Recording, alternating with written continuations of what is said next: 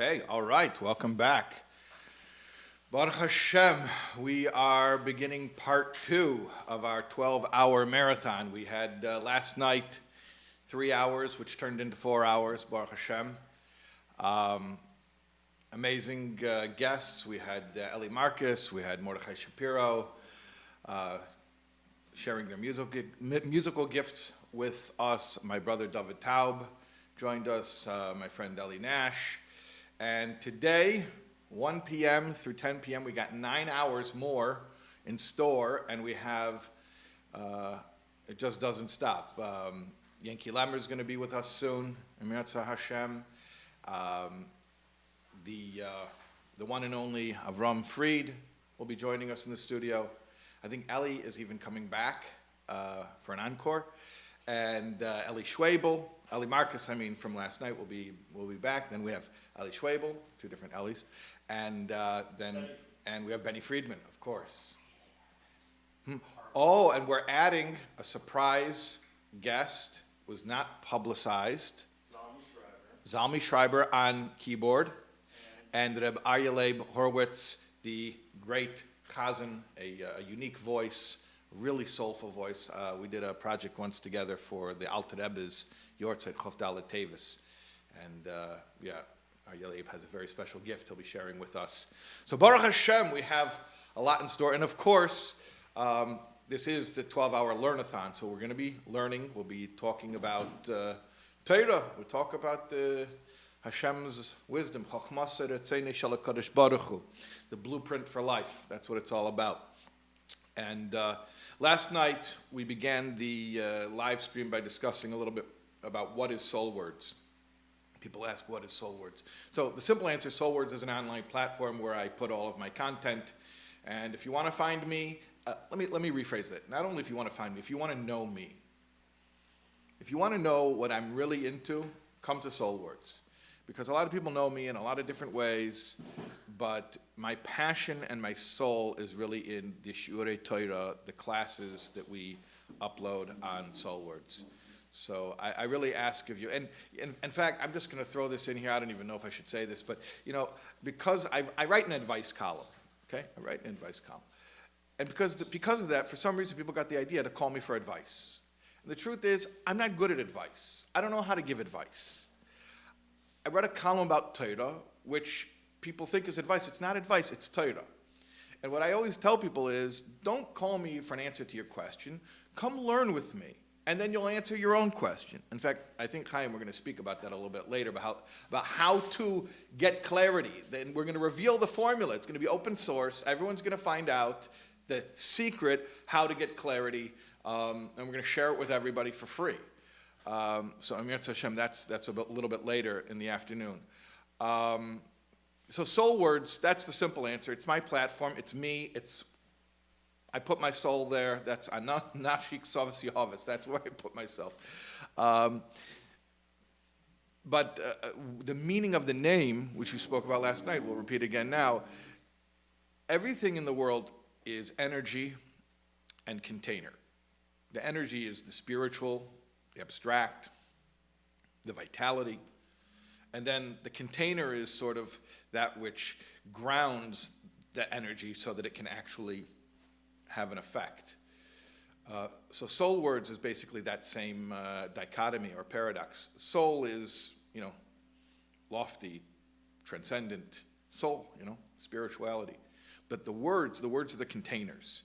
When you take the ideas and you articulate them, you put them into words, and specifically into regular plain English, the plain English of an American boy speaking in 2020, that's what I do. I'm a translator. Hopefully I was never mechadish anything. I hope I never came up with a novel insight, because that's not my job, it's not my place. My job is a translator. I'm trying to translate Chassidus, here, I revealed the secret, Torah Chassidus, into plain English for today's day and age. That's how I see my job. And that's SoulWords. SoulWords is taking the neshama of Torah, the real spiritual Pnimius HaTorah, the inner dimension of Torah, and putting it in the containers, the words that can hopefully impact people and give them some meaning they can actually do something with in life.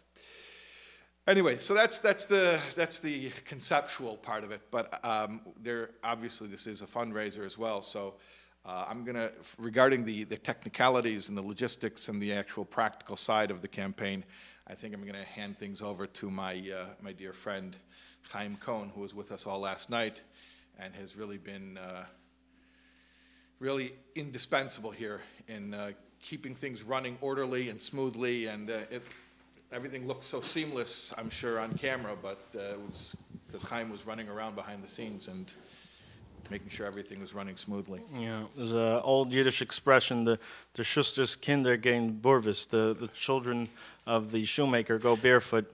And there's something to be said for that, you know, that oftentimes we tend to be better at doing the things that we are personally not good at, for others, or in the way of like when we can externalize or teach or preach what we do not do. That usually has a negative connotation, but you had a very positive way of putting it, I remember at some point. I think so. The things that I care about, but often have a hard time materializing and actualizing in my own life, there seems to be something there. Anyway, I've never been on time for anything in my life. I would be late to my own funeral, except if I didn't look forward to it as much as I do.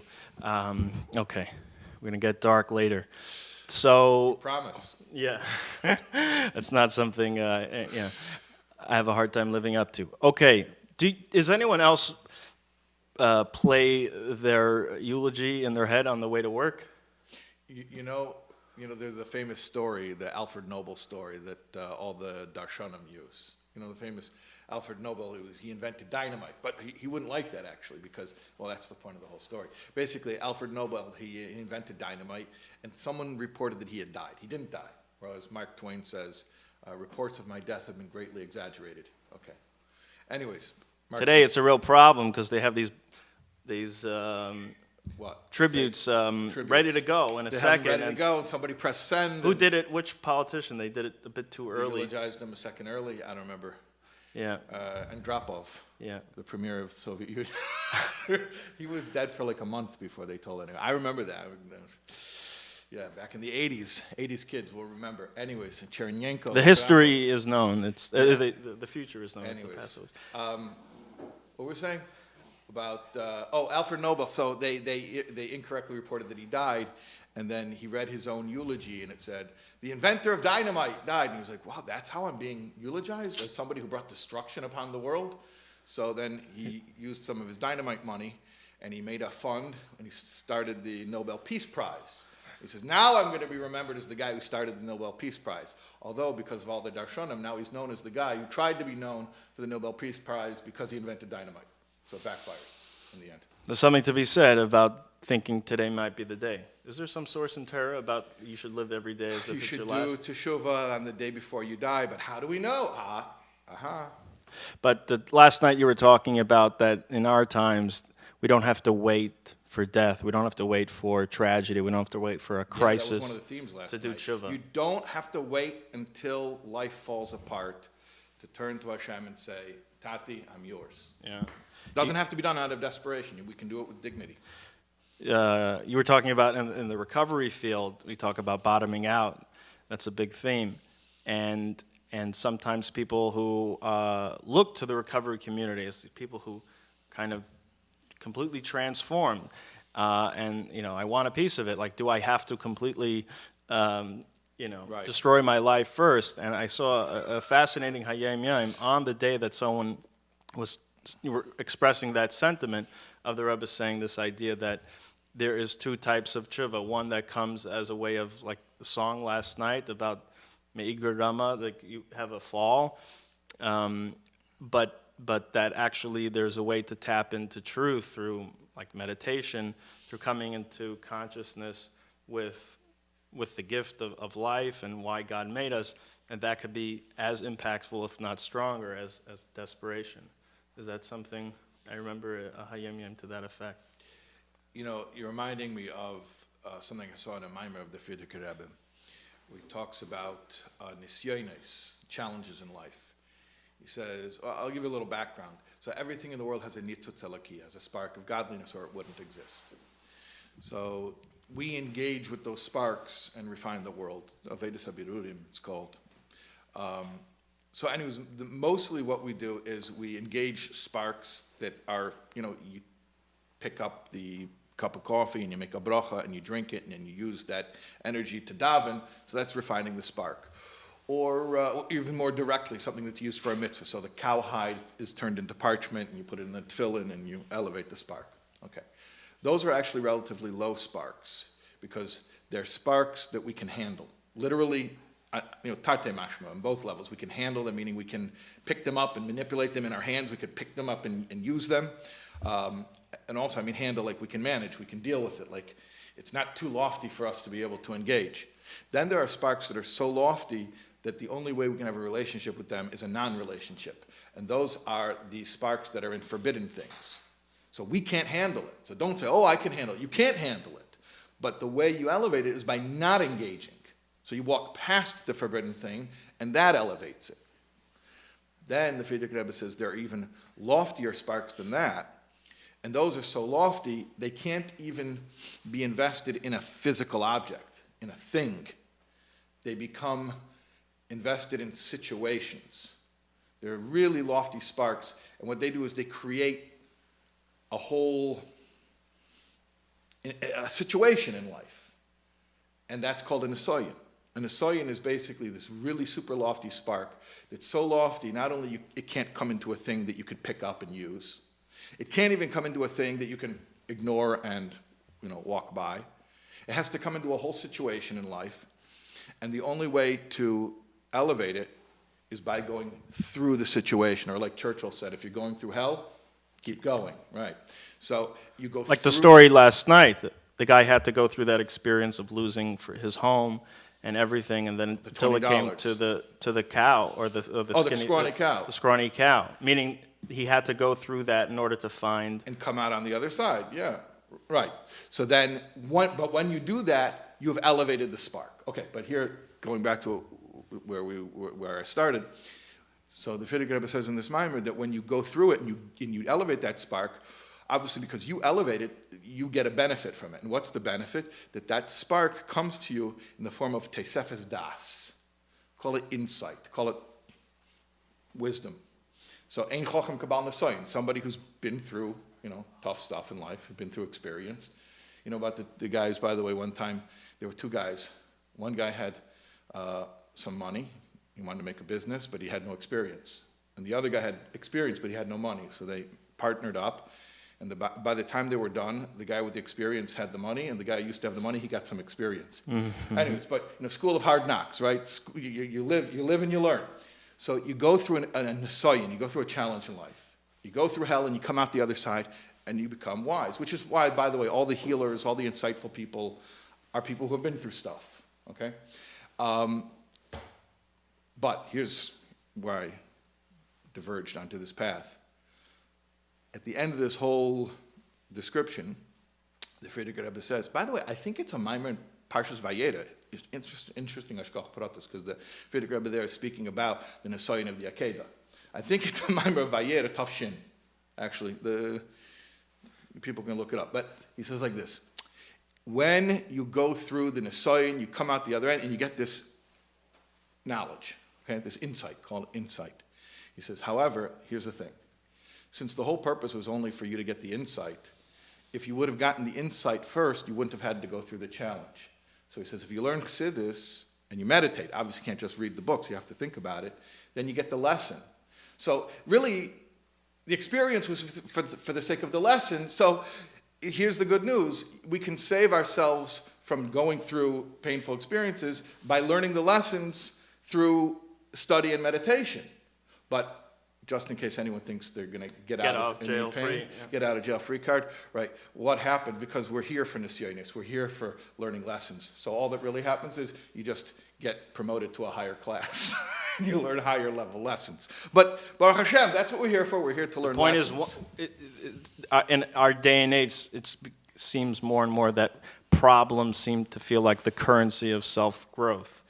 And what you're saying is that actually not. That may have been a time when that was the case, but perhaps in Hasidic terms, as we get closer to Mashiach, like you were talking about the Maimer Vat the Tzava, we're not reliant on the struggle or the carbon, the sacrifice. Yeah.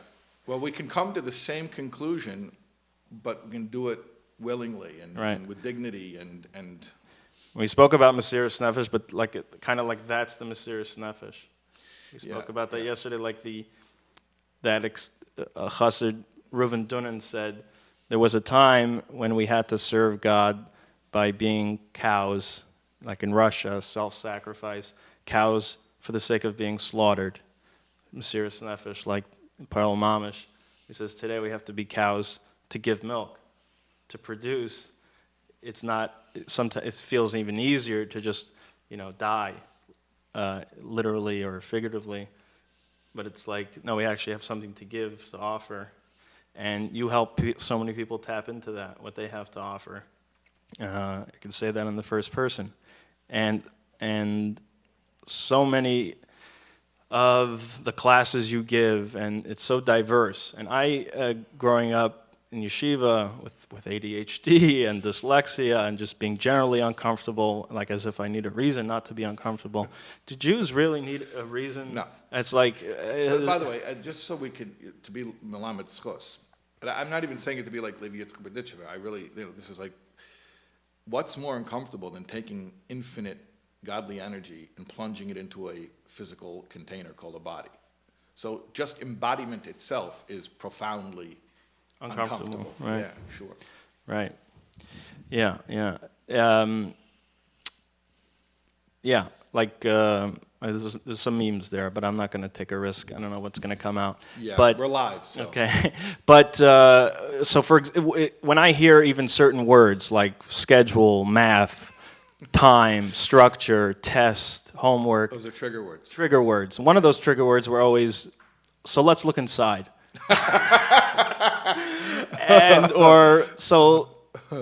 Okay, so let's go back to where, anything like that. Like, you had my focus completely if we were talking outside of the book.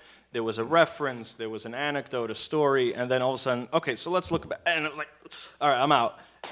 But you've been doing more of these long-form, text-based, and one of them you did was for Pesach Sheni, a mimer on Pesach Sheni. 3 hours. It was Wow. 3. Yeah. And I sat down with the mimer, I printed it, and I don't remember the last time I learned the full mimer, and the message was so that was the same message, the difference between Nisan and Iyar. Two ways of doing tshuva. The thinking is, as soon as I run out of problems, I'm going to be living this stagnant, boring life, and then I need to manufacture new stuff, I need to grow. Right, if I wouldn't have a crisis, why would I grow? Yeah. Right. Yeah, and that's because the first Pesach we were running from Mitzrayim, so obviously crisis fomented our liberation. We were forced to go to a new level. But then there's a Pesach Sheni where you go ahead, you can. Yeah, and the message of Pesach Sheni is, in reference to this, that that in some ways Pesach Sheni is not just only if you missed. It's its own thing in its own right. Yeah. And perhaps even something greater. Well, Chassidus brings out, it's always like the thing that the twist you never expect. So Pesach Sheni isn't just like a knockoff version of, Pesach Rishon. No, Pesach Sheni is new and improved Pesach, even higher level. Yeah. Yeah. So that's just a taste of the kind of content that's out there on SoulWords.org. And there's archives, and whether you want it in video format or the audio format, it's on a podcast. And some is on YouTube. Lately, a lot of the stuff that you did over COVID is on YouTube as well. So I personally like just the audio form. It lets me multitask, and it's great. And amongst your work, and some of the earliest work was on Tanya, and we have the CD box set of Mapping the Tanya. It's a beautiful set. And it's pretty much short snippets covering every chapter of Likutei Amorim. It's 3 hours long in total, and this can be a really easy companion if you have a short attention span like me.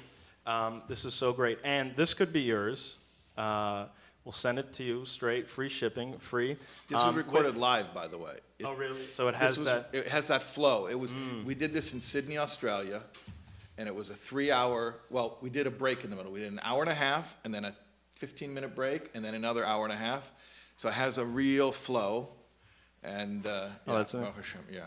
Yeah. All right. So I got these. I bought one last night. Not only did I get this, but I got these 2 books that I'll get to in a moment. So this could be yours. With just an $18 donation. That is a recurring donation. So instead of throwing down a whole bunch of money right now, you just put in your credit card, and you'll be charged $18 every month on the first of the month or whenever, and that's for 12 months. So that's 4 cups of coffee and a month. Yeah, pretty much. And Wow, is that much coffee is today? Pretty much. Yeah. Oh, wow. $6 if you get all the fancy Crazy. things.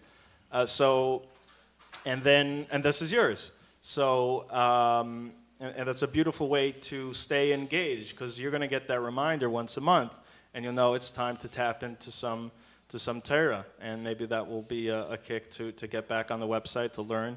And there's so much new stuff coming out. You've been pumping out the content so consistently. So that's with a monthly donation, and that's $18, $36. And by the way, all this is tripled, just like any other donation. So you're actually giving a lot more than that.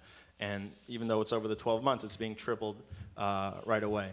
And with $36 a month, you will get not just the CDs, you also get both volumes of the Ami letters, volume 1 and 2. So it's an incredible value, and that's just an extra. It's just a bonus to know that we want to actually study with you, to stay engaged, but ein kamach ein Torah. If there's, you need the bread in order to produce this content, in order to support the website. There's a lot of expenses that go into it. So in order to continue this vital work, we need your money. So in addition to those perks, if you donate any amount, you will automatically be entered into a raffle. I keep looking at that screen. And you will get all of what I just showed you, including the original book that really what you called your business card, God of Our Understanding, which is limited available. There's not that many left in print, but that could be yours. All right, wow, we have Yankee Lemmer here. Woo. All right, you're going to accompany yourself, that means. Well, actually, you're starting with a schmooze with Rabbi Taub, so that's a good reminder. So, without further ado, I'm going to introduce you to Yankee Lemmer. We're very lucky. And remind you to donate. If you want us to suggest a song, I don't know if he's game for this, but give a donation, a sizable one, and we may be able to convince Yankee to do it. I don't know. And there's a lot of surprises to come. We have some Zoom guests. We have, but right now we are very, very lucky that we convinced Yankee to come and put up with all of our shenanigans and live changes as it flows. So continue donating. I will read any dedications or refuah shlemas or anything else that you want to post as much as I can. And here is Yankee Lemmer. The one and only Yankee Lemmer. Shalom Aleichem. Do we? Yeah, we can do that. Yeah. Elbow pump. Yeah. Okay, Shalom Aleichem. Aleichem shalom. You know, it's the first time we actually met in real life. I know. We worked together. IRL. Yes, we have. IRL, that's right. We worked together, but we were like on separate days of shooting. Correct. So Nobody would know. Nobody would know. No, we just ruined the illusion. So yeah, it's Alma the Shikra, huh? Yeah. So we're here to. I'll tell you what happened last night. We had Eli Marcus. We had Mordechai Shapiro. I was on. Oh, you were watching? I was on. I was watching. I heard. One thing I want to address is what Morty was saying about davening, right? Yeah. He was saying about his shul and it's got to be entertaining. And now, Morty, I don't know if you're watching or not, but I think now he is. Now he is. Me and you davened only once together. I think he did Musaf. I did Chakras. It was Aguda for some Shabbos project. Anyway, point is, I think that would be a great thing to talk about, like Davening. Davening. Yeah. You got to do it every day. like 3 times a but day. not so much about the entertaining part of it. Right. I think the entertainment part is like the first chapter in a book. It has to be like a hook. But really connecting to davening, I don't know. I think there's something a lot deeper than just like, oh, it's geschmack, so I'm doing it. Right. There's more to it. What more? You know, I heard one time. I mean, I know very little. I don't want to pretend. You know, I'm a dilettante. My knowledge base is very wide, but like this deep. So my name is Jack, so I'm Jack of all trades. Jack of all trades. Master of none. Master of none. Exactly. So here's my knowledge of chazonis. One of the great chazonim was Yossele Rosenblatt, right? So they used to say that he charged like twice as much. Maybe you heard this before. He used to charge twice as much than the other chazan, who was also very talented. But it was known that Yossele was more of Yirei Shamayim. Like an emissary, like he really... It's more frum. Yeah, more frum. And he also charged twice as much. So they said, why do you charge twice as much as the other guy? He says, because you also have to pay for the Shemoneh Esrei Belachash. You ever heard that before? Yeah. There's a very similar vart is with these two. They were rivals, you know. There's a similar vart where he says that what was it? Yossele once told Kvartin that I daven kol nidre. What was it? That Kvartin davens kol nidre better, and Yossele davens neila better. Okay. The difference being Ooh. one's on a full stomach and one's. Got it. Anyway. It just clicked. It clicked. Yeah.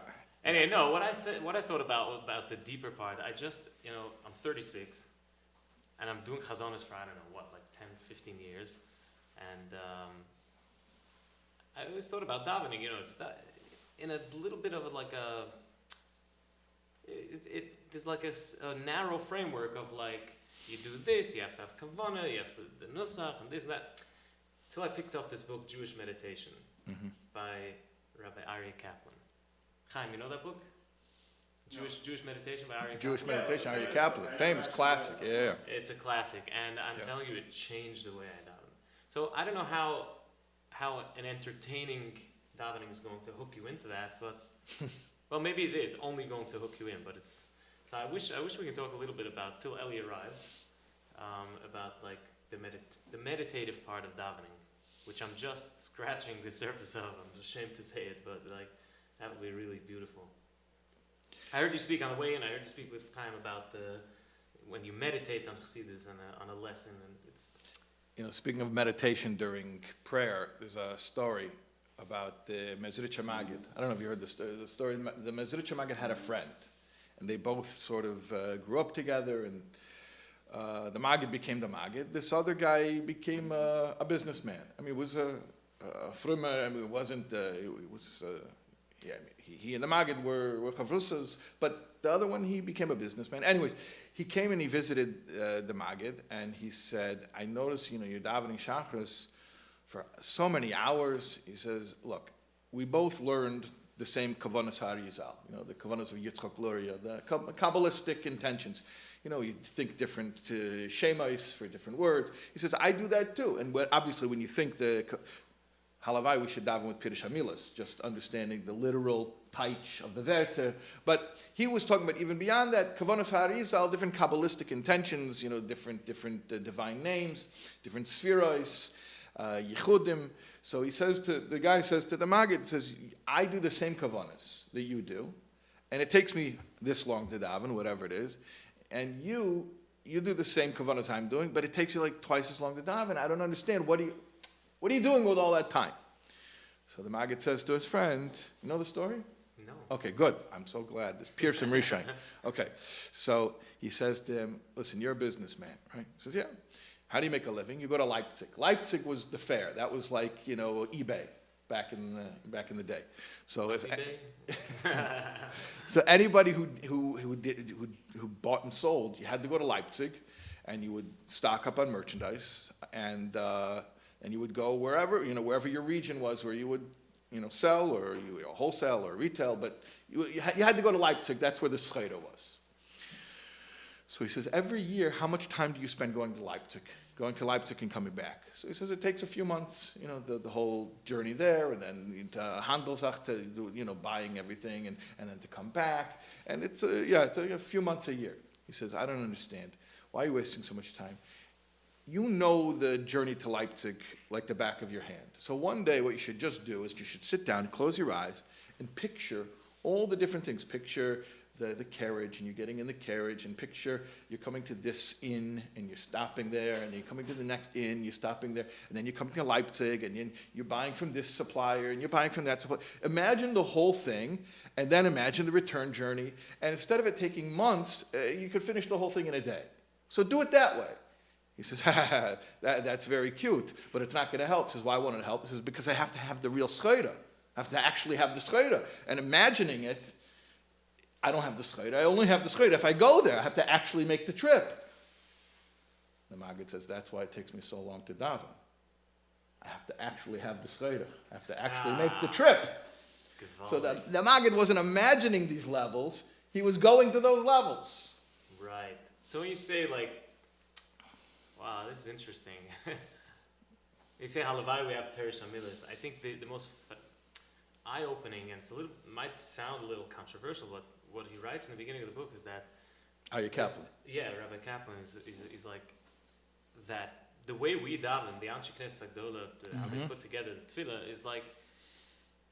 Really, there was something before that. There was tefillah before that, and tefillah before that was meditation. Sure. And they had to put a framework, which is...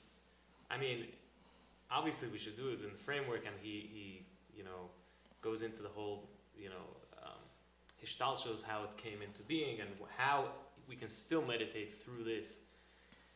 But yeah, it's like getting this chorah is like, in a very simple, applicable way, like I have trouble going to sleep early, waking up early. I go to sleep late and I wake up late, like many different a lot of creative types are that way. Thank you. You're an artist. So I just, and he writes there about organizing your life through meditation, intentions thought, Right. So the only way I was able to kick that somehow, I'm still working on it, is close my eyes and I see myself, it's 10:30, 11-ish, and I see myself, okay, you're going to bed, and tomorrow at sunrise, you're going to go, and you're going to do whatever you're going to do at sunrise. I did it a few times, and it was so easy. It wasn't like when you have to wake up to a flight. You visualized it. Yeah, you visualize it, you meditate it, you feel it, and the same thing is by davening, where you have a couple of kavanas that you focus on, and I think that was a very beautiful thing I learned recently. Especially in Pesukei de Zimra, there's a lot of descriptions that you could visualize. When you get to Birkas Krishma, when it's talking about the angels, and it's harder to visualize spiritual stuff. But Pesukei de Zimra, there's a reason why. There's a ladder, it's a sulam. So Pesukei de Zimra is talking about things, Hashem's greatness in nature, things you could relate to. Hashem, feeds the animals, and he sends the wind, and he sends the snow. These are, things we can relate to. And, just imagine you stop for a minute and picture what you're reading. Not just think about the words, but, like a little video in your mind. Picture, it's like a different experience. Yeah. Wow. Yeah. Oh, what Chaim was, you were talking before about the bottoming out. Do you have to, in order to connect, you have to bottom out first. Right. And then you also said something about Churchill saying, if you're going through hell... Keep going, yeah. So I was thinking about this famous word from Donald Winnicott, a child psychologist. He was a physician turned, early 1900s, turned child psychologist. I heard this from Rabbi Joey Rosenfeld. Another one of these neo-Hasidic thought leaders. He's a great guy. He's the brother of the assistant rabbi in my shul, who's also one of the amazing people of this daughter, Josh Rosenfeld. Anyway, he told me that Donald Winnicott says this.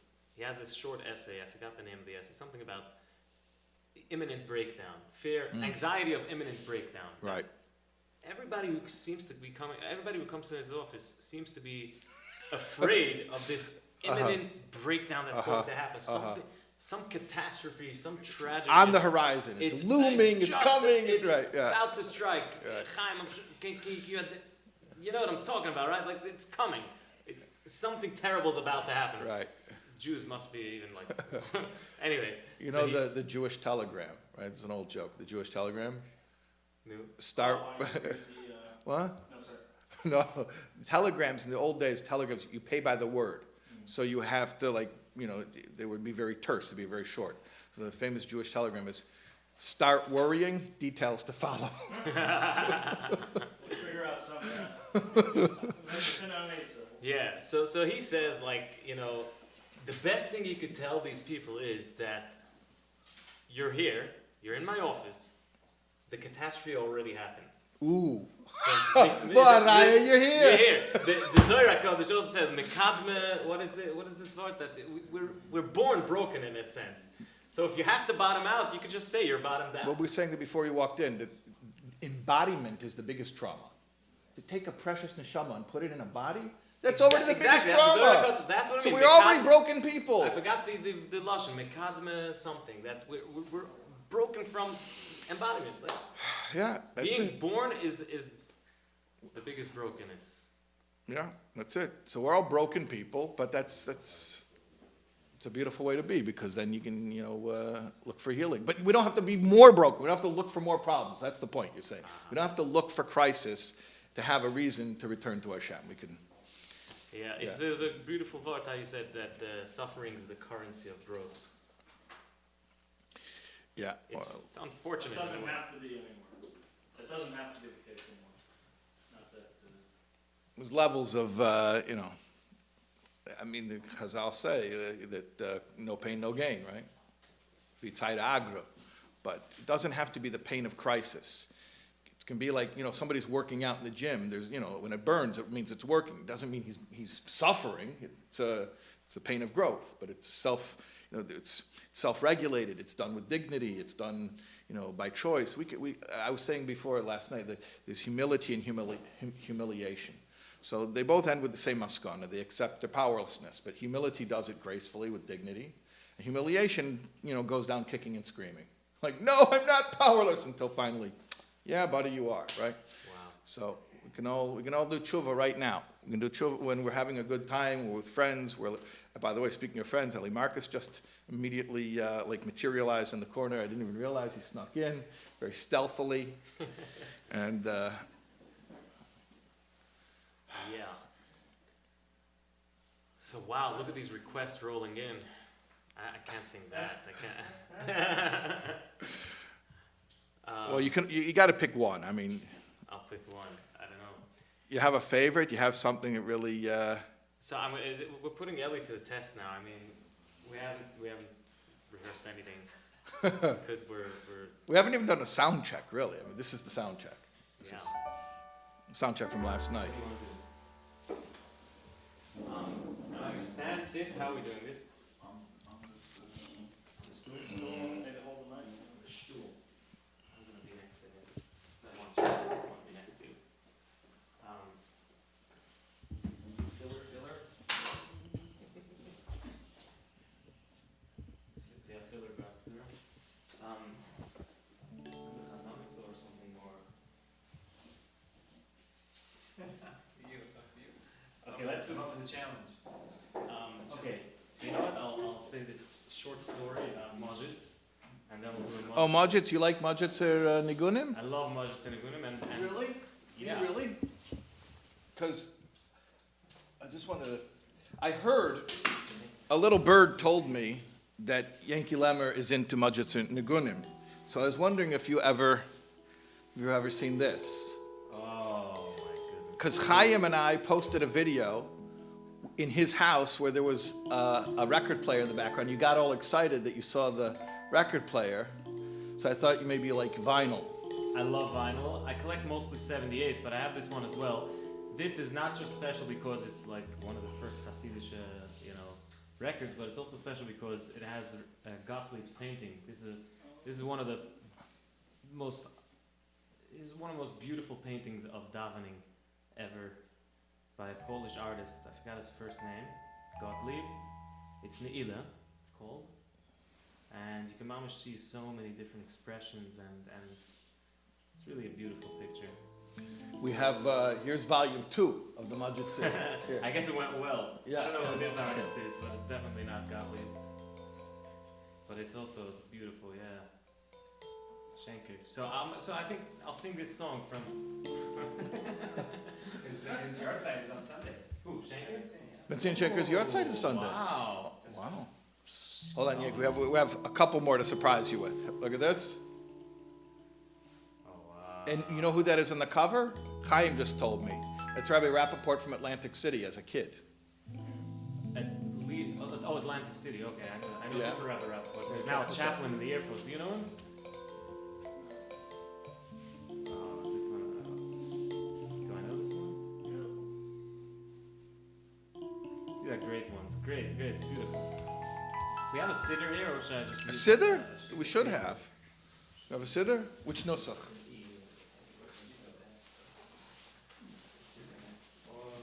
Chitas, somebody has. There, I got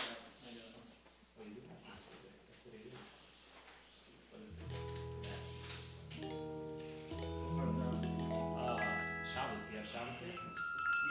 B'nai Echala? Don't ask me why, but I once tried to find Kabbalah Shabbos on the Siddur app from Kahas, and I'm like, what the hell is wrong? What? And then I was like, oh. So I'm sorry, I don't have Shabbos. This is a Jewish studio. We don't have a Siddur. It's fine. I'll There. manage here. Now, So yeah, Masjid is known as.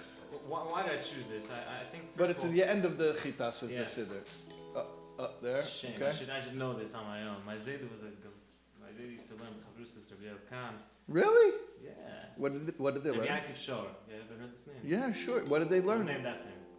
Probably Chassidus. I'm sure. I think you should better follow. That's fine. So basically, the story with Mojic was a small town in Poland near a big military base, Polish military base. The Kitzer, they were known for their music, and they used to use music as a meditative, a gateway to very deep meditation. And some of the more upbeat marches, have that military feel. But here's one that's a little bit more meditative, and I think everybody that's here and everybody that's watching is here for. Is because they're B'nai Echala de Chesifin. Everybody here wants to. We have Kesufim to get better and to do this.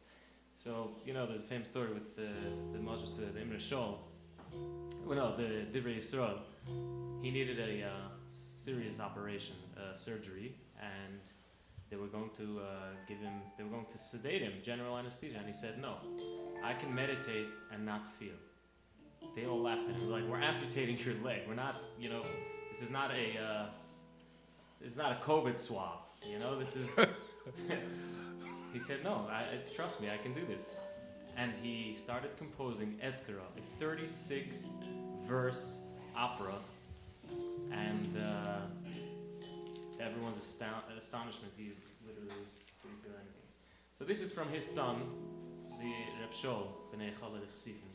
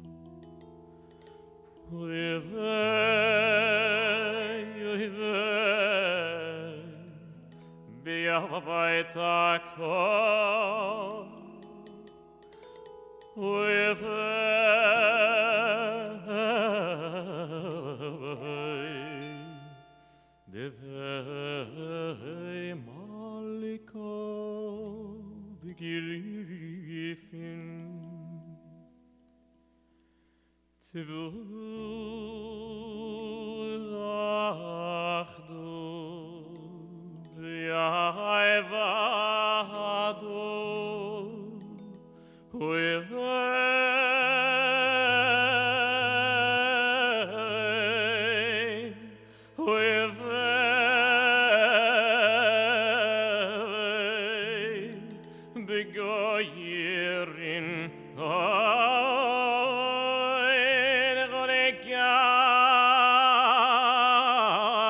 alfin Chadu hashtu B'yashatu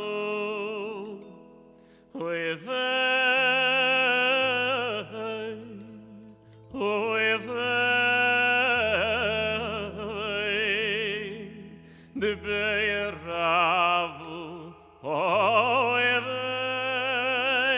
Velaces Afin Kerivu Kerivoli Kerivoli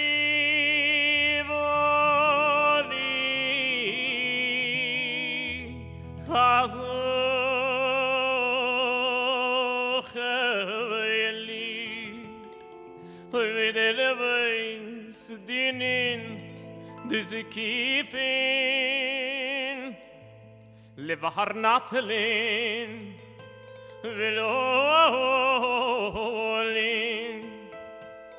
Vilevarenatelin Velolin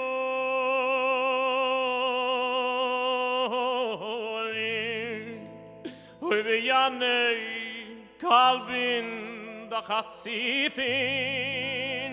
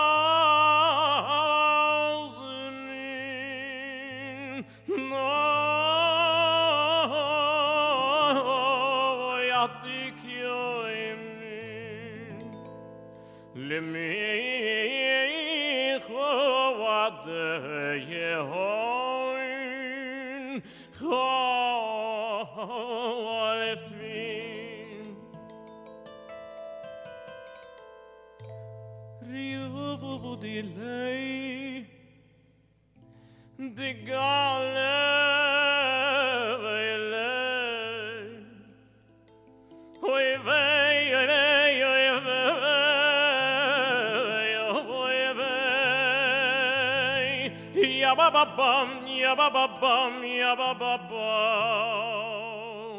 Levatolo, levatolo, levatolo, b'chol kilifim.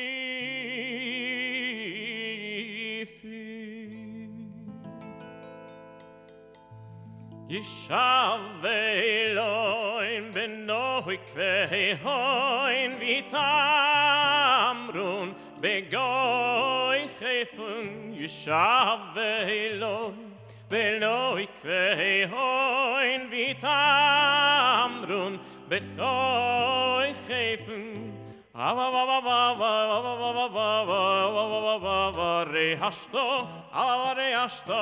Rehashto bemin choso bechedvo eso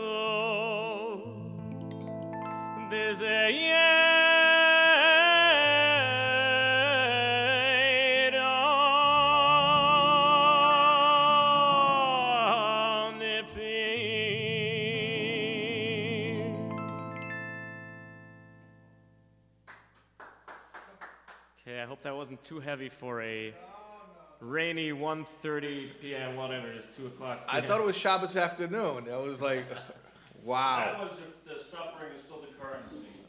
To the Dervish fee in the next stage. Oh, yeah. What's it called? This is, I gave you the page, but you were already in the zone, so you didn't even. oh, yeah. Oh, I was looking back there. Oh, Yeah. There's only. It's actually interesting. In the Lubavitcher Nusach, the Alter, it's not specifically Lubavitch because the Alter Rebbe, it's before Lubavitch. Anyways, in the Nusach that Nusach Arizal, that the version of Nusach Arizal that the Baal HaTanya put together, he didn't include Zmiros on Shabbos. He said because he assumed that Chassidim would. You know this? By heart or something, no? No, even better. that they would discuss Chassidus during the meal. Oh. I saw this somewhere. I saw something else for a different reason why there wasn't something about with the family, singing with the family. I don't know. Anyway. But there are 3 Zmiros that are there. And those are the only ones that Lubavitchers know. Azamer Bishvachin, Friday night. Right. Asad Lusudoso. Yeah, that's one of the Rebbe's Nigunim. Right. Asad Lusudoso. That's why, by the way, people ask me, you're Taub, are you from the Madrid of Taub? They say, listen to me sing. And by the way, I'll tell you, Reuven Tucker, who was one of the great Chazanim. So one time he went to a grocery store and he was checking out, and they, whatever, it was $35, and he wanted to pay, and didn't have cash on him. He had a checkbook. There used to be a thing called, A checkbook. I know you're 36 years old, so you might not remember, but we used to have a thing called a checkbook, before you had the, credit card. So he wanted to pay with a check. Now, in the old days, when you wanted to pay with a check, they would say, do you have ID? Because otherwise you could be a scammer, do you have ID? So he says, I don't have ID. So they said, well, I'll tell you what you can do to identify yourself. It says, Richard Tucker right here. Sing something. So sing something. He says, if I sing for $35, I'm not Richard Tucker. Very He was a good. Chazan here all Torah is now, Jewish center. He was a Chazan. Oh, really? Yeah. Oh, wow. Yeah. Oh, and then the third from the Zmiros that are actually in the Alter Rebbe Siddur is B'nei Heichola, and we have actually the nigun that we sing B'nei Heichola to is one of the 10 nigunim of the Balatanya. Right. I don't know that one well enough, but someone once asked me, Shai Bachar once asked me that. You recorded it with him, Ellie? No. Yeah. Anyway. Yeah. The Ikir is Rol B'nei Chol L'Chsifim. What else should we sing? So, This Chazanis is You're it's the a expert. heavy, right? How's the viewership with this? it went through the roof. No, like are you getting comments? Get that bore out. Will it bring back Morty Shap or like, No, they're loving it. They're loving it. Listen, this Because is. Chazonis is a very niche market. Very few people are as morbid as Chaim who like Chazonis. I want to tell you something. This is SoulWords. There's a certain, this is not like mass appeal. These are like the Pneumistica people and the Mavakshi Hashem. They want serious teichen. So they like this. That's what they want. They want neshama. They want neshama. That's why I had you on here. Oh. Okay, should we go a little bit heavier and then Yeah. I'm okay with heavy. Some death. some We do death? Mike Mashman as a duet. Oh, I don't know that one well enough. As a duet, yeah. I don't know if you guys know that Chaim is actually a very talented musician. Or we can Singer. do Matula. Oh, I know Motel very well. Yeah, that's a good one. Let's do You have the lyrics? Yeah. I think I know it by heart. Introduce it. I'll introduce it. Okay. Okay. It's in Yiddish by Mordechai Gebirtig. It's basically it's a bit chutzpahdig, I think. The ending, of course. It's basically the guy. It's a father who's telling his son, you're a no goodnik. Why don't you learn better? You tore your friend's chumash. You were playing with little pebbles and you broke the neighbor's window, or all day long you're just chasing the pigeons. You're no good. And at first the child starts, defending himself. Mm-hmm. He's like, no, I didn't mean to, and the Rebbe, he's just a bad malamed. He's, you should see what he did to this one, and here's my black and blue mark. Then he sees it's no use. I don't know. Today's parenting is very different, but I guess in the shtetl times it was different. He says he sees no use. He decides he's going to go on the offense. He says, you know something? Zaidi told me that you are no better. And look at you. You learn Torah. You have money. You have an Amazon business. Something to that effect. Ali, check your phone. I sent you a PDF on WhatsApp.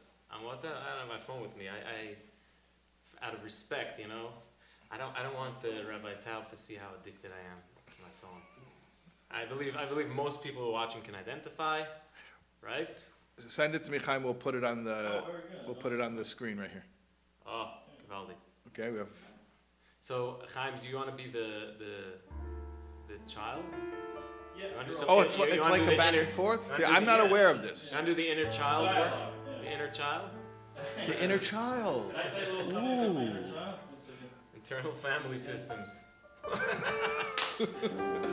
We're getting some good. This is deep stuff here. This Where's is. that? Yeah. Oh, no, you want your ticklers. We need the screen.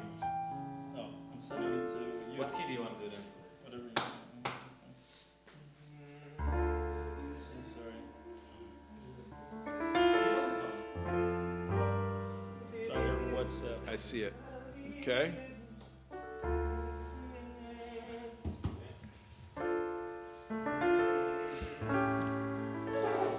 Okay, how are we gonna get this? Okay, hold on. Shot? Come. Okay. I'm gonna move this here.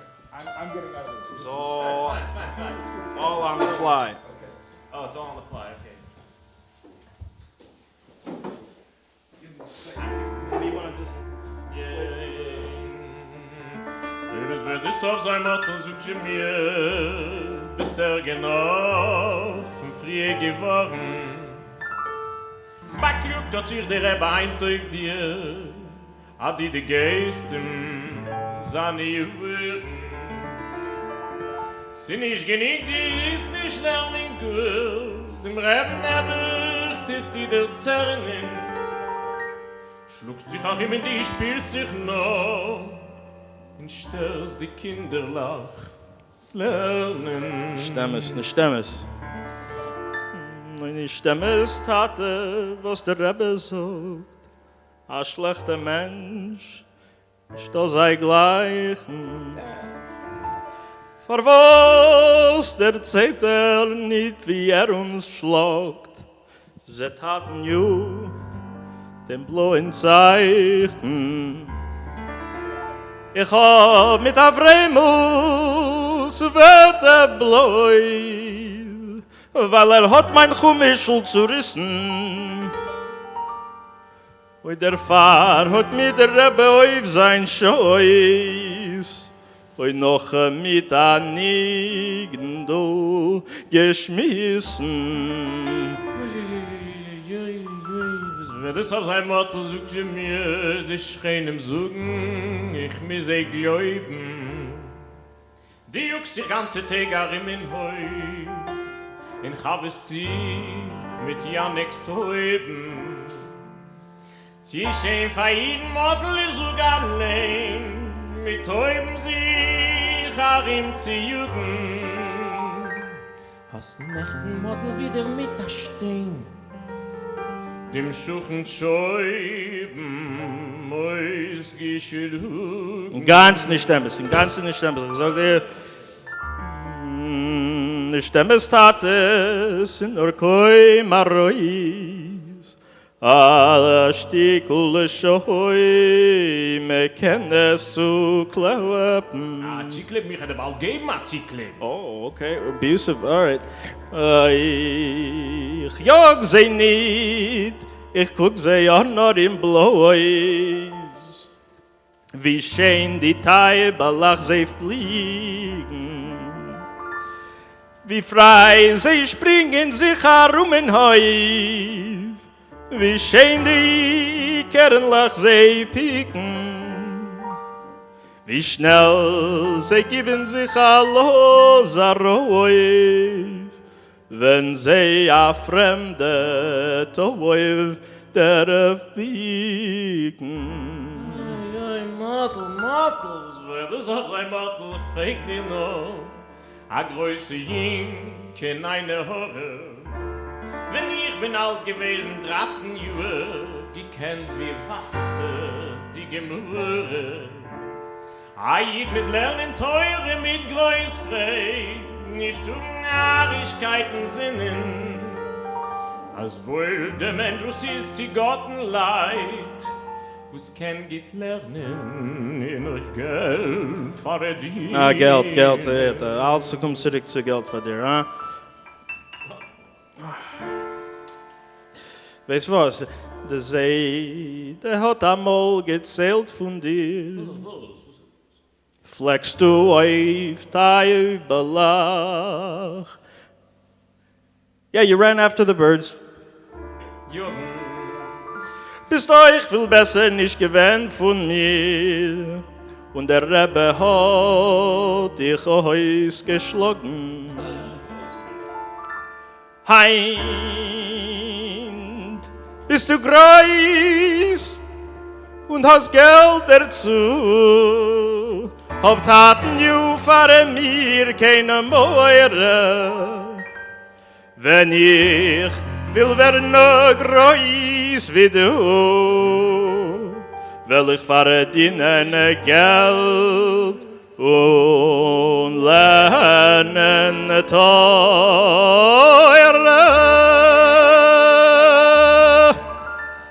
Ja.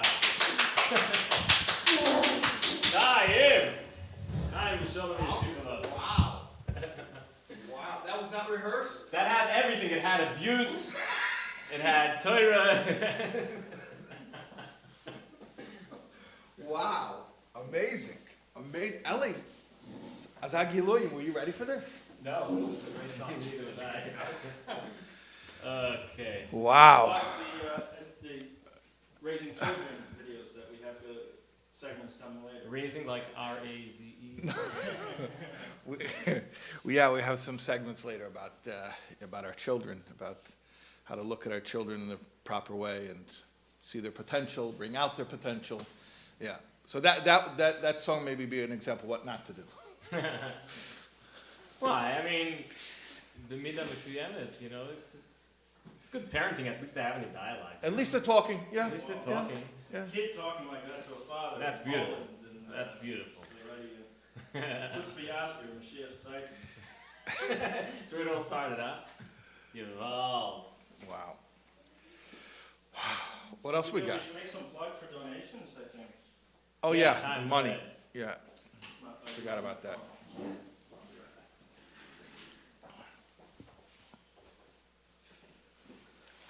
So,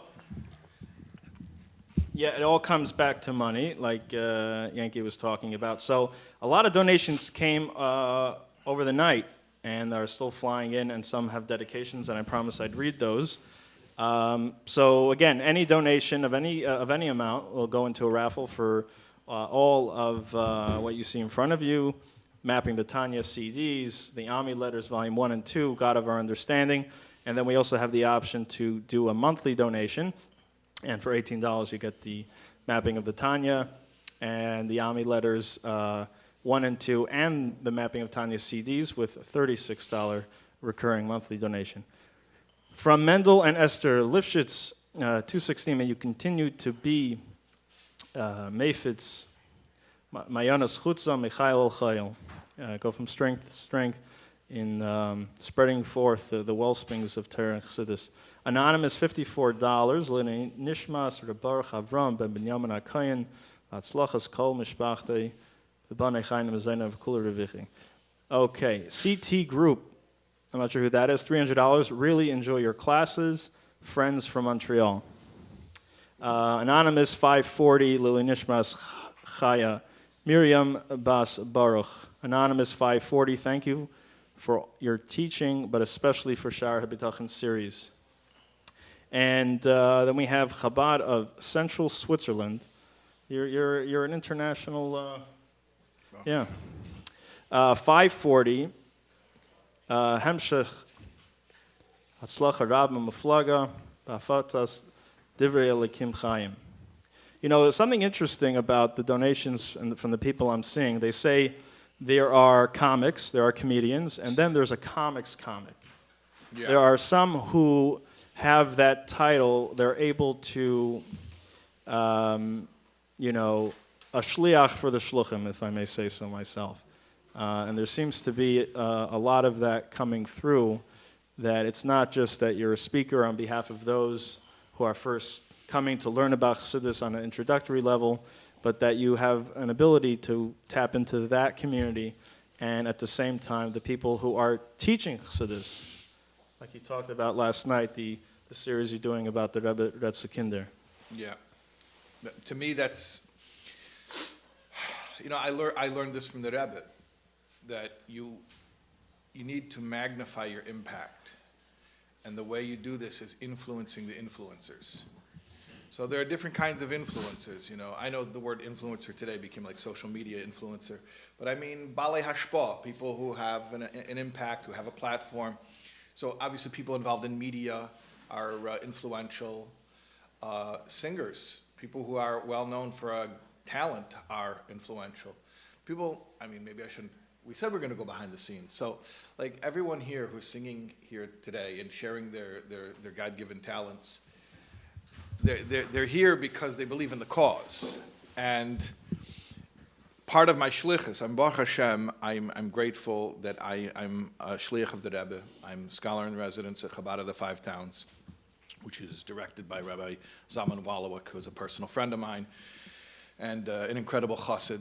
And so Baruch Hashem, in that way, I am a shliach, but my shlichus also extends beyond just the Five Towns, although, you know, you're in the Five Towns, so I'm not sure which category to put you in, if, you know, the Mamali Kol Alman or the Sevik Kol Alman. But I also... I think Lubavitchers are also Yidden. The Lubavitchers are also. Yeah. Afal Pisha Leichata Yisrael. So you also can be Makara from a Yidden, yeah. Nebuch, you know. You were saying last night, you don't have to wait to sin That's to become right. a Baal Tshuva. That's right. There is this sense that because one grows up in the community, there's an expectation that they shouldn't have any struggle with trying to pursue or connect with. Like, if you grew up on the outside, and I think it's Right. actually the reverse. You know, someone with a fresh, clean, they can appreciate the ideas as they're being presented. And we have the added challenge of growing up with misconstrued. Basically, you know, I'm not one to talk about trauma or negativity, but it's only because it's so relevant. But then we found out last night that you were Eli Nash's Likutei Sichos Chavrusa, and that, you know, it's giving fruit so many years later. So we have. I'm No, just saying that's that. something very interesting. Yeah. You want to know something crazy? So in my work of healing and over the last 7 years, you know, I had the very fixed walls up for many years, and all the defense mechanism worked out for me.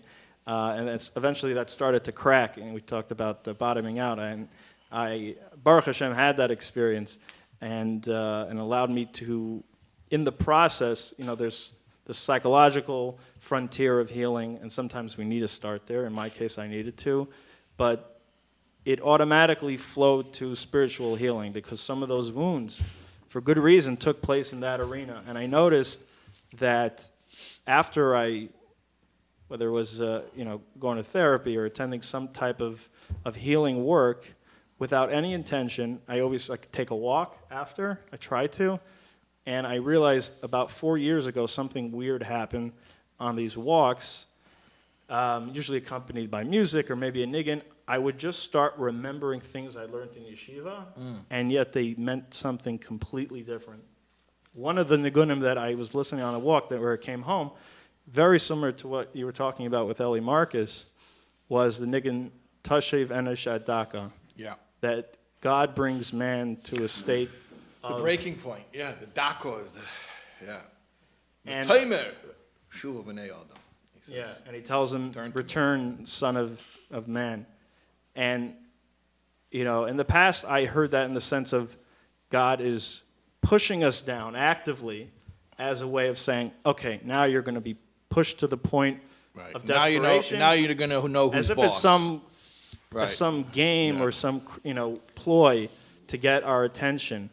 And that Yeah. sounded so manipulative and wrong. But then I realized from my experience what that really meant was that life itself provides us the opportunity to find God in the place that we most find him, in the what was called the narrow, dark spaces.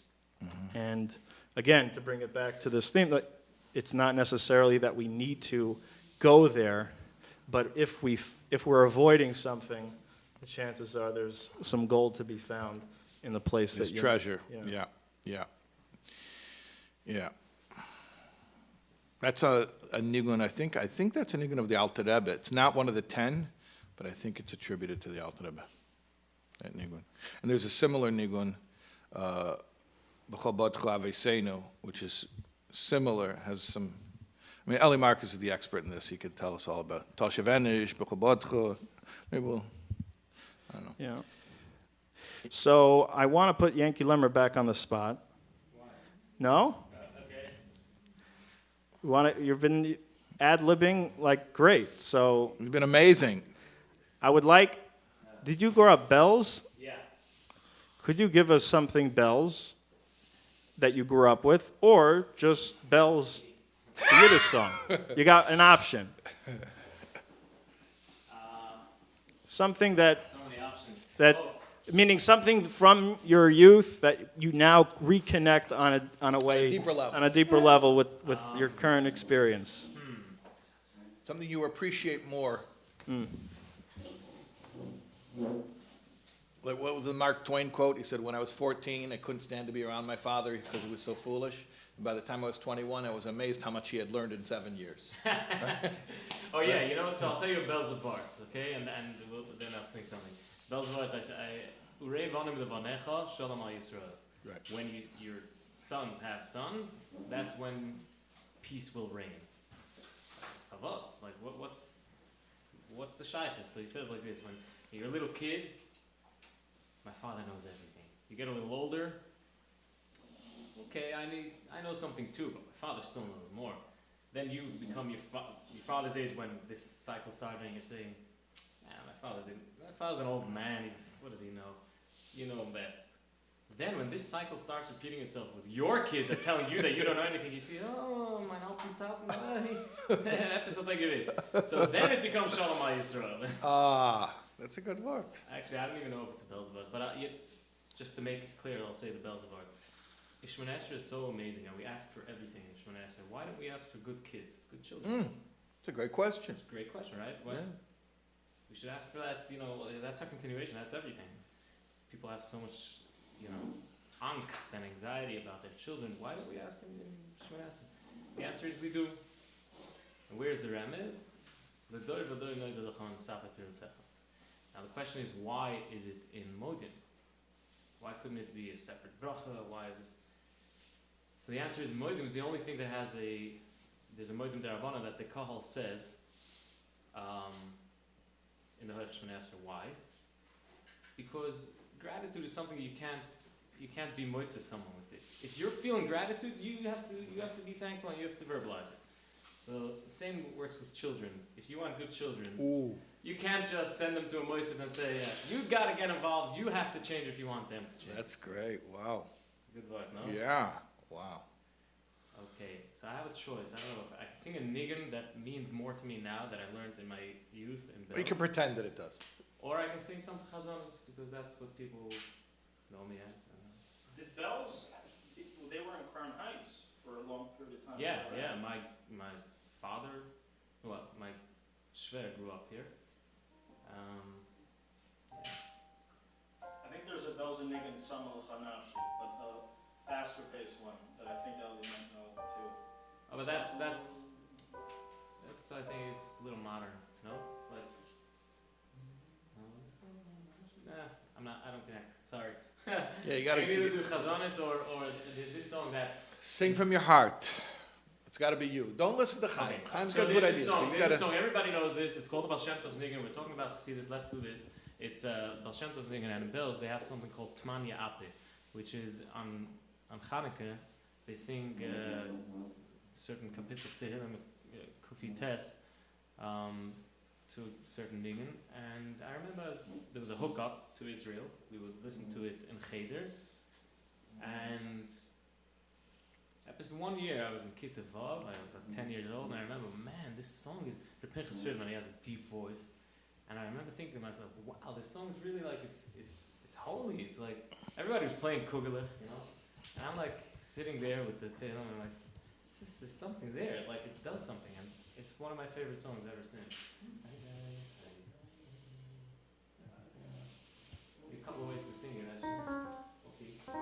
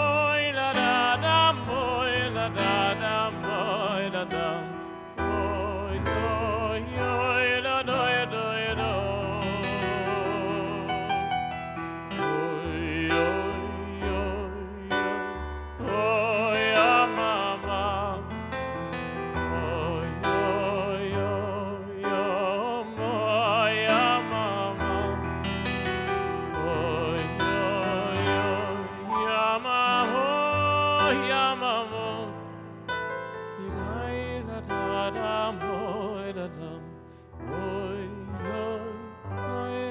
yam.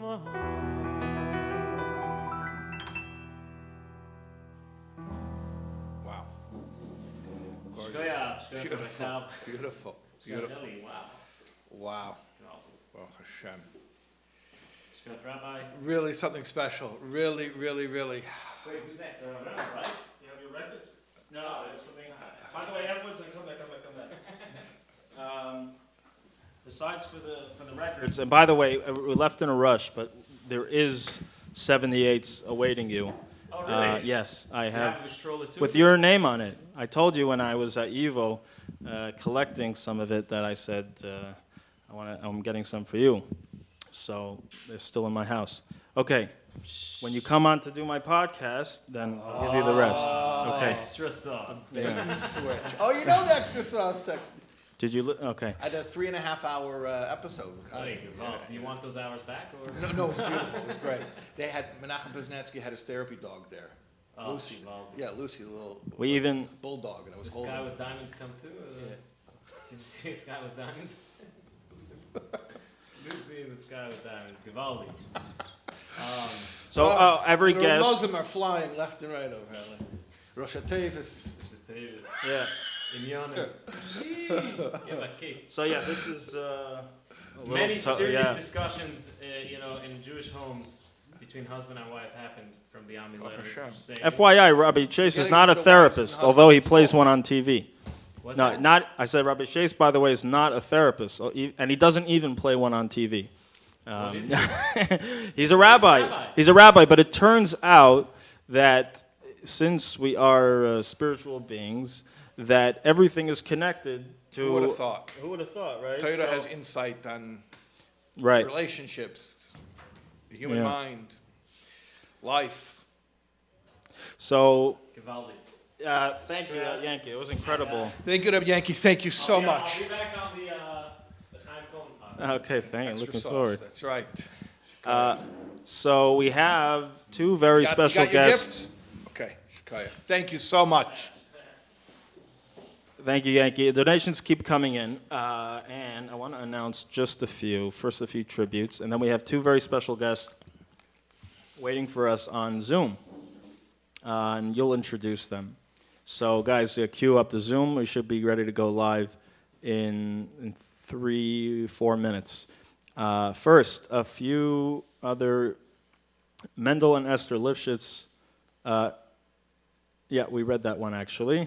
And Chabad of Long Island. Again, Chabad appreciating your work. 750, keep up the great work.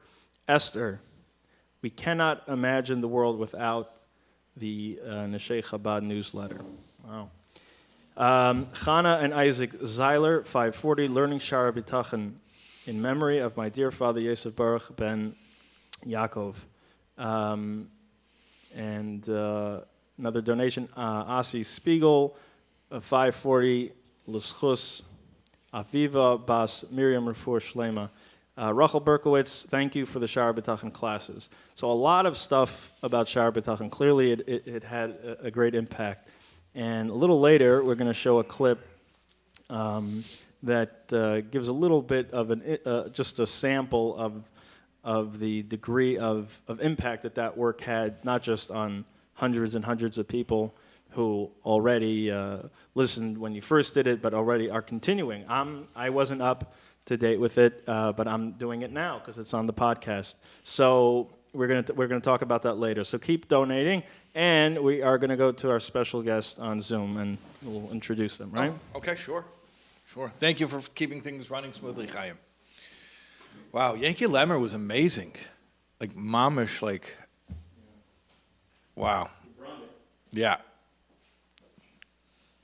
So I think Okay. we're waiting for the second guest on Zoom. There's only Oh, okay, one fine. person there? Yeah.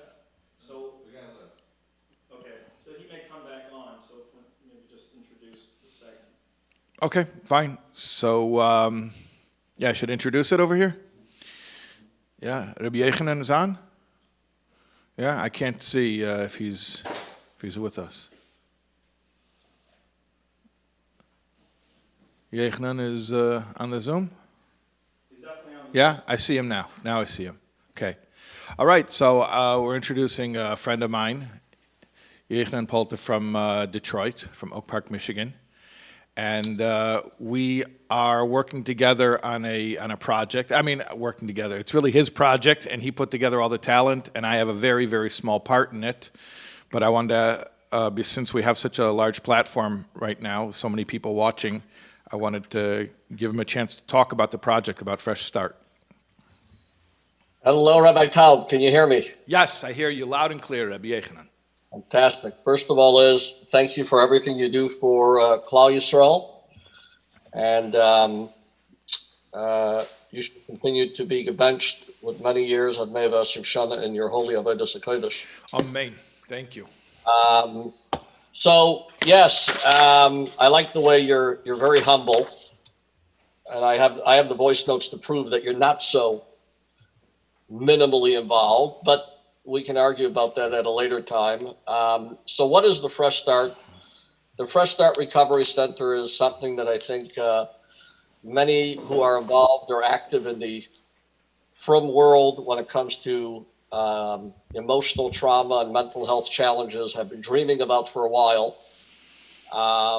And through a variety of encounters in my life and situations over the last several years, a group of us finally decided to take the step forward to do it. So I think this line is from you, Rabbi Taub. That's who I know it from. Connection is prevention. Is that officially yours? I've said it before. I don't know if I was mechadish. Okay. Well, I heard it from you, so I'm gonna assume it's yours. So the idea of connection is prevention is basically there are many wonderful people, organizations, moistus, that are working feverishly to address the mental health crisis within the frum community. The challenge is that the number of people that need the services of these mental health professionals is far outpacing the number of available people that there are to help. So our goal now is to open up a organization whose goal will be on trying to prevent mental health challenges from getting out of control and start dealing with the causes of this trauma and of these mental health challenges much earlier in the life. So Fresh Start is going to have a variety of programs, but I'm going to talk about our, I see Rav Shimon joined us. So before we bring in Rav Shimon, let me just talk about our core flagship program. There are many institutions out there, wonderful institutions that are addressing the addiction crisis within the frum world once somebody is an addict. And they're all wonderful. There is no frum organization or frum institution that is addressing the vast majority of people that need help are pre-addiction stages or maybe haven't come to terms with their addiction. Our goal is to open up a center primarily with a 5-day program that is an intensive workshop for people to deal with their own trauma. By doing so, there's a famous line which we've all heard, hurt people hurt people. Sure. And that basically means that when a parent or a husband or a wife has trauma in their own life from many years ago, they ultimately pass that on to the next generation unknowingly, not on purpose, but the children get impacted. And what we are trying to do is to create an institution that will be able to tackle this tremendous problem within our community earlier on, before the addictions come and the marriages fall apart or the children, we lose the children of these well-meaning people. So what I have been blessed to do is to put together a team of some wonderfully, amazingly people, most notably Rabbi Shimon Russell, who is joining us now from Eretz Yisrael. I think it's 9:30 or 10:30 at night there, Rabbi Russell. It is 9:35. How are you, Rabbi Taub? Baruch So good to Hashem, see you. Baruch Hashem, good to see you. Thank you for joining us. Wow. It is our pleasure, Mamish. Mamish, good to see you. Always good to see you. Yeah. So yes, we have world-renowned people like Rabbi Russell, obviously Rabbi Taub, you're involved. We have the wonderful Dr. Akiva Perlman from Brooklyn, who's involved with us. We're also bringing in world-renowned experts, not just from Unzere, but really trying to bring in experts in the world of trauma, and really start coming up with not only this flagship 5-day program, but really a variety of services where we can train, educate people, so people truly understand this idea of complex trauma, how it impacts them, and how it plays out in their home and with their children, with their spouses. But I am not a therapist. I am not a professional. I'm simply someone who's passionate about it.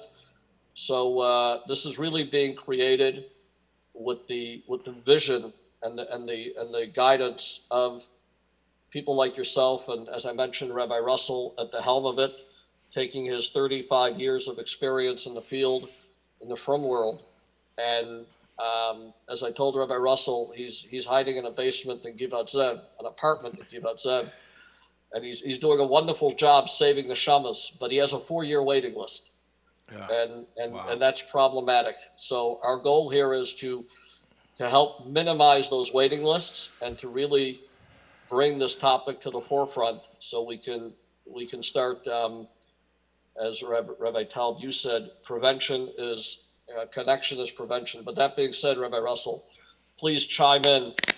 If I said anything you disagree with, now's your time to represent yourself. Where do I even begin? Rabbi Taub, first of all, everything Rabbi Polter says about me, you have to take it with a grain of salt, everything. The guy's amazing. He's the amazing guy putting all this together. I wouldn't have the time.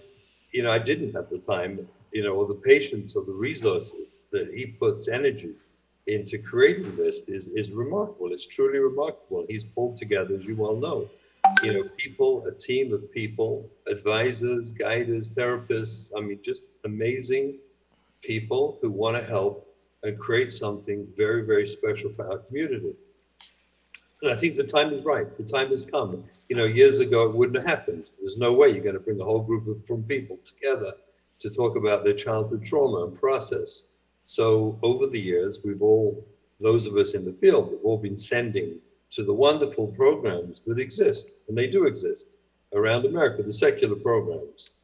The realities are that those programs, while they do a fantastic job, and again, I continually have sent people and encouraged them to go for 5 days to work out, understand, learn about their own trauma, understand, so that they could take responsibility for their treatment and jumpstart and not be floundering around, but really jumpstart the work. In 5 days, I think, Yochanan, you know this to be true, that 5 days in such a program, we've witnessed the incredible change in people's attitude towards and ability to take responsibility for the impact of trauma in their lives. And I want to be clear, Reb Shimon, I know you've said this numerous times. The goal of this program is not to solve the trauma. The goal of this program is to shortcut, and it cuts out a year or two. I actually just got off the plane from Phoenix, Arizona, where I was forced to attend the program that we hope to imitate mostly. And it was a wonderful experience, but there's so much we can do to apply it to the frum world and to apply it to our community. But it's not a solution. It is a meaningful step. It's tremendous education. I can tell you as a clinician, it jumps 6 months, a year ahead. It's a game changer for many people to be in such a program and learn, the whole concept of trauma and how it affects them, what it does to them, what are the options for treatment. It's a real game changer. What's been missing all the years, of course, for our people is going into a program where 80%, 90% of what they're hearing in terms of the complex trauma people are struggling with, 80% is not really nagea to their lives directly, which really makes it kind of difficult. And in addition to that, what is nagea to their lives, the spiritual abuse, the religious and spiritual abuse, so many of our young people have suffered. Rabbi Russell, I without, don't know you if know, everyone's necessarily familiar with that term. So maybe while so many people are watching, you could enlighten us. Well, it's, you know, it's a subject, a very complicated subject, but when you look at the realities, without going into I can't go into too much detail now, it wouldn't be reasonable or fair, but the realities are that many of our young people are coming through our communities, in our systems, the yeshivish, Hasidish worlds, and remain somewhat or become somewhat traumatized by their experiences in the system, being expected to become something perhaps they couldn't, that was above and beyond their abilities. The reaction they experience, both from family of origin and from the community and the systems that they went through, actually have created severe trauma in so many of our people. The numbers, I don't want to go into it now, people wouldn't believe me anyway, but the numbers are staggering. They're simply staggering. Yeah. And while we do, you know, obviously we have to do work on the grassroots level of changing all that, which we are. And there are people, not just me, lots and lots of well-meaning people trying to address and change those systems in a way that's keeping the values, but maybe being more user-friendly to more people and not stigmatizing and traumatizing so many. The fact is, we do have, you know, significant numbers of people traumatized from within our system, by our system. And that's not addressed at all. In fact, it's not even brought out. So it needs to be confronted and challenged. And people need the support of each other to realize they're not alone at all. And there's lots of people like them who have had these experiences and are struggling with trauma. And because of it, and that they can discover that there's help and understanding, there's real support for them to help them with their process of recovery, to embrace it all. And we want to bring all that out in the open and talk about it and help them with it and guide them to take their responsibility for their own recovery, which they can do, which we believe they can do. But the secular institutions go so far, but they don't touch that stuff. They don't touch, for example, the impact of the uniqueness of sexual abuse as it impacts our communities and the nuances as it touches the culture of the frum Jew. It's a different sugya, it's a different subject, and it has a different treatment model because of that, that doesn't exist. It doesn't exist effectively, I would say, in the secular world. And we need to address that too. So there's many components of this program that we want to bring an authentic, well-educated, well-researched program that's based in, you know, what we can learn from all these good secular programs, but bring that in and apply it and adapt it to address the true traumas that we see in our community with the people suffering. And there are so many suffering. We want to bring them help, and we think we can do it with, what can I say, with Yochanan Polter's amazing energy and effort to pull this together. Frankly, I know it's so overwhelming, I would never have done it. Couldn't have, wouldn't even dreamt of doing it if not for the powerhouse that he is pushing this program. As you see yourself, Rabbi Taub, that he looks for quality and he pulls you in. You That's take right. the bait and he pulls you in. We just can't seem to help it. I don't know. Yeah. But he has a paint him. I I think he's a genuine Both of you. L'Shem Shemaim Yid who wants to help Yidden. And I think Kadosh Baruch Hu blesses such an enterprise and such a person. That's the way I see it. Both of you definitely gave me a hard time. But Baruch Hashem, here we are. Rabbi Taub, you may have some questions, but I just want to sort of outline, you know, we talked about the flagship program. The way we see this is 3 categories: awareness, advocacy, and action. Awareness, we intend to have community lectures, support groups, materials. There's a lot of wonderful people that have so many amazing things to talk about this topic. We want to sort of bring it in under one place and share it. Advocacy, one of the things we're very excited about is the first and only from think tank on emotional trauma and mental health, and it'll be comprised of, again, our amazing team. We have a wonderful therapist in Muncie, Svi Tischler. We have Menachem Poznansky from the living room in your neck of the woods. Just a variety of different people, but bring them in together with the amazing professionals in the world of emotional trauma that we are, Baruch Hashem, getting on board for this amazing project. And then lastly is this Trauma Survivors Workshop. We intend to have a referral network to really make sure, because trauma, as Rabbi Russell can tell you, requires a very unique therapist, someone who's trained. But that's really the goal, and to really become, a place that people can turn to, and hopefully we will have something for anyone that calls us to help them with this tremendous challenge. But I have to imagine you have some questions that we might be able to answer. At least Rabbi Russell could. I think he's switching this back to you, Rabbi Taub. Oh, he's putting the ball in my court. Yes. Rabbi Taub, here's what I'll ask you. Yeah. Why did you decide to join? Because this guy named Yochanan Polter nudged so bad, I had to just, get him off my back. So. Okay, but I also had to actually twist your arm a little bit. But there's a reason you joined. What are you seeing on the forefront? There's a lot of pain out there, and I'm saying in our community. And first of all, with all, I want to put my disclaimers out front. My training is not, I'm not a clinician. I don't have letters after my name. I'm a rabbi, and I try to help people with their spiritual growth. And one of the things I see quite often, especially people from our community, is that the one thing they most need for their healing, which is a relationship with Hashem, the relationship with Hashem is the most healing thing that they need, and it's blocked from them because of associations they have with Hashem. But it's not even Hashem. It's like Levi Yitzchak Berdichever told the atheist, young man, the same God you don't believe in, I also don't believe in. So the Hashem they have problems with isn't even the real Hashem, but it's blocking them from a relationship with the real Hashem, which is the thing they need the most.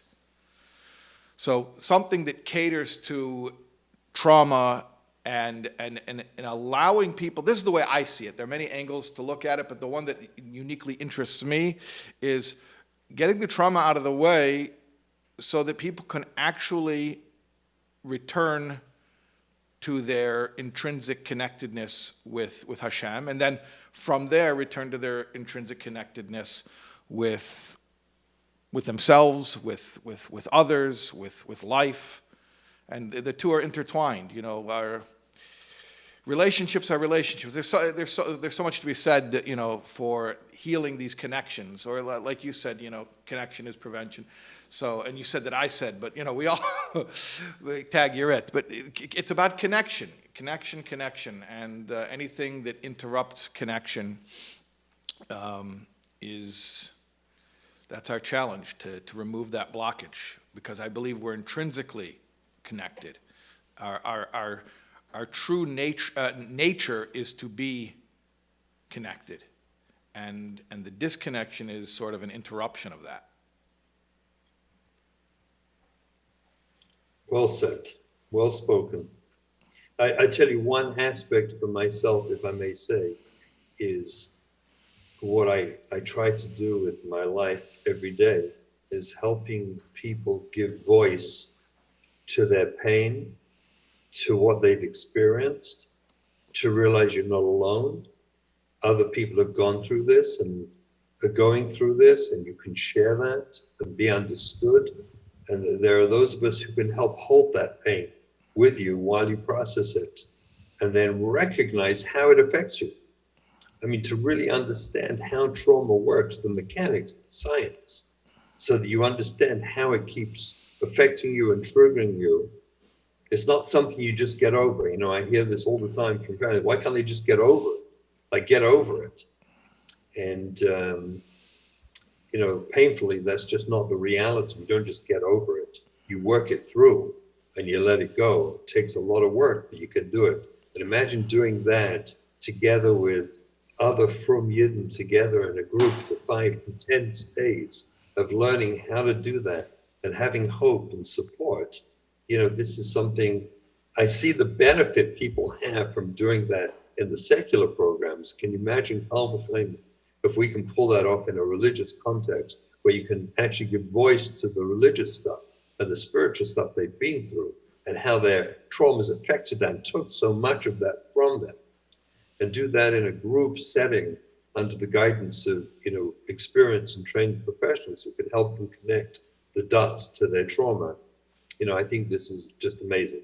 And halavai, it will develop the way we hope it will, and we intend it to. Halavai. With Hashem's help. I know we have Avram Fried joining, so I just want to let people know there's people are probably left with more questions than they are answers, but you can visit our website at www.thefsrc, as in the Fresh Start Recovery Center, www.thefsrc.com, or you can call us at 888-373-7481, 888-373-7481. Hatzlacha Rabba, Rabbi Taub, and thank you for inviting us. Thank you, Rabbi Yochanan. Thank you, you, Rabbi Russell. We will speak, for sure. Thank you. Thank you so much. And thank you for your important work. And Hashem will surely bless you with Hatzlacha. And you should be out of business very soon. Oh, man. I think we'll be together next Shabbos, not this Shabbos, the following one. That's right. Am I right? We're going to be together for Shabbos. That's right. I'm looking forward very much. And yes. Hashem, we'll all have tremendous chizuk next Shabbos together. Yeah, I'm looking forward to it. Take care, my friend. Okay. Be well. Take care. Bye-bye. Wow. So we are at over 50%, and we're just a little bit shy, about $2,000 shy of 100,000. So what I thought would be a cool idea would be, and I didn't get approval for it, but I'm just gonna wing this. And who would you ask approval from? Who are you answerable? Not you, because you don't really deal with the finances. So so we are at 97,971. Oh, okay. Here's your camera, Chaim. Nice. So. Okay.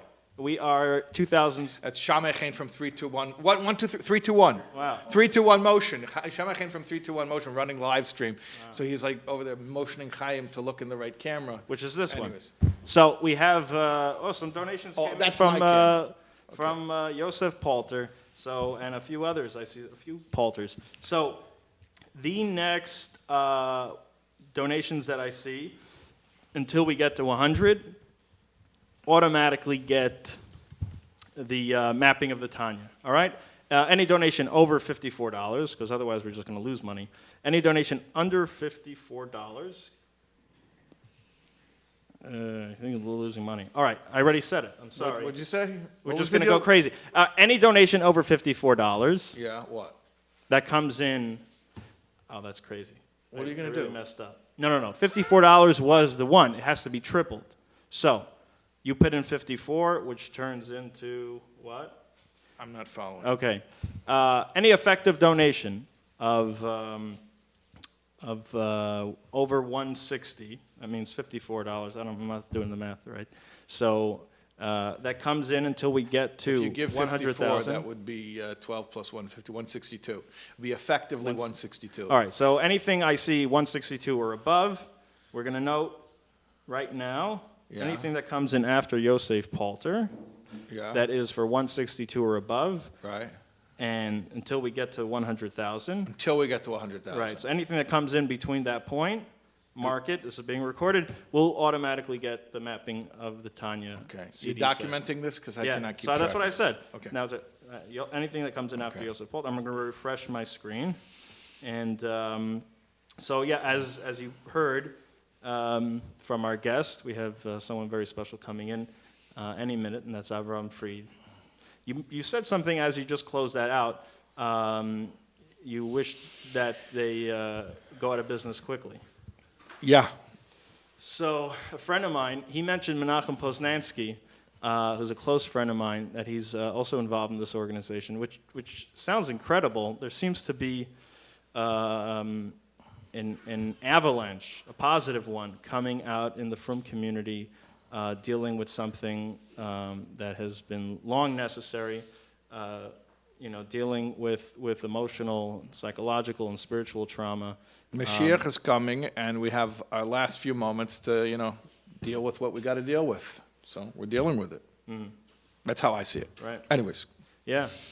So my question, though, is, so my friend Menachem, I want to make a plug for his podcast, Consciously, and the work he does at the Living Room, helps the lives of thousands of people, and he's an amazing person. Were you there when we did a Chassidish year at the Living Room? For like a year. That was way back at the old location. At the old location, we had for a year, we had a Chassidish year. It was incredible. Anyways. Menachem, if you're listening, is a special guy. You're coming to Brooklyn later, come earlier and come by, say hello. Yeah, come. If you can get Menachem in the studio, that would be amazing. Yeah. So, he once said, he runs this organization called the Living Room, which is a clubhouse for young Jewish people in recovery. And so sometimes people tell him, give you a bracha, you should immediately go out of business. There shouldn't be no need for, and he says, well, he doesn't usually say it, but what he thinks it is, you don't get this. Right, because there's an aspect of which, at the level of helping someone in the initial phase of some kind of, self-destructive pattern or behavior, that it's just like any illness. Someone's going through something, a physical ailment, you wish them refuah shlema ukreva, that they get better right away. But sometimes what isn't quite appreciated is that when it comes to inner healing, that isn't necessarily limited to the phase of getting over that first hump of trauma, that's an experience of endless growth, and we don't want that to end. And sometimes that's the Pesach Sheni we were talking about before. The Pesach Rishon is you're running from Mitzrayim. You're running from something. Pesach Sheni, you're already free, so why are you still running? Because there's endless growth. Yeah, definitely. So we should redact the statement. They should no longer need to deal with people who are coming to them from unbearable pain, but everyone should volunteer because life is good and it can be even better. As good as good. As besser nicht besser, that's right. All right, so I want to make just a few more dedications as we wait for our guest. And do you have an estimate on? Okay. So we have a few dedications that came in that I do want to read. And again, another reminder that we have a raffle of any donation that comes in. Well, let's look at where we're at. Let's get a tote. Janela, let's get a tote. We're pretty much at 99,000. 98,000. So far we have Dov Jeremias, if I'm pronouncing that correctly. And then we have Anonymous. Anonymous, who's anonymous? I'm anonymous. So you're gonna have to tell us who you are if you want the steak knives. Third prize is your five. Moshe Shapiro, you have a CD set coming your way of Mapping the Tanya. Thank you for the great shiurim. Well, thank you.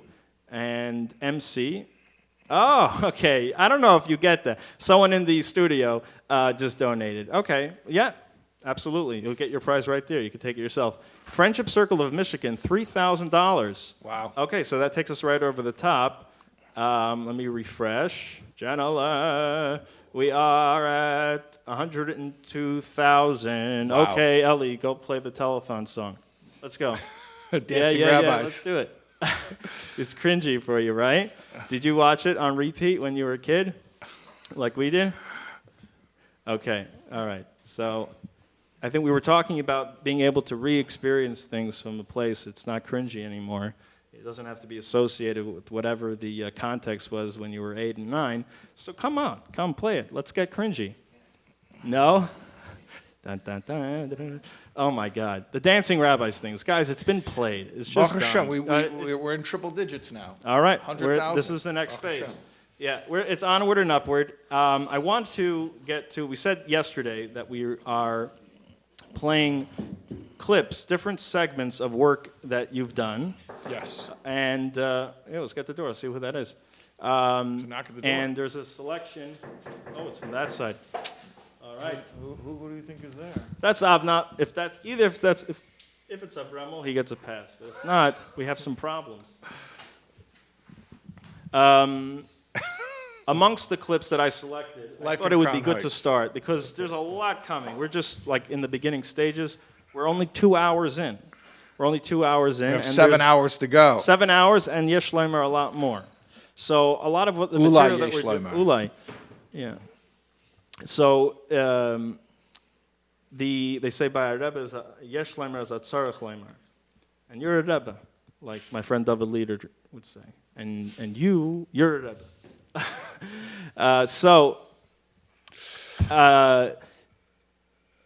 Why didn't you say that story? Which story? That everyone's a Rebbe. I don't know if it's a story. It's a concept. The specific story that you told on your Shvat about someone who came, his name was Hager. Oh, the From Hager story. Yeah. Because I'll tell you what, it's kind of jumping towards the message that we have saved for the end. Yeah. But there's an idea that everything No, it's Tchilos and Beseifan. Sefer Yetzirah says Right. the ends are wedged in the beginnings, and the beginnings are wedged in the right. ends. So we're talking a lot about what we Bechinis Igulim. Right. No beginning and no end. right. So we're talking a lot about what is often called in popular culture self-help, but it really isn't. We're talking more like God help. Yeah. And That was a clip from last night, right? yeah, that was a clip from last night. You could go back and watch it, but maybe we'll share more about it later. Yeah. And sometimes, the thing is, it's like, should I be doing good or should I be taking care of myself? Mm-hmm. So I have responsibilities, and especially in Chabad, we grow up on shlichus. And then it's like, okay, but what about me? What about me? Okay, dude. And I was thinking about, there's a lot of big praises coming in for you, and it may give your ego, a little trip. But there's a beautiful story that we grew up with. That maybe I'll let you share. But the point of it is, anyway, that life is both, because there's paradox going on, like you talk about often, the idea that you cannot give what you haven't got, and then at the same time, and this is a little sneak of what we're going to see later tonight, you can't hold on to anything you're not giving away. That's right. So you don't have to wait for that to be true. That is always true. So at the same time, we need to take care of ourselves. So it's a constant ebb and flow. Yeah. And, but at the same time, we are Rabbeim we are each Rebbes from the get-go. All right, that was my setup. It went way too long. That was such a beautiful story. So tell that one of...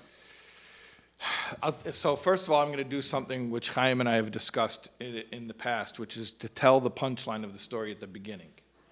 And I do it on purpose because some people use storytelling as a way of engaging the audience through suspense and drama, but I believe that storytelling is to teach a lesson. So you just take the drama right out of it by telling the punchline right up front, and then we can all just relax and listen to the story for what it teaches us. So the punchline of the story is that this young man in his 20s from London met the Rebbe in his first Yechidus, and he came out and he said, I was not properly prepared for my meeting with the Rebbe. I went in thinking I was going to meet a great man, and I left realizing I had met my true self. So that's the punchline. Now, I'll tell the rest of the story. So Freddie Hager, Ephraim Hager, Olav Shalom from London, from Golders Green, he went to meet the Rebbe in Yechidus. I think he was let in at around 3 in the morning. And when the Rebbe saw him, the Rebbe asked him, based on his name, It's a Rebbe's name. Hager is a Hasidic dynasty, I think Vishnitz. So he asked, among others, the Rebbe asked this Freddie Hager, "Are you from the Rebbe's family?" So he said yes, and he happened to have been carrying with him a photograph of one of the Zaydas who was a Rebbe. I don't think the Vishnitz Rebbe, but a Rebbe maybe you would call, but like a Rebbe. So back in Europe there were many Rebbes, and so he took out the photograph and he handed it to the Rebbe, and the Rebbe held up the photograph like this, and sort of looked side by side at the photograph of this grandfather who was a Rebbe, and this young man sitting before him, and sort of, comparing the two side by side. Now imagine, the Rebbe is looking at you. That itself is indescribable, but the Rebbe is looking at you and sort of comparing you with a picture of your grandfather who was a Rebbe, and sort of like side by side comparison. Obviously, it's a very intense moment. And then the Rebbe asked Freddie Hager a question. A very simple question. I mean, the formulation of it is simple. The answer is not so simple. As you'll see from the story, the Rebbe asked, "No, was is a Rebbe? What's a Rebbe?" So Freddie Hager couldn't answer. He was silent. So the Rebbe asked again, "Was is a Rebbe? What is a Rebbe?" It's interesting, by the way, Freddie Hager says the whole Yechidus had been in English until that point, and then this part was in Yiddish, for whatever reason. And the Rebbe asked a third time, "Was is a Rebbe?" And Freddie couldn't answer. So Freddie Hager says, I suppose the Rebbe realized I'm not going to be able to, formulate an answer. So the Rebbe answered. The Rebbe said, "The erste Rebbe is gewesen der Baal Shem Tov." The first Hasidic Rebbe was the Baal Shem Tov. Und als was hat gehabt in Stub, hat weggegeben jede Nacht, verlegen sich schlafen. Everything he had in his house, meaning anything of worth, any possessions, he would give it out, he would disperse it before going to bed at night. Das is a Rebbe. That is a Rebbe. It's interesting because, there's probably a lot of definitions of Rebbe. What's a Rebbe? But the Lubavitcher Rebbe's definition of a Rebbe is one who gives away whatever he's got on a daily basis. And then, here's the kicker. He turns to Freddie Hager and he says, "Maybe you will become a Rebbe." Now, Freddie Hager did not become a Rebbe in the traditional or conventional sense or definition of Rebbe. He became a very successful businessman and philanthropist and the chairman of the London Diamond Bourse. But he was a Rebbe the way the Rebbe defined Rebbe. See, we think a Rebbe is someone with a fur hat and a silk kaftan, and maybe he has somebody who follows him around and takes notes. And the Rebbe defined Rebbe as somebody who, like the Baal Shem Tov, gives away whatever he's got on a daily basis. And it doesn't have to mean money. I mean, money is one resource. But whatever you have in your Jewish home, alt was du hast in Stub, you're giving it away on a daily basis. So it's not enough that I have my spirituality. It's not enough I have the life that I have. I have to be searching for opportunities to actively give it away. Or you mentioned before, really, ultimately, the only true spirituality that you have for yourself is whatever spirituality you are actively giving away. You can't transmit what you haven't got. And that's the classic. If you know Aleph, teach Aleph. If you know Aleph base, teach Aleph base. If you only know Aleph, don't teach Aleph base, because you can't. You can only give what you've got. At the same time, you have to give what you've got. And the paradox is, when you give it away, that's when you really have it. So whatever it is that you have in your life, look for opportunities to share it with others. And if we keep our eyes open, there are so many opportunities. And this is a Rebbe, the way the Lubavitcher Rebbe defined Rebbe. So now the punchline will come, not schilos and beseifen, will come back to the punchline that we already gave away. He said, I thought I was going to meet a great man. I really met my true self. He thought he was going to find out how great the Rebbe was. The Rebbe flipped it on him and showed him how great he was. That's the punchline. Basically, you learn enough Torah, and you know what the punchline is? You find out how great you are. You find out how needed you are. You find out how the whole world is waiting for you to do your shlichus. Yeah, that seems to be a theme that the Rebbe started with from day one, reminding us that we're Rebbes. So we have a very special guest coming any minute. And, they say that the real Chassidish stories are not about Rebbes, they're about Chassidim.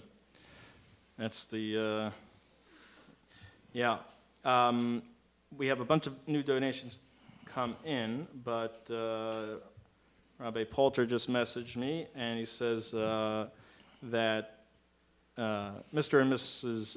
Bob Aronson are going to be sending in a check. So I wanted to add that name. Oh, wow, okay. They're great friends of Fresh Start, and also, Friendship Circle of Michigan. I think we saw their name as well. So I want to give them a big shout out. Beautiful, beautiful donations coming in. 1,500 in memory of Aaron ben Naomi. Look at that. Kalman Walchuk. Yeah, Wow. friend of mine. Beautiful. Beautiful. They keep coming in. I'm going to try to copy and make sure One I of my announce. chavrusas, Kalman. Reb Kalman was one of my chavrusas. We would learn together in Manhattan in an office. Wow. Yeah. Baruch Hashem. A lot of the teaching you do, you mentioned with Eli Nash last night, there's the public format, and you're just very busy also just learning. It's my one-on-one. life. That's what I love to do. That's what I love to do. I just want to learn. When did you find that out about yourself? That, like, what age that you found, like, identity there? Yeah. Probably at a very, very young age. There's a picture of me when I was a little kid, and I was like 4 years old, and I had one of those little Simchas Torah. I never told this publicly before.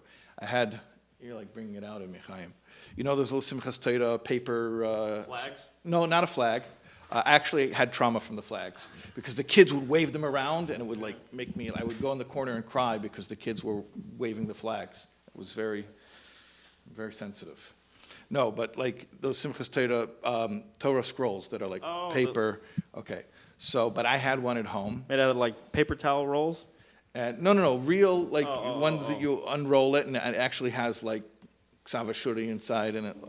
Anyways, it's small. It's like maybe like this big, and I made an oren out of a tissue box. I remember, maybe this is not the way it is anymore, but in the 1970s, the Kleenex tissue boxes were gorgeous. They were like gold, and they like in the 70s everything was had that very Before Michael's Arts and Crafts. This is this is way before no Hobby Lobby or what is it called today the tie-dye during COVID there's a lot of new Anyways, I had a tissue box and I cut off the front of it and I put it in my closet and I put the Sefer Torah in there and I would be a rabbi. So I was like a little kid. Yeah. Anyway, so you something innate told you for this truth that you were a Rebbe. Or some trauma. Right. But Baruch Hashem, my defense mechanism for coping, is like, it ends up benefiting people. So I guess, Right. It's funny. If I become as soon as healed, it's will I about you, stop you got to helping give a people? traumatic, negative spin exactly. on it. All right. Yeah. But that's the key. I think there's something to be said for we know something about ourselves by what we feel is important and what we share with other people.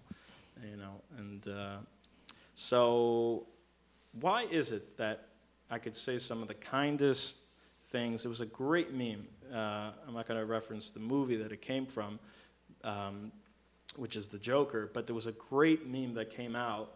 So anyone, I'm not going to give it away, but the final scene. But it was basically a picture of side by side. It doesn't matter what. We should do a meme segment. It's very important. Okay. But how people communicate today. How I respond when friends beat up on themselves, and how I respond when I beat up on myself. Right. So what's that about? What's that about? It's that we are very good at being compassionate to the other. I mean, I'm just repeating what you just said to me, but, and we have a much more challenging time being compassionate to ourselves. And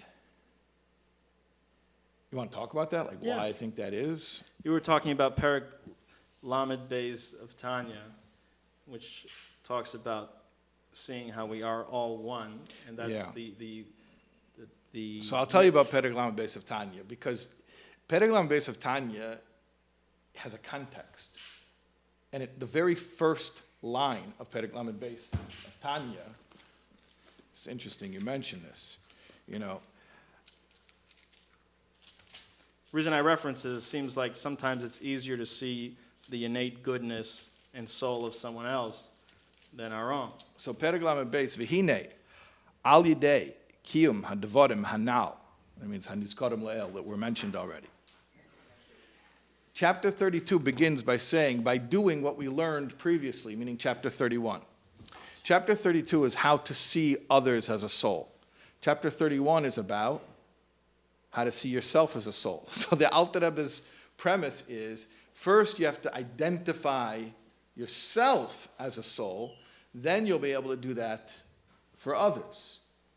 So really, being compassionate upon one's own, the plight of one's own soul is supposed to be the prerequisite for having compassion on the plight of someone else's soul.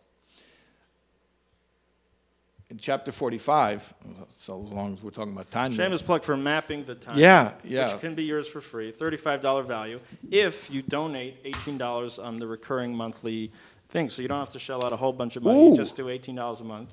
And that's yours, $18 a month. Or you just give in any donation and the whole kit and caboodle will be yours if you win the raffle. All right, we have a very special guest with us.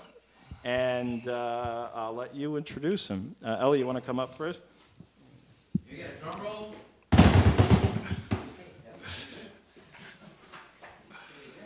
Wow. Okay. Am I just walking in? Yes, come right on. This is my big entrance? This is your big entrance. Ta-da! What is the camera? Jewish music superstar. Oh, Rum free. fellow chassid. Rabbi Shais Taub, how are you? Baruch Hashem. We were just together Yes, not too long ago. not too long ago. Sukkot in Scottsdale, Arizona. Should we give them a plug? For KMR. Oh, KMR. wow. Yeah, the Warner Brothers. Yes. Amazing. Yeah, they do amazing stuff. Yeah. So do you. Thank you.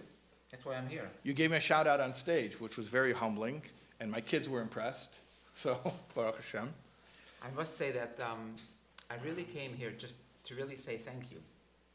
Because in our home, you are constantly being heard. In our home, you're constantly being heard. That's good.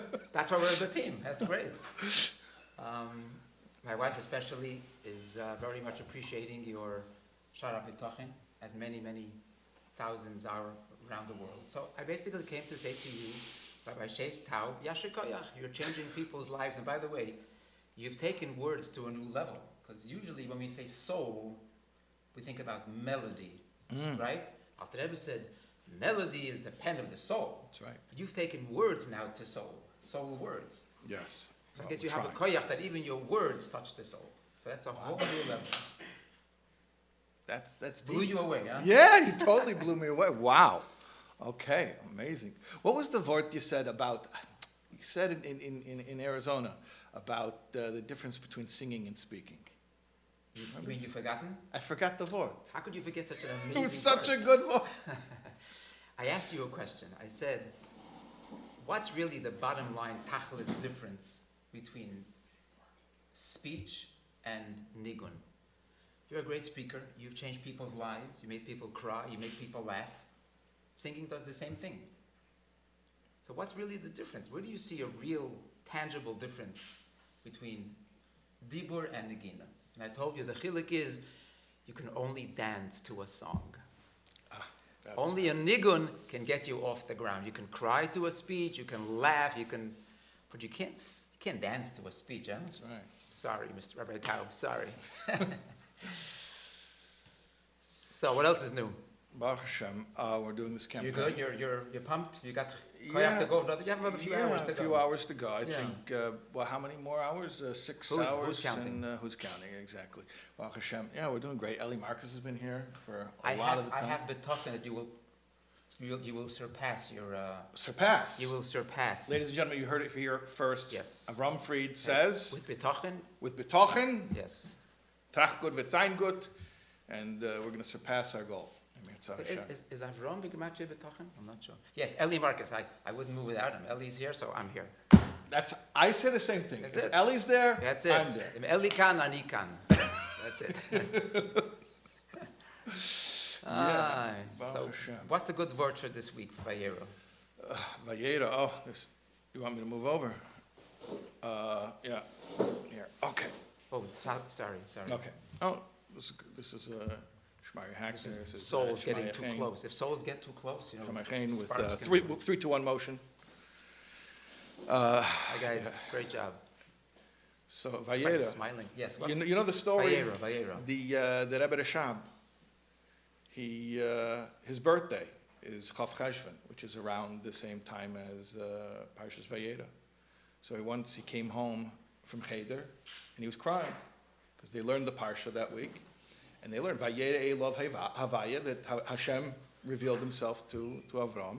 He wasn't crying for a candy or a lollipop? No, that he it was missed? no. You're kidding. No, not a candy, not What a could lollipop. a 5-year-old be crying about? Why would a 5-year-old be crying? Because he says, if Hashem revealed himself to Avram, why doesn't he reveal himself to me? And the Rebbe probably told that story, I don't know, dozens of times, almost every Chav Cheshvan, or the Shabbos there, before, the Rebbe would tell that story and bring out different teachings from it. But I think the last time the Rebbe told the story, Tavshin and Beis, the Rebbe said a hira from this, that we're so close to Mashiach now, that the spiritual sensitivity of all people, even children, is that they can have an actual sincere desire for a relationship with Hashem. Not the candy, not the cookie, the toy.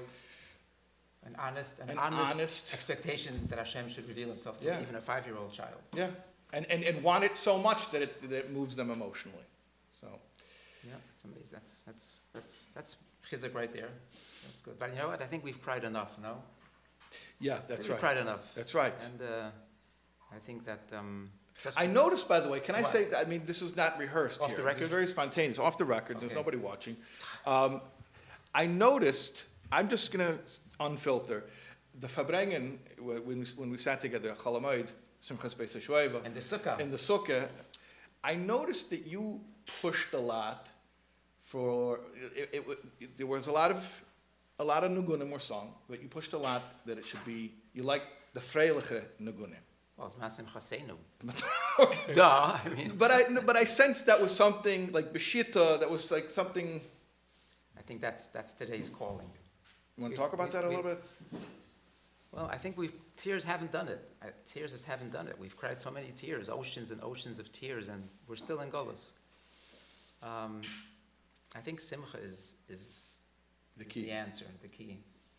Despite all the Mishagas and Balagan and Hester and concealment that's going on, I think that Simcha is the way to go, if that's possible. The Rebbe used to push the Nigunim a lot also, to push the tempo. Push Simcha. I think there was once a campaign that Simcha will bring Mashiach. It wasn't like, for a while the Rebbe said Simcha shal mitzvah, that's going to bring Mashiach. So it's difficult to be besimcha, not so easy to be besimcha. It's an Aveda. It's an avodah. I was just reading before coming here about the Shlomo Chaim Kesselman, Yeah, the Mashpia, yeah. the Mashpia in Eretz Yisrael, a venerable chassid.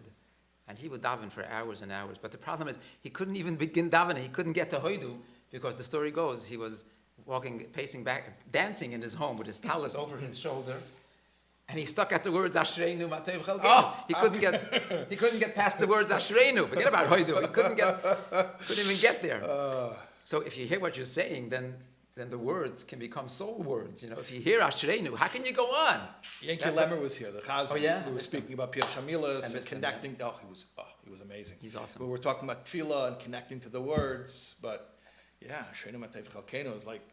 If you really feel the word, how can you go on with not chapping a pencil, Every morning, Ashreinu Matev Chalkeinu, Manoim Geraleinu, You hear there's a haklota teva we could all take on from the campaign, is maybe we'll dance every morning before Shachris when we say Ashreinu.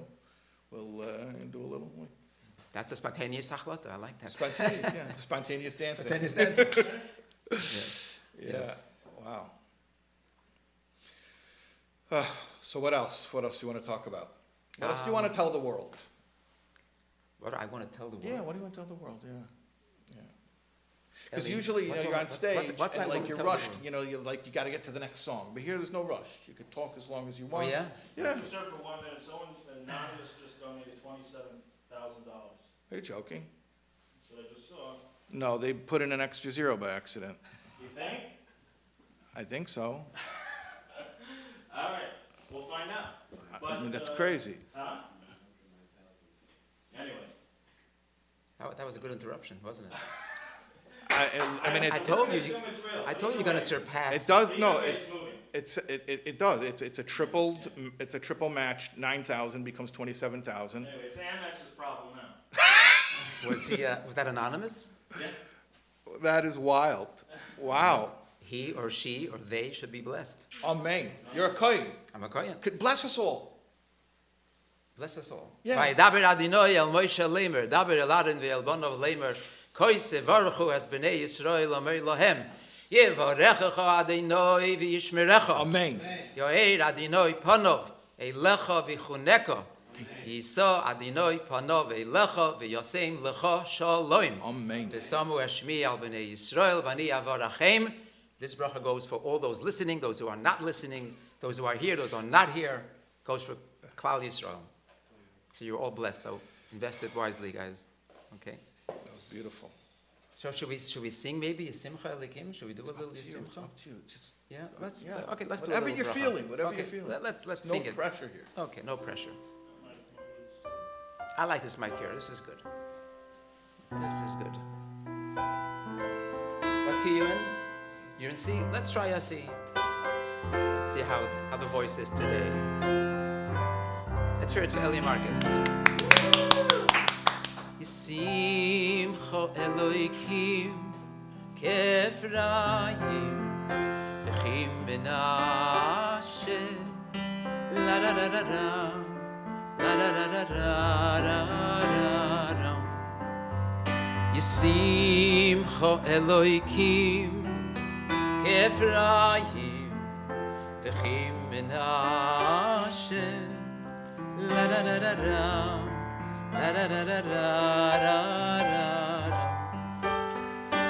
Yevarechecho Hashem v'yishmerecho Yo'er Hashem pono v'elecho v'chuneko Iso Hashem pono v'elecho v'yosei levecho shalom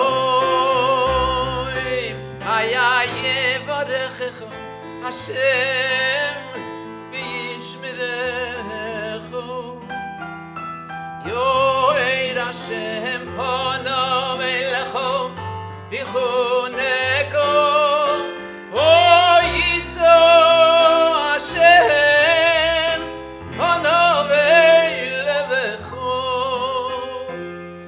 v'yosem lecho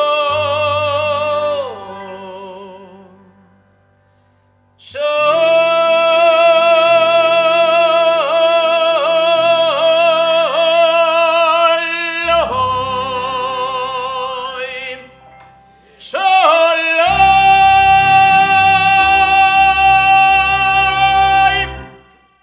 Amen. Go ahead, Eli. Wow.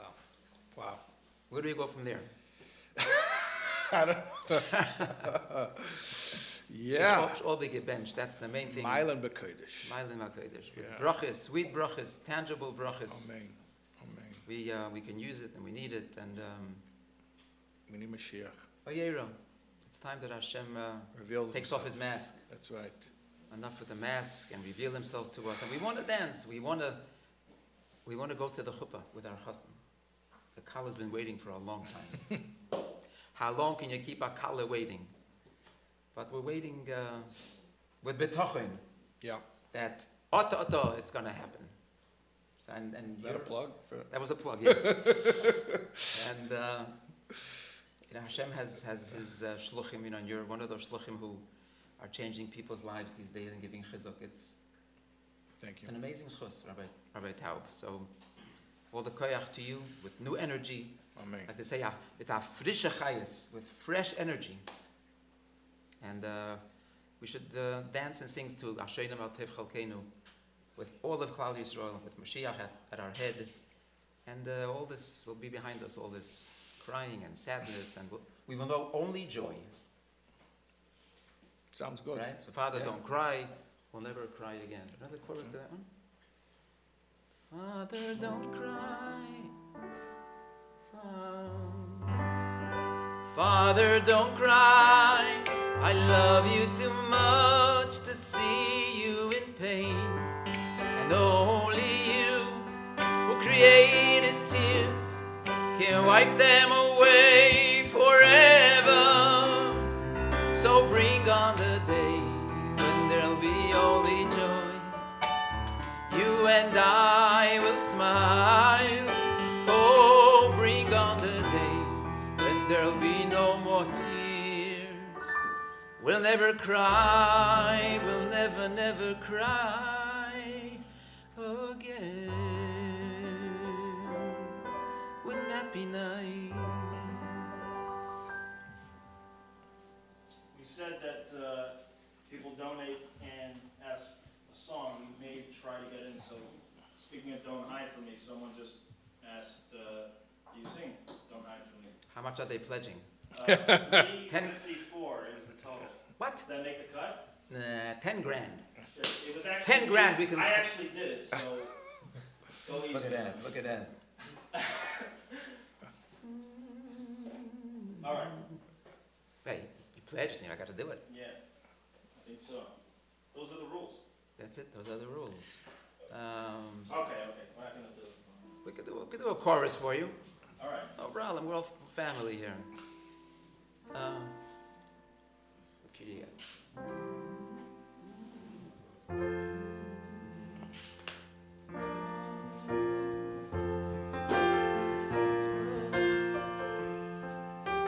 So, yeah.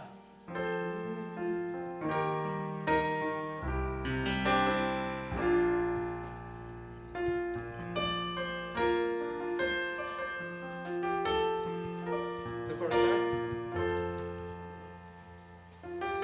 I gotta get to the chorus now, it starts. It's like 2,000 years.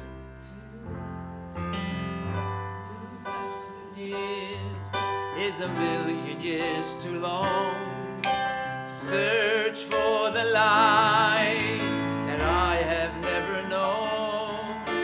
Show me your face, oh, I need your embrace. Won't you please come out of your hiding place? Take me on your wing, oh, teach me how to sing the one song the world is waiting to sing. Father dear, don't hide from me.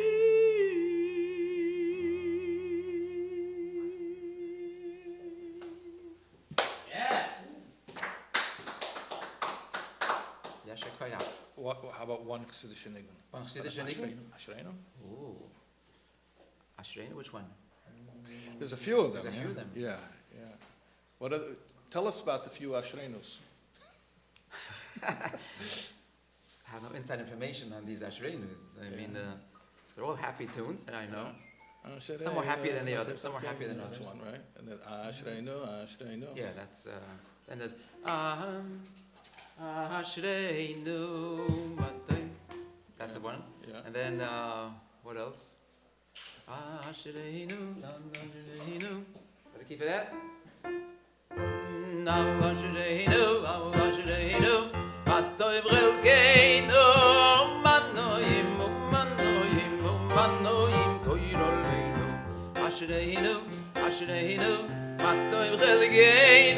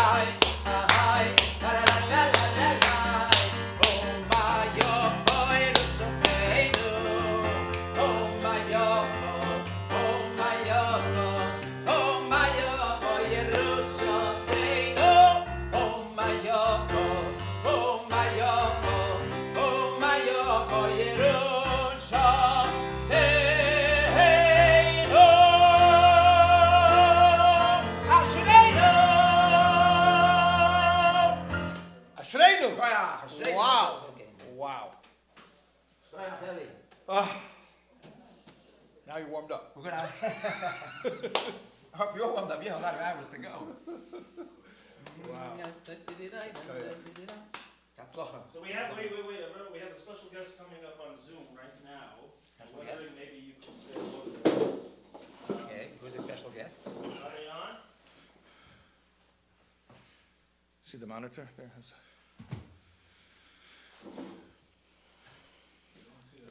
All right, they're not on yet. Nice surprise. In the meantime, Okay, so we'll schmooze a little bit. Yeah, Okay. yeah, sure, until our So- surprise. So this morning, Guest, yeah. doing Chumash, you see how Abish he has a cheshbon. Everything is so worked out. Avram Avinu, in rushing to take care of his guests, he orders his son to go run and get water for his guests. Like he was busy. He Right. wasn't being lazy because he was running to get all the other stuff. He said, Ishmael, do me a favor, bring water to the guests. What does Rashi say? Because Yishmael sent a shaliach to get the water, in the midbar, the Eibishter sent the water to the Eden through a stone, through a rock. Instead of the water coming from heaven, I guess, like the Mun did, had to go through a shliach. Because Avram, unknowingly, unwillingly, just as a matter of fact, they said, Yishmael, go bring them some water. Because he used a shliach, Hashem gave us water years later through a shliach. How a deed, a pula, doesn't go unnoticed. Hashem, he's keeping a cheshbon. So perhaps the same thing is with words. Words have an effect. Sometimes it takes years for them to show or to, but words have an effect for the good, and of course, chalila for the opposite. So it's just amazing how Abish has this. He's busy. He's got these cheshbonis going. His computer there. Avram said, "Bring water." Oh, later in the midbar, Moshe hits the rock. We get water through a rock. It's an interesting thing that hit me this morning while doing Chumash. Oh, this is your insight that you had. Yeah, today. Yeah. But I'm saying you. It was just something that occurred to me this morning while doing that. Like Wow. I mean, we've done this Rashi before, but just into how everything is Calculated. all right, calculated. Well, our guest is here. Oh, can you hear me? Do I hear you?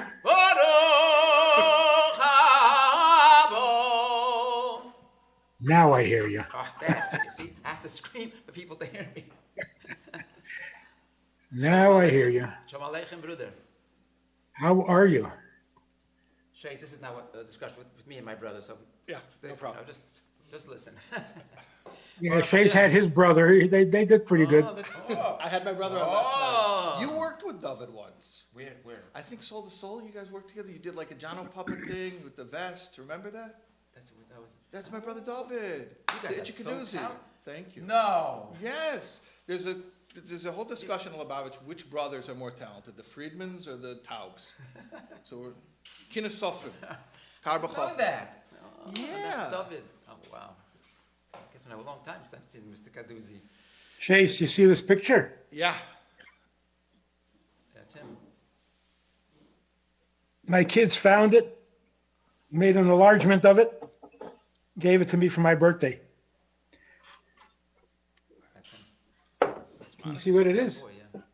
Oh, no, you have to. There you go. Oh, that's you. Wow, look at that. Wow. That's me when I was innocent. Uh-huh. Wow.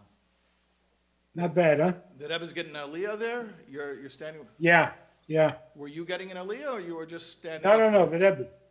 Uh huh. Maybe you had koyin, Manas. Maybe you got koyin. Yeah. Wow.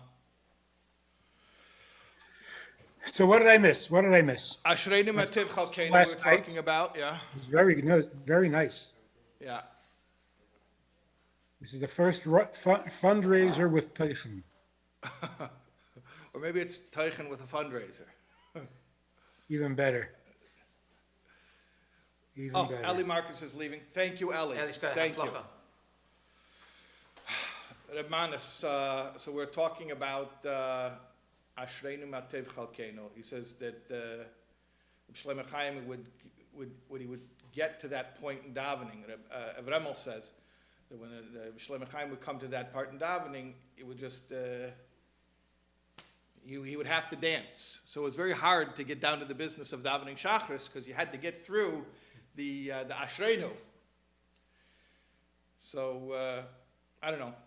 I was thinking about, how many Jews don't realize how fortunate we are, or we realize there's something special, but not necessarily the thing that's really special. Or how do you explain to somebody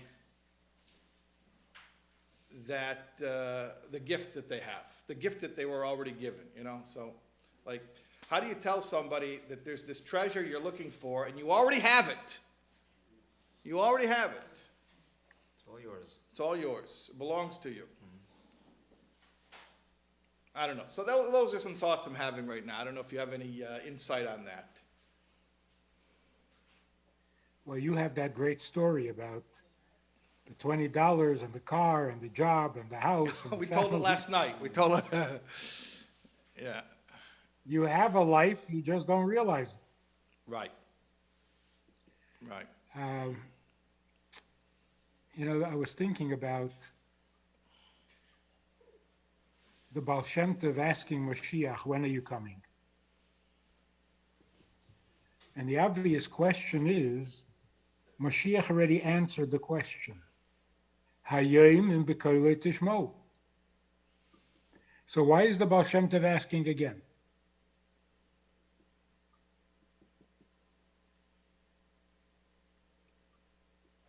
So it must be that the Baal Shem Tov was convinced that that condition had been fulfilled.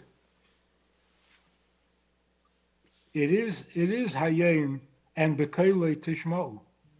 Now what? To this, the Mashiach said to the Baal Shem Tov, now you have to have the inner, the pnimius B'kolei Tishmo. So when your teachings, when the Chassidus will spread throughout the world, and people will hear the Eibishter's inner voice, then the world will be complete.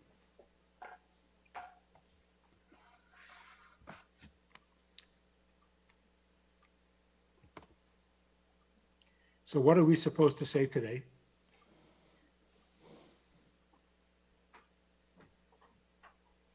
If you really believe that it's Kol HaKitzim, that means that we were Mekayim and fulfilled that requirement too. Chassidus has spread throughout the whole world,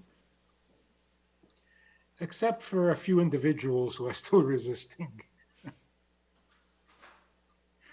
The guys, there's always some holdout. But generally speaking, I think we're mechuyev to say that we've, and the Rebbe said it also, Hafatzas Hamayonis has already been accomplished. Now what? So where is Moshiach? But the Hafotzas Hamayonis of this past year is, I think, unparalleled. Yeah. So now we can be absolutely positive and absolutely optimistic that this is it. Amen. It's been an incredible year.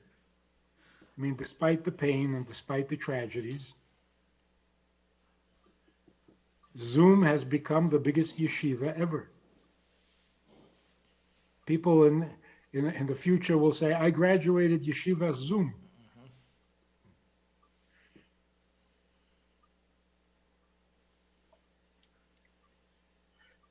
So we have plenty of reason to be optimistic. And you're supposed to be optimistic even when you don't have reason. True. Even while our hearts lay panting on the floor. To quote a famous Jewish scholar. State and Svarim. Right. Yeah. Then I have another thought that I was thinking about.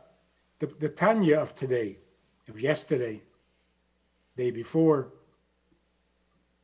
that when a tzaddik passes away, he is present in this world more than before. And again, the obvious question is, if he's really a tzaddik and really a rebbe, then during his lifetime, he was present 100%. Particularly the rebbe who lived not from day to day, but from minute to minute. The Eibishter gave you a minute, what did you do with that minute?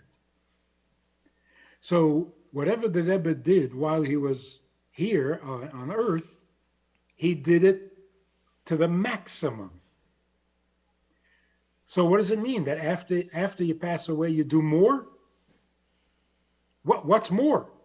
There can't be more. It makes it sound like while he was alive, he didn't do everything he should have done. Which is not true, because the Rebbe himself said, I do what I have to do. So he says in Tanya, and I think that this is the meaning of it. You can tell me if I'm on the right track. He says there are seeds planted in the higher worlds.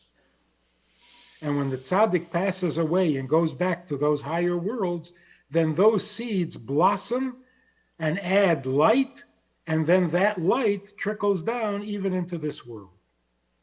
So where is the more coming from? It's coming from the unrealized seeds that needed to mature or blossom in the higher worlds. Now that he's in the higher worlds, those seeds blossom and produce more light, and that light can now trickle down. Sounds very mystical, and I don't know what that means. Okay. To put it in simple language, when a tzaddik passes away, it means that he has fulfilled his mission 100%. Like Moshe Rabbeinu, 120 years from day to day, which means he fulfilled his mission absolutely perfectly. Now, his neshama is absolutely complete in its, Avedosei Sha'ovad Kol Yomov is now perfect. But if you think about it, what about his father's neshama? What about his mother's neshama? They're also not complete until the Rebbe completes his mission. Because it's all connected. What about the grandfather of the tzaddik, the grandmother of the tzaddik? They're not complete until their anical completes, right? So you can go all the way back to Avram, Yitzchak, and Yaakov. They are not complete until their descendants complete their mission, right? So there were these neshamas in heaven who were waiting for their fulfillment, for their perfection. When the Rebbe accomplishes everything he's supposed to accomplish, now the fulfillment and the perfection of his father's life and his grandfather and his great-grandfather and all the deities and all the neshamas of all the levels of Gan Eden are now also completed. That's more. That's addition. Yatir. And when that trickles down, you're getting a lot more than would have happened otherwise. But this is not true of every tzaddik. Because some tzaddikim, even while they're here on earth, are not really here on earth.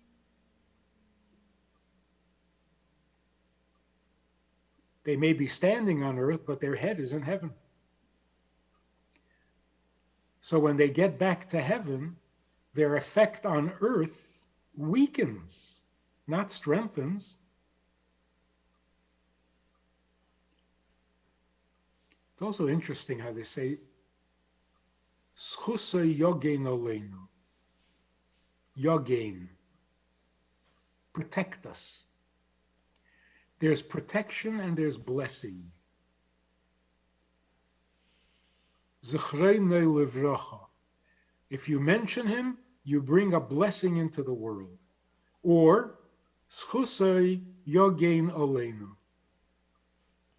So there are two effects. The neshama protects the world. Like he says in Tanya, without those neshamas of the tzaddikim, the world could not exist for a second because it's unprotected. But then there's Zechreinei livracha, to bring greater blessing into this world. It doesn't help to go to Shamayim. That's like going in two directions. You say the neshama went to Gan Eden, he went up to Shamayim, and now he's affecting the earth. How does that work?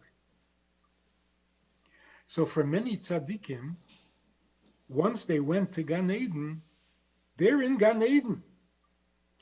They're still offering protection. But the bracha is in Shamayim. It's not on the earth. In practical terms, if you go to them for a bracha, you'll get a spiritual bracha, but they can't relate to your physical needs. They're in Shamayim. What does it mean to be in Shamayim? It means you become Shamayimdik.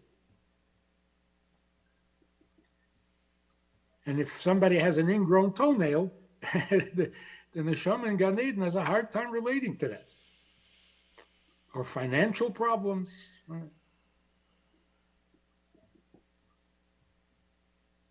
But there are those tzaddikim who, while they were here on earth, had no interest in Shamayim. They were not interested in Gan Eden. They were interested in making this world a godlier place. Because tzaddikim daimim lebeiram, where does God want to be? God doesn't want to be in Gan Eden.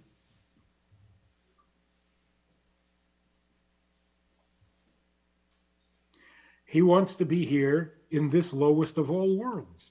Tzaddikim who are on that level want what God wants. So even when they leave earth and they're present in Gan Eden or wherever, they're not interested.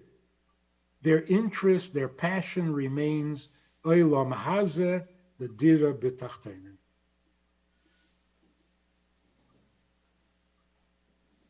I think that's what the Rebbe said about the previous Rebbe. that he will not go into Gan Eden without bringing Mashiach first. Why? Because Gan Eden doesn't interest him. It's not even a temptation.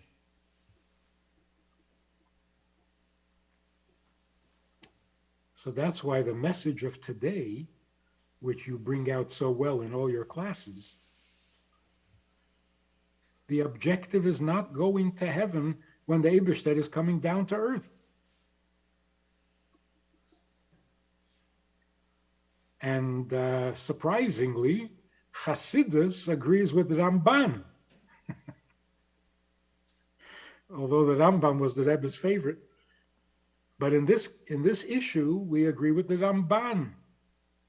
The reward is here in Elam Hazeh, because this is where the Eibishter wants to be. Using the internet, look at what we're doing right now, and what you do with all your programs that are magnificent. This is Elam Hazeh. This is what it was all created for. So yes, the Rebbe is more interested in this world every single day. And therefore, his bracha comes to this world, not to Gan Eden. So just mentioning a Rebbe, a tzaddik, whose devotion is to Olam Hazeh, brings more brachas. Another reason to be optimistic?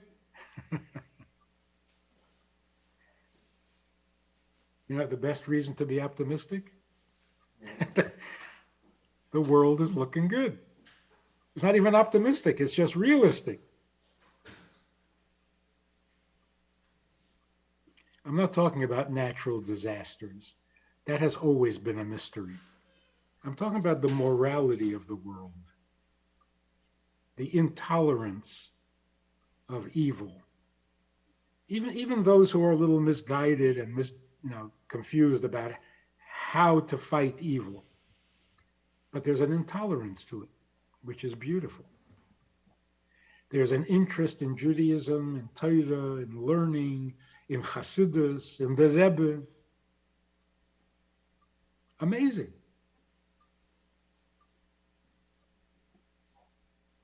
So I don't know if you even have to be optimistic. I think you just have to be realistic. Just don't listen to the news. With all the shurim online, who has time for news? So the Alter Rebbe said that we'll know that Mashiach came by reading it in the papers. Now I understand what that means. Because if the papers announce the coming of Mashiach, that's Mashiach. That's it. Uh-huh. See, when good news makes it to the news, that's Mashiach.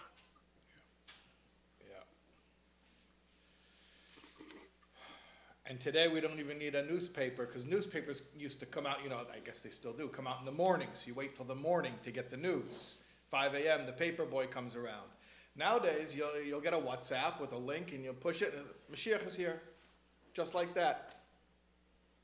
Wasn't there a chassid who used to buy a newspaper every morning, glance at it, and throw it in the garbage? They would ask him, "What? If you're not reading it, why are you buying it?" He said, "Look at the headlines. It doesn't say Mashiach came, to the garbage." That's it. Yeah. V'yashmienu beracham v'avshenes. What is he going to tell us? Hein go'alti eschem. You were sleeping and you missed it, but I've taken you out of Golus. Ga'alti, lashon hava. Go'alti. Okay. That's true, by the way, because whenever it happens, we're going to find out it happened. It's already a done deal. That's it. That's it. Our mother, I don't know if I should say Lichtike Gan Eden or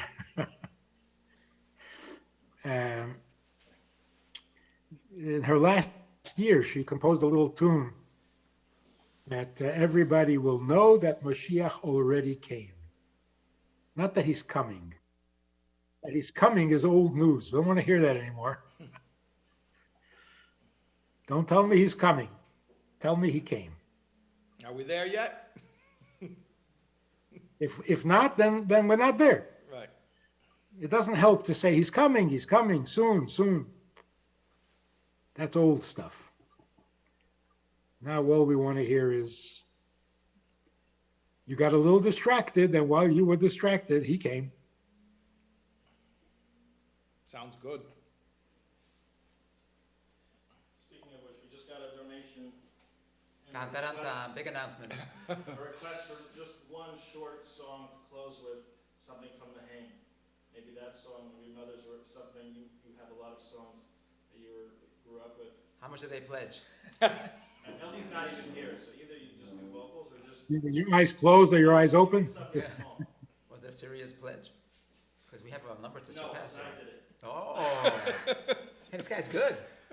This guy's good. Where'd you find him? This guy's good.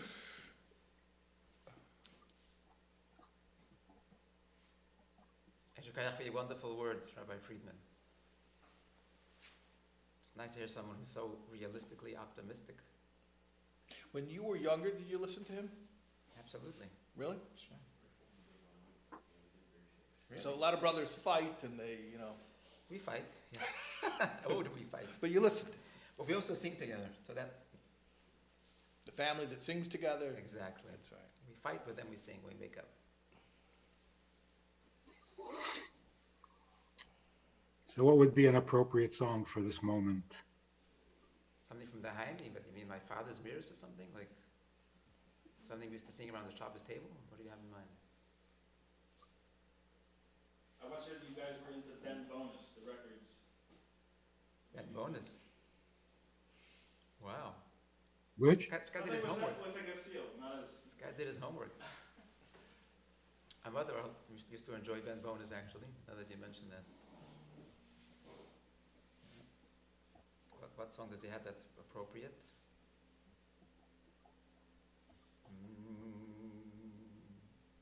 Has anybody sung Emosai Kosima? Not yet. Isn't that what this is all about? Mashiach and Afatzas Amayonis. That's up. what you're raising money for. It's up to your brother, who was now that Ellie left, you became you became the new musical director. Ellie was musical director, but he left, so now. That's big shoes to fill.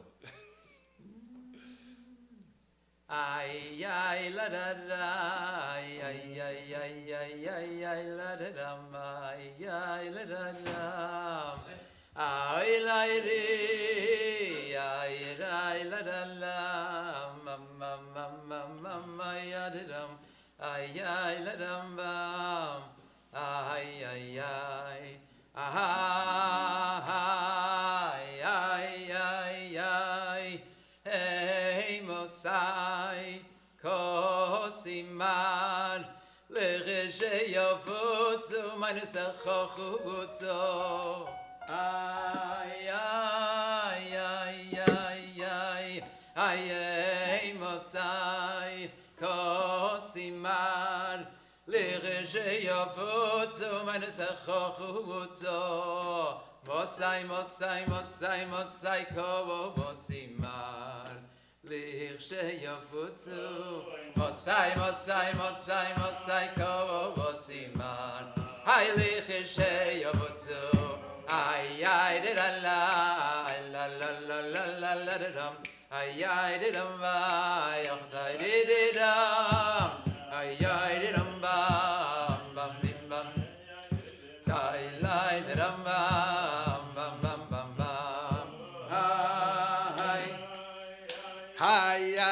Hayay Mosai Kosimar Hayleje Yafutzu meine Sachachutzu Hayay Mosai Kosimar Hayleje Yafutzu meine Yafecha chutzah. Mosai, Mosai, Mosai, Mosai, Kosima, Lisheyafutzu. Mosai, Mosai, Mosai, Mosai, Kosima, Lisheyafutzu. I sang a duet with Avram Free. I think we should go on the road. We're There's good. really a lot of Avos Yisrael in that whole story. Can you imagine somebody sees Mashiach and can ask only one question? Right? It seems like you only get one question. He said, Hayim, to the Yeshua ben Levi. Couldn't Yeshua ben Levi say, what time? What time today? No, you get only one question. Baal Shem Tov asked, he said, Kishayafutsu. He said, well, how do we do that? No, just one question. Anyway, the Avas Yisrael, imagine somebody sees Mashiach and says, what are we doing wrong that you haven't come yet? Would be a legitimate question, but it would be so nasty. You're assuming that he's not here because we're doing something wrong.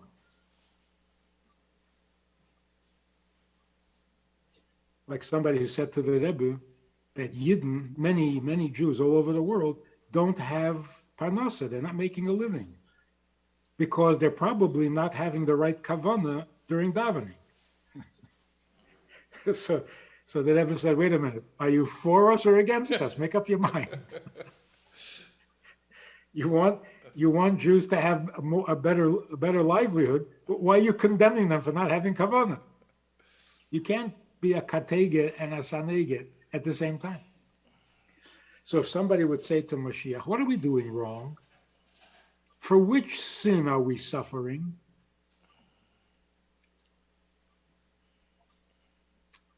That would not be the mayones of the Baal Shem Tov.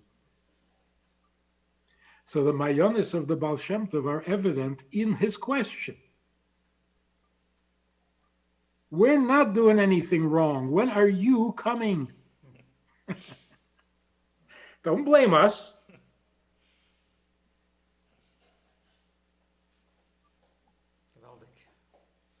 The Avas Yisrael is incredible.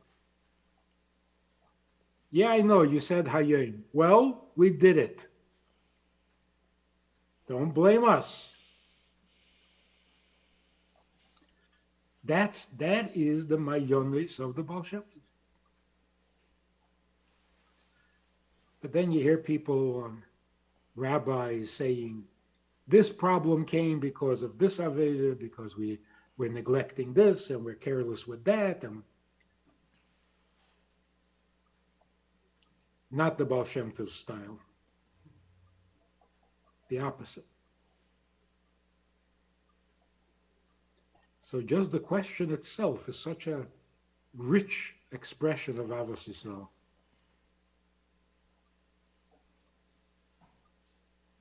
It's a new one. I have not heard that. You haven't heard that from him? No, I've not heard that one. It wasn't a stump speech, it was real. Beautiful. Good night. I mean, even to say, what can we do to bring you? It's a little better, but Baal Shem Tov didn't ask that.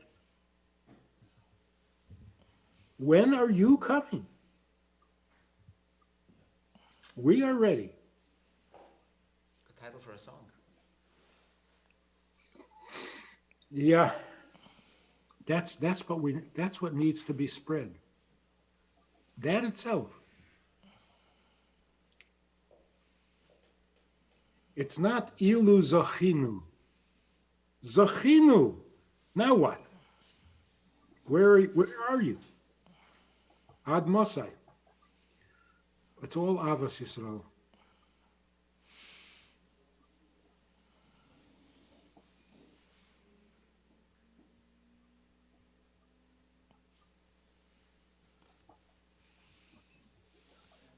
Yeah. Oh, we have something Chaim is moving. Chaim is our producer. He's moving us on to the next segment over here. I lose whenever I'm talking to Rabbi Friedman. I lose track of time. You mean I talk too much? You know, can I say something? You once told me in private. You said you used to, when you were, I don't know how old you were, maybe you were a bacher, but you said you used to go hang out with Rabbi Yoel, and you would drink tea with him, and you could tell how well Rabbi Yoel felt you were following the conversation by how many cups of tea you could manage to get him to drink. And if you get him until dawn, on the 10th cup of tea, that meant you must have been holding, you must have been keeping up your end of the conversation pretty well. So, Baruch Hashem, I have a me'ain of that sometimes, our discussions. Not often enough. Yeah, we should do it more often. But you're in Minnesota right now, right? Yep. Okay, so when you get back to New York, we'll drink a few cups of tea and lose track of time. And then all of a sudden, we'll hear the cell phone vibrate, and we'll look, it'll be a WhatsApp saying, guys, come on, why are you talking? Mashiach is already here. And we're going to say, good, we got to finish our conversation. What do you think is going to happen when Mashiach comes? What? Everybody's going to go running? I really want to find out. It'd be really nice to find out. You guys are going to be busy. I mean, you and your brother and all the other Kehana. Yeah. You like meat? Don't remind me. Isn't there a story about the Tzanzer, Chaim Tzanzer, Chosei Yogin Aleinu, who once said that when Mashiach comes, he's going to wait 6 months till he's going to give Shalom Aleichem to Mashiach. Why? So he said, because I'm going to come to Mashiach, he's going to say, Reb Chaim, I'm already here 6 months. What took you so long? And Reb Chaim's going to say, what took you so long? He's going to set him up. Yeah. Oh, you're complaining? Right, exactly. We'll get our sweet revenge in there. Interesting. The Rebbe told one of my brothers that he should learn Hilchas Mashiach because he's a Kohen and he's going to have to know. He never told me that. I'm too old. I'm past the age. Forget about it. I'm going to be an honorary Kohen. Well, it's only till 60, right? Yeah, I'm over the hill. Shikayach for the Shikayach, invitation. thank you. Amen. Thank you. And Chazak, V'nis Chazek. Thank you for the chizuk, the warme Werte. Keep forging ahead. Thank you, Rabbi Avramo. Thank you, Rabbi Manas. Thank you to both of you. Nice sweater, Avramo. Where'd you get it? Where do you? In Crown Heights? Nah.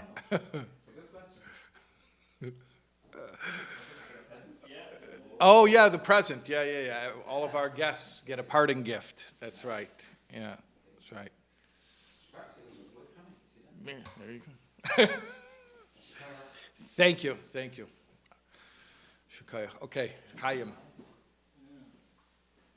All right, Shukayach. Thank you, Rabbi Friedman, for joining us. Thank you, as always. Very. I don't know. It sounds trite to say very meaningful, but thank you for making us think. Thank you for making us think. It's good to think. It's nice to think. Since I have you, Rabbi Friedman, but yeah, so I mentioned growing up, it was hard. Just the word. All right, open your Svarim was already a trigger word amongst others that set it off. So there was something so relatable when Chassidus or Torah was taught from a place of the human experience. My first exposure to that was Rabbi Freeman's tapes. And it was 11 years old. The first Chassidic time thoughts I at heard Beis Chana, those cassette tapes, those tapes. I remember Rabbi Friedman, I'm going to speak about him in front of him. He one time asked me, it was very cute, he said, when's the first time you heard Chassidus explained in a way that actually made sense to you? I said, you joking? He's like, no, when's the first time you heard it? I said, your cassette tapes. You didn't realize even. Yeah. In fact, when I was in yeshiva in England, I mentioned that when Eli Nash was here, I was dry. I wasn't working over there. Well, I wasn't dry. I learned how to drink there, but like many do there. But it's a very gray place. But I asked my mother, I said, send Danishes and the Manas Freeman cassettes. And you know who she sent it with? It was Uncle Maishi, the singer, the children's entertainer, is our neighbor, my parents' neighbor. And she gave it to him. And he gave it to someone to give to me in the yeshiva and never got to me. You never got, And we had, the guy pilfered the collection Danishes and the tapes. Yeah, do you remember the fat, soft cases that the sets came in? Yeah, sure. So I think Why Me was the first one I listened to, the black cassettes. But they were always extremely meaningful. And then eventually the MP3s, and I have a lot of the library of it. It's good to know. So to check that out. The Now difference between Danishes and my tapes is that nobody disagrees with a Danish. What's to disagree with? You know, it tastes good. Right. Like Shmumunka said, I have no tinus.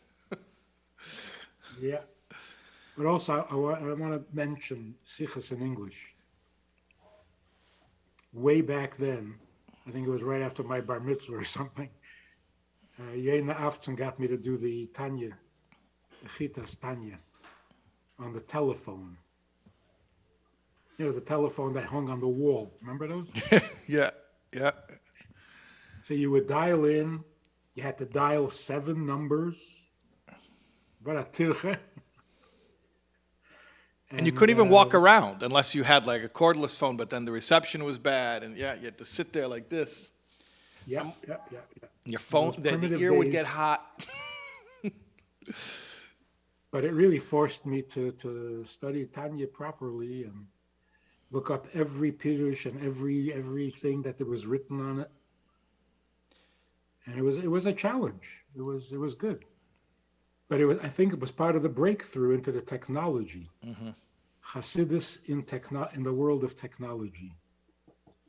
Primitive, but so that's what we had those days. There's the accessibility factor and the presentation and the English and all that. But then there's also the presentation of the message. So much could be presented in a very technical way, or this is like a arrival thing, a standard, like a thing to do. And we're going to soon play some clips and talk about the difference between things and how we could even thingify ideas. But I feel sometimes we were gypped in yeshiva that ideas were presented as things. And it's a shame because a lot of the pain that people go through is healed with those ideas. So what might be the ingredient that is necessary to key into the idea? Maybe I should expound, maybe, or you want to, but you know, yeah, like what's the secret sauce? It's what Shais does best. A good understanding of Chassidus and a sympathetic ear. Then you can apply what you know to what needs to be known. I don't know how many people will actually say that they owe you their life.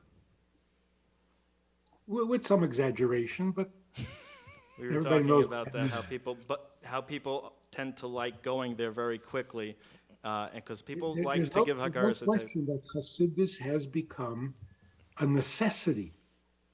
I'm going to mention someone who wrote this to me, and this is an elder in the community with all the gaj, I'll say it straight out, and thank you for changing lives, including my own, you know, and this is someone who, I think you spoke about this, I heard it from you, but I know it's there, there's something about growing up and we take it for granted that we just know it, or it just is, or es steht. We hear that all the time. People just go, yeah, everyone knows, or es steht. And you mentioned that the word Tanya actually is somewhat based on this klipa, something that existed, which was this kind of a taking for granted, just this assumption that we know, and that the Alter Rebbe's like kind of mission statement in Tanya was to challenge that and say, no, it actually doesn't seem so. Our human experience on earth doesn't seem to jive with that assumption that Karev Elecha Hadavar Ma'id. Somebody pointed out that in this last year or so, or last couple of years, religious fanaticism has been way overshadowed by all sorts of fanaticism that makes this look like nothing. Political fanaticism, medical fanaticism, environmental fanaticism, it's out of control. I think the religious people are now the most rational and the most reasonable. The world has turned upside down. What a world. Yeah, and that just shows the desperation. Fanaticism is a sign of desperation, no? Yeah. And you once spoke that the people think that the remedy for that is moderation or balance, when in reality it's, no, people do want extremes because we're built that way. It's a question of which. Yeah. And Chassidus is really the only answer out there. And that's why you'll get letters from the frummest of the frum saying you completely changed their life. And you'll get it from the most secular of the secular. Same reaction. To the same idea. Over the same idea. Yeah. So you should be matzliach, you should continue and grow and find new ways and better ways and more interesting ways, and just heyeh bracha, be a blessing. Amen. All right. So like we talked about, Ein Kamach Ein Terah. So we want to bring it back. While this is all going on, thank you so much, Rabbi Friedman. Bring it back to Rabbi Taub. There is a call center going on. It's being led by Rabbi Taub's daughter, actually. So thank you, Taibel, for all the work going into what you're doing there. And it's clearly showing. So we have a group of volunteers who are on the phones. And, well, if you're watching, you may get a call. So you could either donate on your own volition, or someone may be calling you. And just want to thank them, and I think they're watching there. And thank you to Rishi Deitch of Neshei Chabad for all her support. And so I want to thank Razel Lazarov for her help, Mushki Kaplan, Musya Kleiman, Tamar Riskin, and Chana Wasserman. Thank you so much. And the few of these comments that have come in, straight with the theme that we've been talking about of making Chassidus relatable. That's what someone just wrote. Thank you for translating Chassidus into a relatable language. Another donation. This is something I want to ask you about. Chaim and Kim Rothstein, l'schus all the 8-time couples. Yeah. In humble opinion, That's Rabbi. a very special group of couples, and I'm very fortunate to have a connection with them. Yes. 8-time is an amazing organization which I've gotten involved in. And yeah, it's one of the things that I'm privileged to be involved in, Baruch Hashem. And then thank you for inspiring our monthly shir in honor of Shmuel Karnofsky, Olav Shalom. Yeah, there was a class that we did, it started before Corona at the Rivka Krinsky's house, and there was Lili Nishmas, Hatomim Shmuel ben Reb Usher Karnofsky. And then, speaking of Rivka Krinsky, another donation in honor of Rivki and Ida's podcast. And, okay, we're going to read more dedications as we go along. But there was a lot of intense talk, which is not something we like to shy away from at all. Because we love intense talk. We do like it. We love intensity. And there's no stira. You can cry while dancing. You can Dance you while crying. dance. What's the whole cut scare? It is yeah. There's no stare, because if you're getting in touch with what the sadness is really about, that's the same reasons to be happy. So we want to go to a lighter note, but A lighter note. a lighter note, Lighter note. but on the surface, but there's actually a lot of depth underneath. Because everything we do here at SoulWords is always deep. It's always intense. Yeah.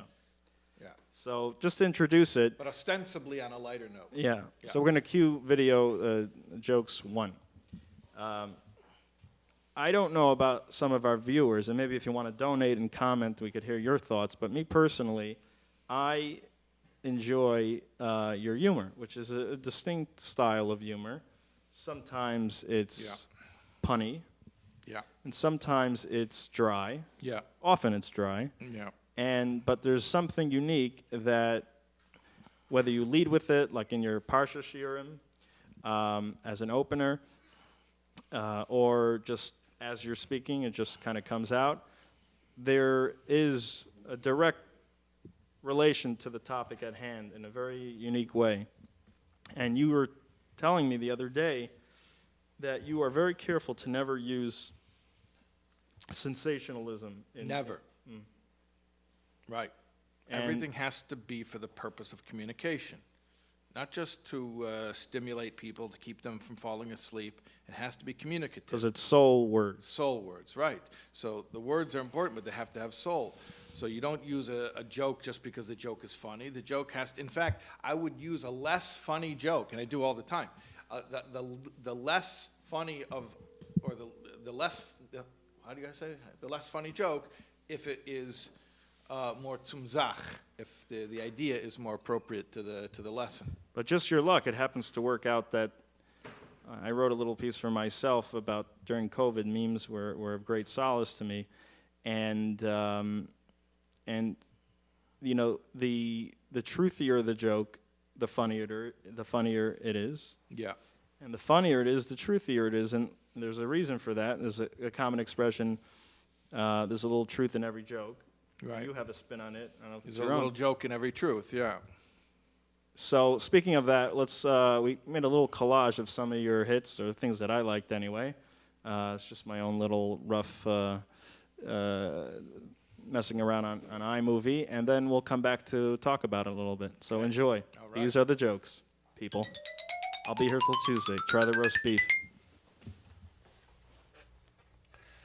I don't like political jokes. I've seen too many of them get elected.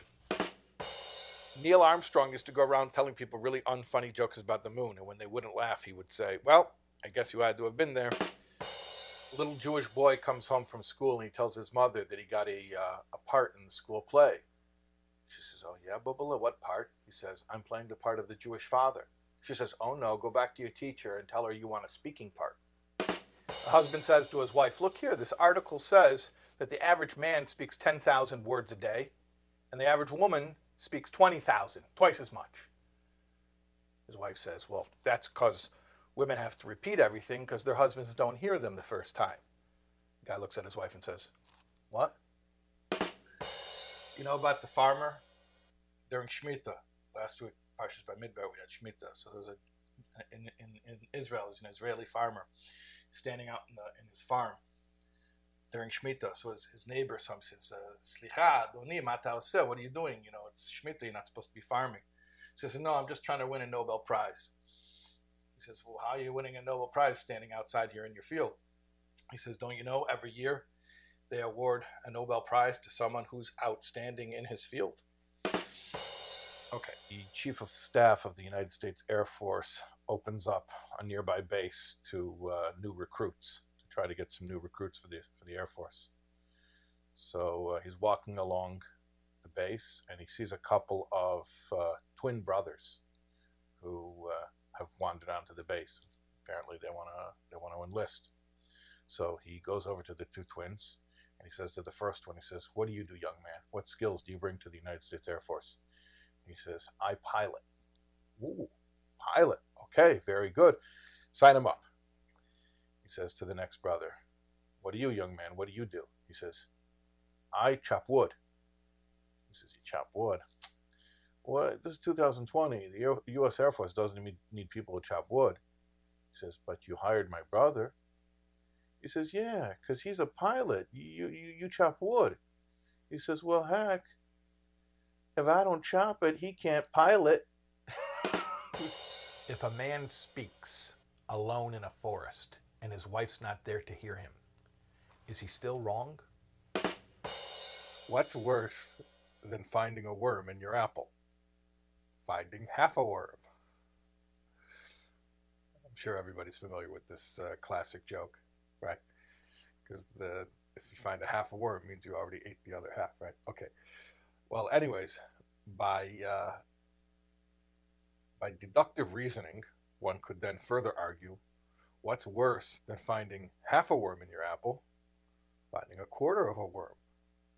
What's worse than finding a quarter of a worm? Finding an eighth of a worm. And what's worse than finding an 18th of a worm, a 16th of a worm, and to finally, what's the worst thing you can?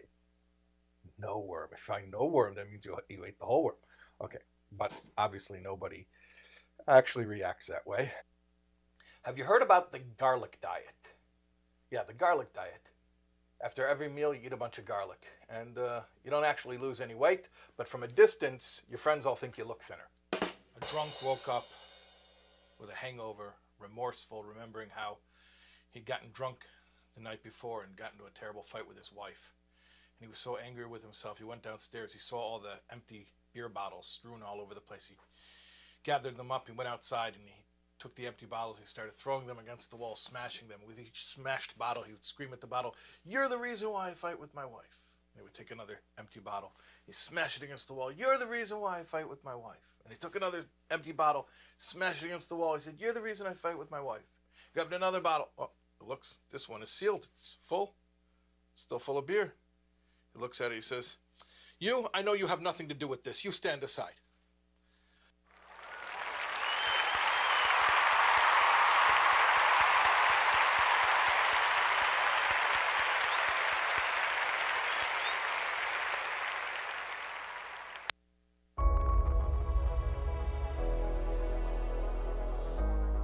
You know, there was a guy who was on a hot air balloon trip, and he got lost. The wind came and he got blown off course. He didn't know where he was.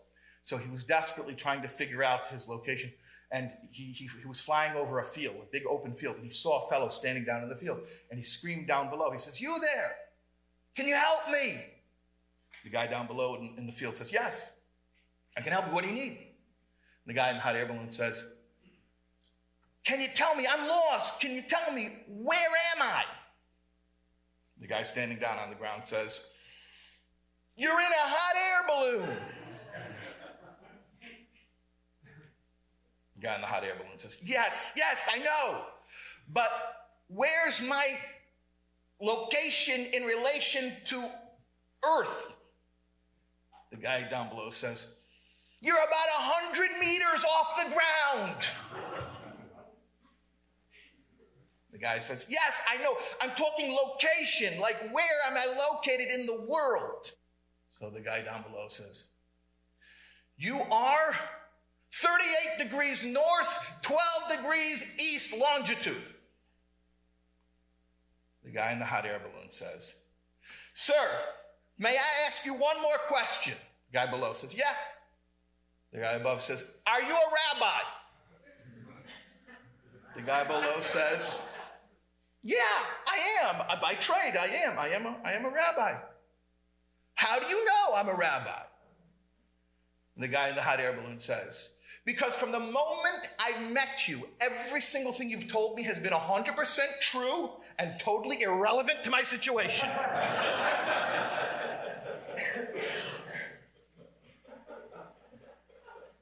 By the way, I said it as rabbi, but you could plug in any expert, right? That's the occupational hazard of the expert. I know something you don't know. That's why I'm up here talking. But what's going to happen is I'm going to speak on a level. I'm going to speak over your head. It's not going to resonate. And the more I talk, the more alienated you become. The more apparent it becomes that we're in two different worlds. So what's the quickest, easiest way for us to take a step into common ground and share a universe? The quickest, easiest way is a joke. When you tell a joke and everyone laughs, we're all in on the joke, right? That's how we say it in English, right? You're in on the joke. When we both laugh at the same thing, that means we both share, at least in some limited fashion, a common outlook on reality. So you know, like a Venn diagram with the two circles? So here's the circle of the speaker. Here's the circle of the audience. Here's his expertise, which is his or her area of mastery.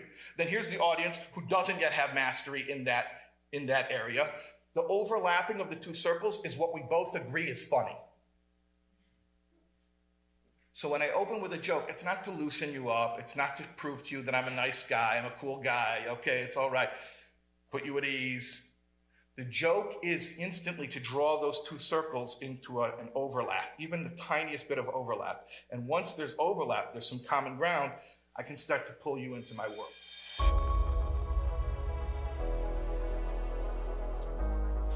Oh.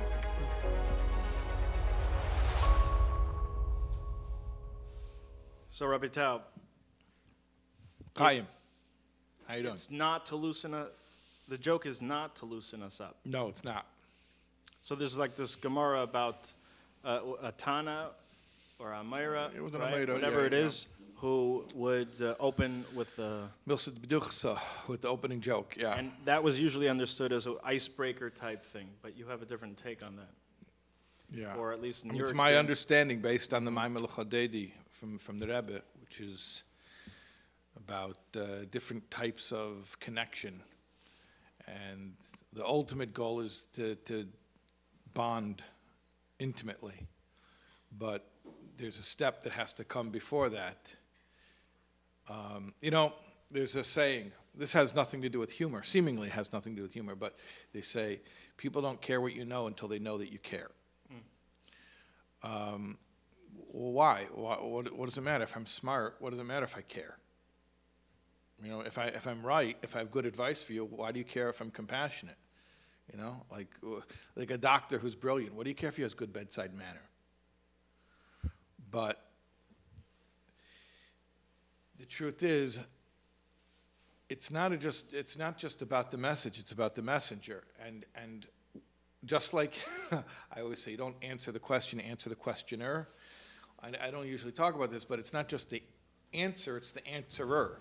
It's like the relationship between the answerer and the questioner, and there's something therapeutic about it. You know, like, and I don't mean therapeutic in the conventional sense of therapy, although I guess there are parallels there. You know, it's about the relationship and the bond. Mashpia makabel. Mashpia makabel is the technical terminology, which I'm trying to stay away from, and you're dragging me back into Just as I thought I was out. You're trying to drag me back into the jargon. Okay. Chaim, we're trying to make this accessible. Oh, well.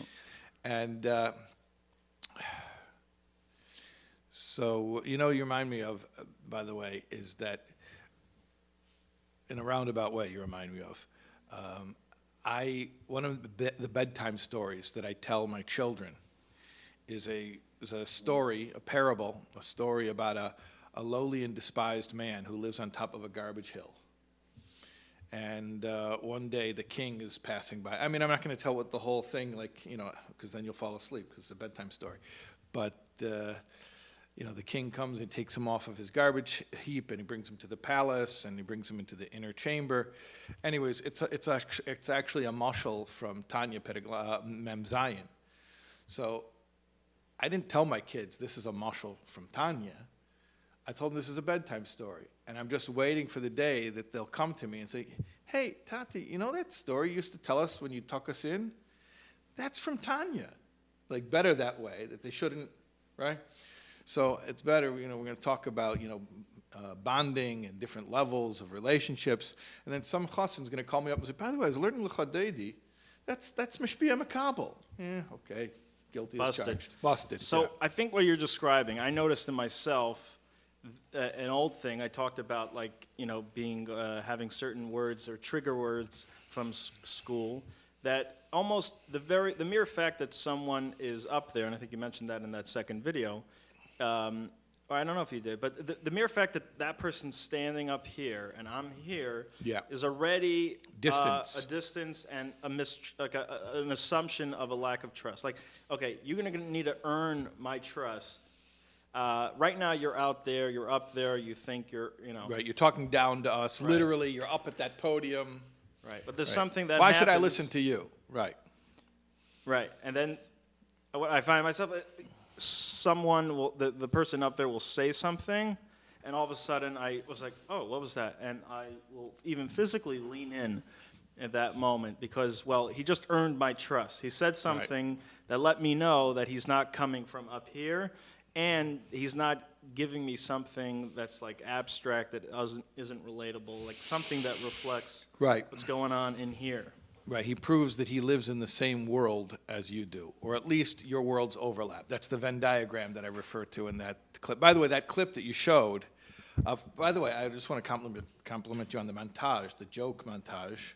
That was fantastic. I'm sure that took a lot of work, and thank you for curating. I told you it was good because I had a bunch of deadlines of things to do, and it came just at the right time for a good distraction or for a 4-hour messing around. And then that other clip, that was actually, it's interesting. That was one of my favorite speeches I've ever given. That was to a group of speechwriters, elite speechwriters. That was at Cambridge University to the what's it called? There's a term for it. It's the European Speechwriters Association or Guild or forget I have to look it up because Brian Jenner from Bournemouth, England is a friend of mine. Well, he became a friend of mine. There's a whole story how he tracked me down. I mean, can I tell the story how I ended up there? It's like a crazy story. So, 2 minutes, a short version. 2-minute version. So, anyways, I get a call from Lubavitch World Headquarters, from Rabbi Krinsky's office, actually. Mail came for you. Like, why did mail come from?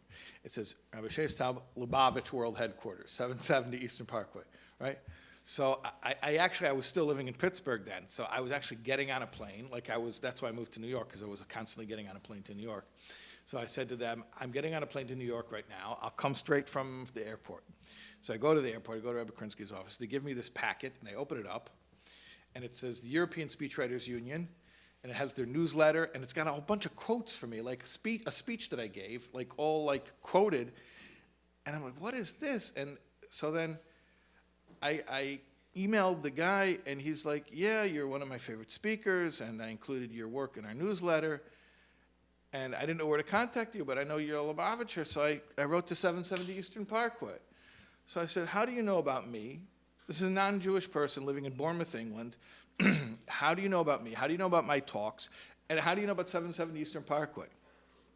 So he tells me that he was in New York.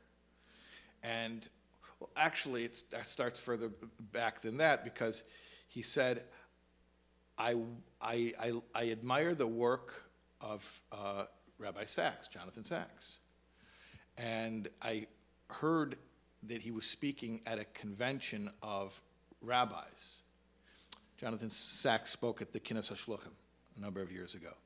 So I watched the Kinnis HaShluchim, and I became aware of Lubavitch and of the Rebbe, and so that became something I was interested in because of Jonathan Sachs speaking at the Kinnis HaShluchim. So he says, I came to New York on a trip. He says, I've already seen the Statue of Liberty. I saw the Empire State Building. I wanted to do something interesting, so I took the Hasidic walking tour. This is when Beryl Epstein, Olav Shalom, was running it. Now Yoni runs it. But shout out to Yoni Katz if you're watching. Yeah, good friend of ours, Yoni Katz. So anyway, so this guy Brian, he goes on the Hasidic walking tour. So he knew about 770. In fact, he bought a picture of the Rebbe at Judaica World, and it's on his desk. He showed me. It's like he has a picture of the Rebbe on his desk. Anyways, so he says, from there I started watching Chabad.org. This is before SoulWords existed. And I really liked your speeches. And I just, whatever. So then he made this convention, or he makes a convention every year. So that he made a convention at Cambridge University. And he says, I want you to come and speak to the speechwriters. Now, European Speechwriters Union, these are speechwriters for members of parliament, for heads of industry. These are professional speechwriters from all over Europe They are the experts in their craft. He hires me to come and speak to them about speech writing. Now, I knew they knew all the tricks of the trade. It's nothing I have new to tell them that they don't know. So I figured, but I know Chassidus, and Chassidus gives you the light behind everything. So I decided I'm going to tell them all the things that we already know. That what's good when you write a speech. You need a joke, you need a story, you need a parable. We all know that stuff. But now, because I have Chassidus, I'm going to explain to them why. Why does a joke work? Why does a story work? Why does a parable work? All that stuff. Could you give us I think in that talk, you give the story of the Dubna Magid when he answered. About parables. Yes, so he was famous for his parables. Mishalim, for being able to give parables to explain an idea. And somebody asked him, how is it that How do you have a parable for every concept that comes up? You have the perfect parable to explain it. How do you do that? So he answered, I have a parable for that. Right. So he says the famous parable, the squire had a son who he sent to military school. And in military school, the squire's son learned archery, he learned how to shoot a bow and arrow. So on his return from military school, he was walking down the way, and he saw a farm. And in the farm, there was a barn. On the side of the barn, there were a bunch of arrows, and each arrow was dead center and smack in the middle of a bullseye. And he looked, and he saw the little farmer's son with a bow and arrow. So the squire's son had just spent years in military school, and he wasn't as good of a shot. So he said to the farmer's son, how is it possible you shoot every arrow, dead on, bullseye? He says, well, no, I don't. He says, well, I see that every one of those arrows is right smack in the middle of the bullseye. He says, no, you don't understand. I don't make the bullseye. He had like a bucket of paint with a paintbrush. He says, I don't paint the bullseye and then shoot the arrow into the bullseye. I shoot the arrow, and then wherever it is, I come circle it with the paint, and I make the bullseye around it. So some of us, we listen to a comic, and it sounds like they tried to do funny, and they wrote a joke. Yeah. And I think, we talked about you're speaking for speechwriters. Yeah. And I mentioned that I think that you are, the way you are, people listen to you who are rabbis, who are shluchim, that you are a comics comic, and those are the kind of jokes that you do. Well, the difference, the comics comic tend to be people that aren't going out to write jokes. Right. That they tend to hone in on truths that comics who are already inclined in that direction really appreciate. And the reason being is because, and I think everyone knows this, first of all, you ever wonder, how do all these jokes come about? Who's sitting and writing these jokes? There's like so many classics, and it's like, is there a boardroom of old Jews writing jokes? Well, is there like in the back room of the Friars Club, like they just compose, like where did it come from? And some of them are hundreds of years old. Well, some of the best ones, the ones that stay, the ones that stick around, that are carried from generation to generation, they're the truthy ones. And I think if you've been in a situation where you're trying to convey an idea and then you realize something is funny, well, you just created a joke. Now, how if it gets around or not is a different story. So I was wondering if we could take an example of some of the jokes that actually weren't in the reel, but I think I've heard you do at least one of three of these, and we could do what you call dissecting the frog. Dissecting the joke. By the way, just to finish the story about Cambridge, I just want to tell you the rest of the story. So this non-Jew from Bournemouth, England, hears Jonathan Sacks speaking at the Knesset Shluchim, and therefore decides to go on a walking tour with Beryl Epstein, therefore gets into Rabbi Taub's speeches and asks me to come to Cambridge and speak to a bunch of European speechwriters. How did the whole story really start? Because some English college kid named Jonathan Sacks scammed a trip to America by saying he's going to go interview Jewish leaders, and he interviewed the Rebbe, and the Rebbe flipped the tables on him and said, no, what are you doing to be a Jewish leader? What are you doing for the Jewish students at Cambridge? So Cambridge. Wow. So the story started at Cambridge. Jonathan Sacks wasn't looking to be a leader. He wasn't looking to be a rabbi. And the Rebbe turned him into a leader, into a public figure, and sent him back to Cambridge with that attitude. Then became so well known that my friend Brian Jenner found out about him. Then took an interest that he spoke at the Knesset Shluchim. Then went on the walking tour with Beryl Epstein. Then came back and watched my speeches on Chabad.org. Then contacted me and brought me back to Cambridge, where the whole story started. Wow. How you like that? So it comes full circle, and it all starts with reminding people that they are a Rebbe, that there's a mission. They don't have to wait for some inner resolution to find out that they have something to give. Speaking of giving, great segue. Yeah. We're here for a reason. We're here because we're raising money for this important work, these teachings that are relatable to everyone, no matter what the background is. And we see from the testimonials and the comments that are coming through just to what degree it is having an impact. So I want to remind everyone to go to soulwords.org/live. That is where you want to be to watch the live stream. We should give a shout out to Shais as well.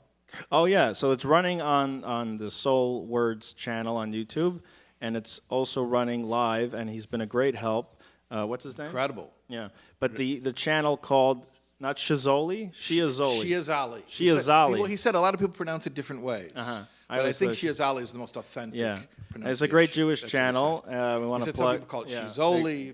They got great actually content, Shiazali. Jewish entertainment, music videos. So you could also watch it there, and then go donate. And we got great prizes we're even throwing in. There's a raffle for any donation that you place that we'll do later tonight.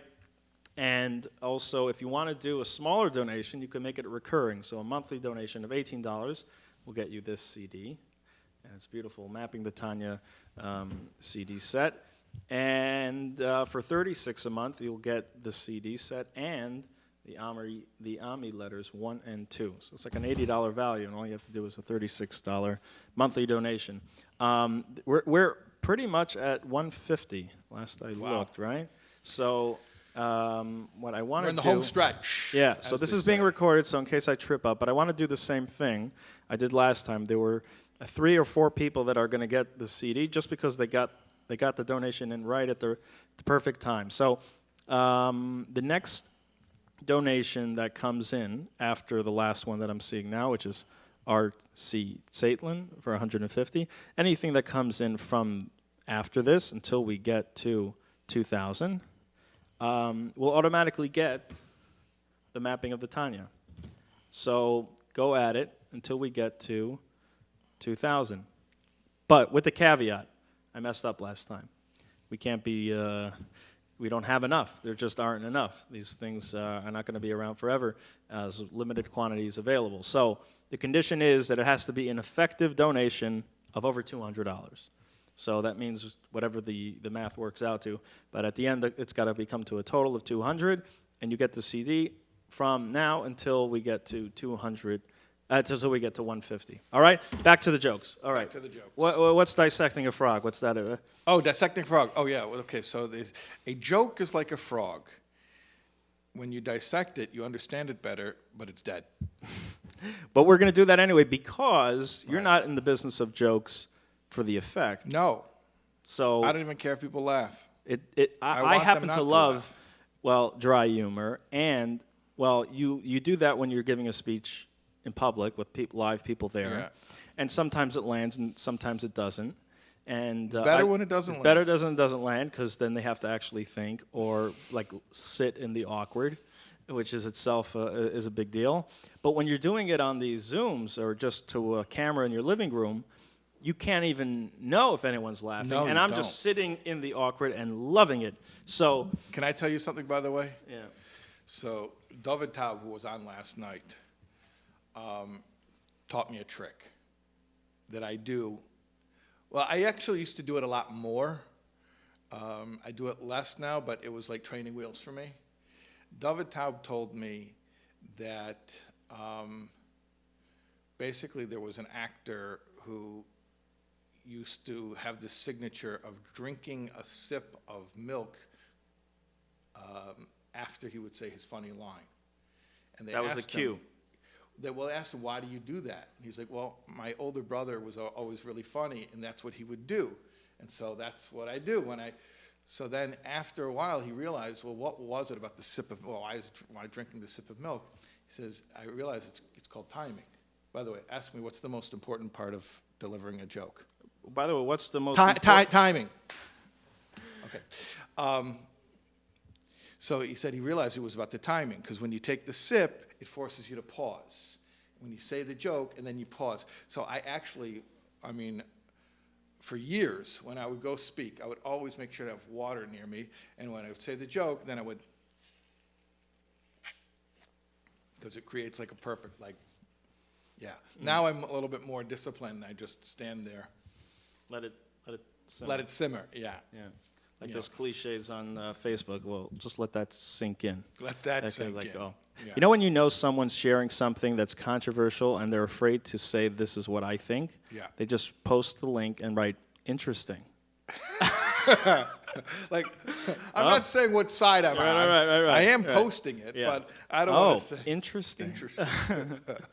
Another thing when people like just want to put up like a nice picture of themselves, they Yeah. have to put like a condescending comment about themselves in order to get permission Right. to put something that's like slightly Self-deprecation. vain. Right. Okay, so I'm sure we've done that like 10 times already. At least I did. Okay, so let's dissect a frog right now, live. A joke. Yeah. Yeah. Let's dissect a joke. I love this. I love Chelm jokes. Yeah, some of the best. And so tell me the one about the guy in the bathhouse. Yeah, the guy in the bathhouse. So a guy goes to the bathhouse on Friday afternoon to get ready for Shabbos, and he gets undressed. And after he takes off all of his clothes, he realizes, well, hold on a second. Everyone here, is undressed. How do I recognize myself from everybody else without my clothing on? Because my clothing is what makes me distinct. So he says, well, he reached into his pocket. He pulled out a little red string. He says, I'm going to tie the little red string around my toe. I haven't told this joke in a while. I'm going to tie the red string around my toe, and I know that I'll be the one with the red string, and that's how I will know who I am when I get out of the bath. So he goes to the bath, but the thing is, there's hot water, and there's suds, and the red string slides off of his toe, and he doesn't realize it. And he comes back out of the bathhouse. In the bathhouse. He comes out of the bath and he's like looking for his clothing, but he doesn't even know which clothing to go to because he's not sure who he is, because he looks down, he doesn't see there's no red string on his toe. Well, at the same time he's looking around, some other guy comes walking with his wet feet and steps on the red string, and the red string curls around the guy's toe. So now this other guy has the red string around his toe. So the first guy goes to the second guy and says, Rabbi, could you help me? I know who you are, but could you tell me who I am? Hold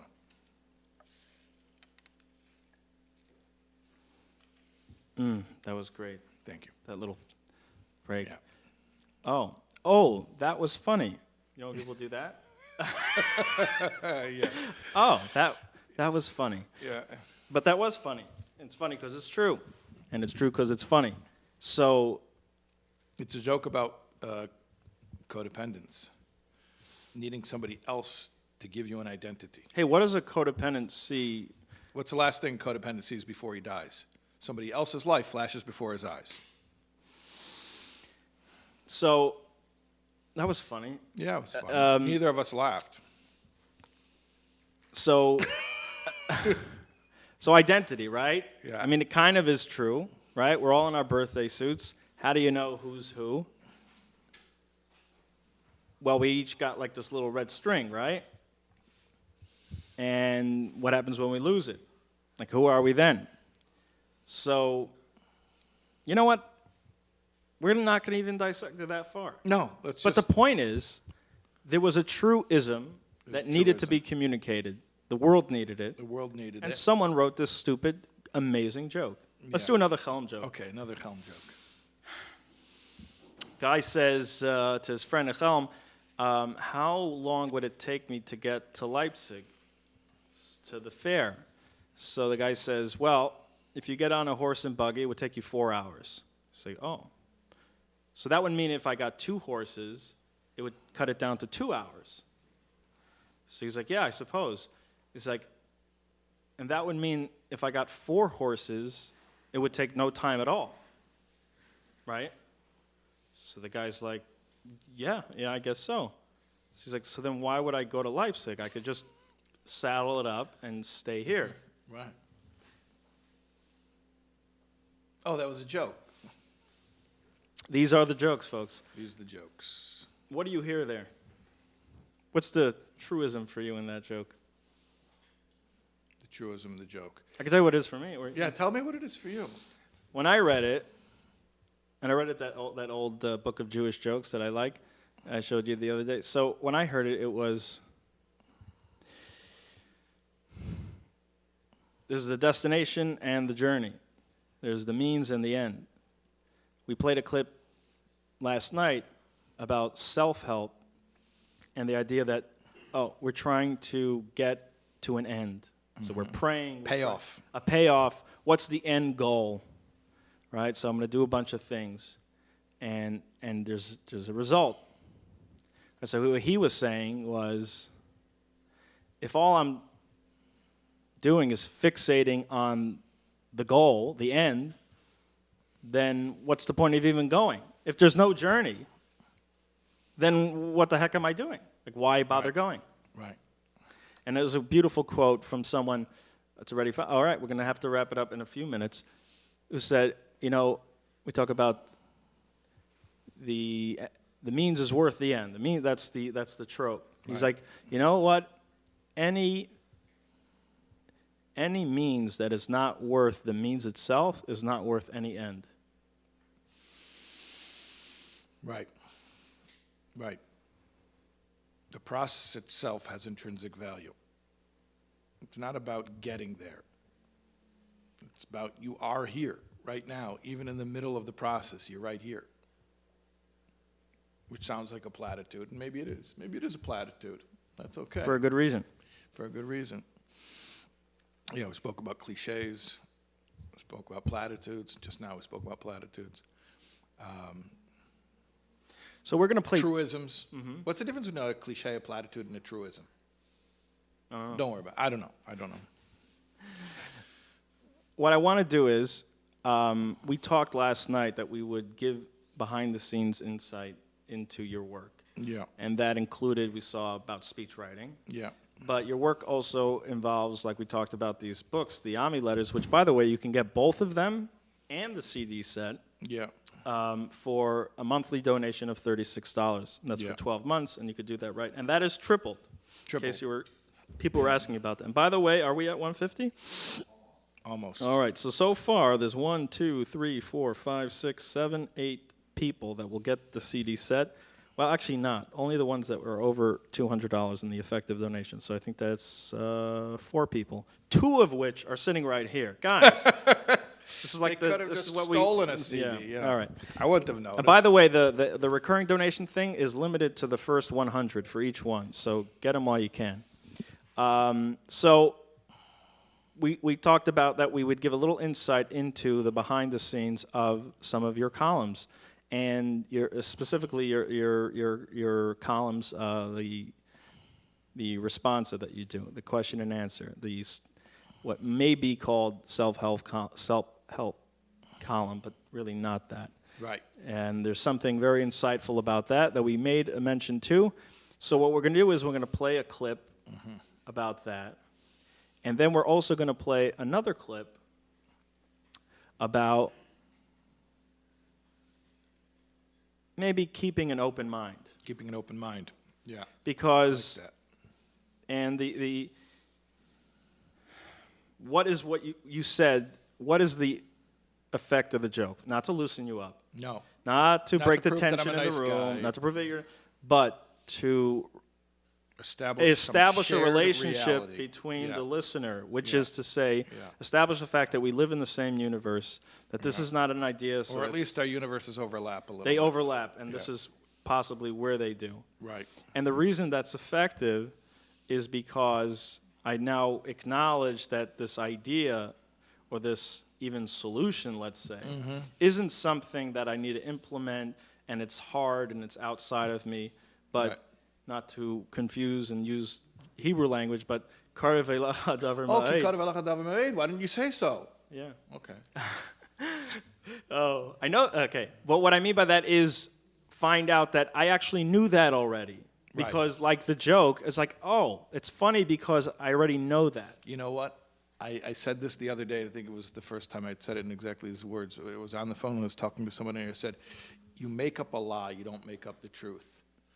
Truth can't be made up, can only be discovered. You discover truth. You don't make it up. Lies you make up. Which is discover. What you're doing is what? Because Break it down. Discover. Take off the cover. oh, take off the cover. Because it's there. It's there. You didn't So what we're going to do is we're going to play 3 clips, actually. Okay. And it will set this up. So before we even get to what we're talking about, the clip, we're going to play 2 others. One is to kind of take us out of the realm of things and ideas, to take us towards ideas. Yeah. And one is going to be an exercise in doing that. So Okay. if you're sitting, get comfortable, Right. get your feet on the ground. You're going to try to do an actual exercise. Okay, here's the order. I'm going to give you 3 clips to play back to back. 3, 2, 1 motion. Okay. Get ready. So Cue up we're the changing clips. up the order. So one is going to be video 6, things. That starts with, and then we're going to play video 7, which is Troxler. Okay, that's all we're going to say. And then we're going to take it to video 4. Sorry. Then we're going to take it to video 5. So the order is 6, 7, 5. 6, 7, 5. All right, we'll see you in a few minutes. And yeah, so get comfortable. It's a little exercise. And relax. We'll be back. And we're at 150. We're at 150. Mazel tov. Tot. All right, we'll be back in a few minutes with Mordechai Medev and Yehuda Glantz and Janela. See you soon.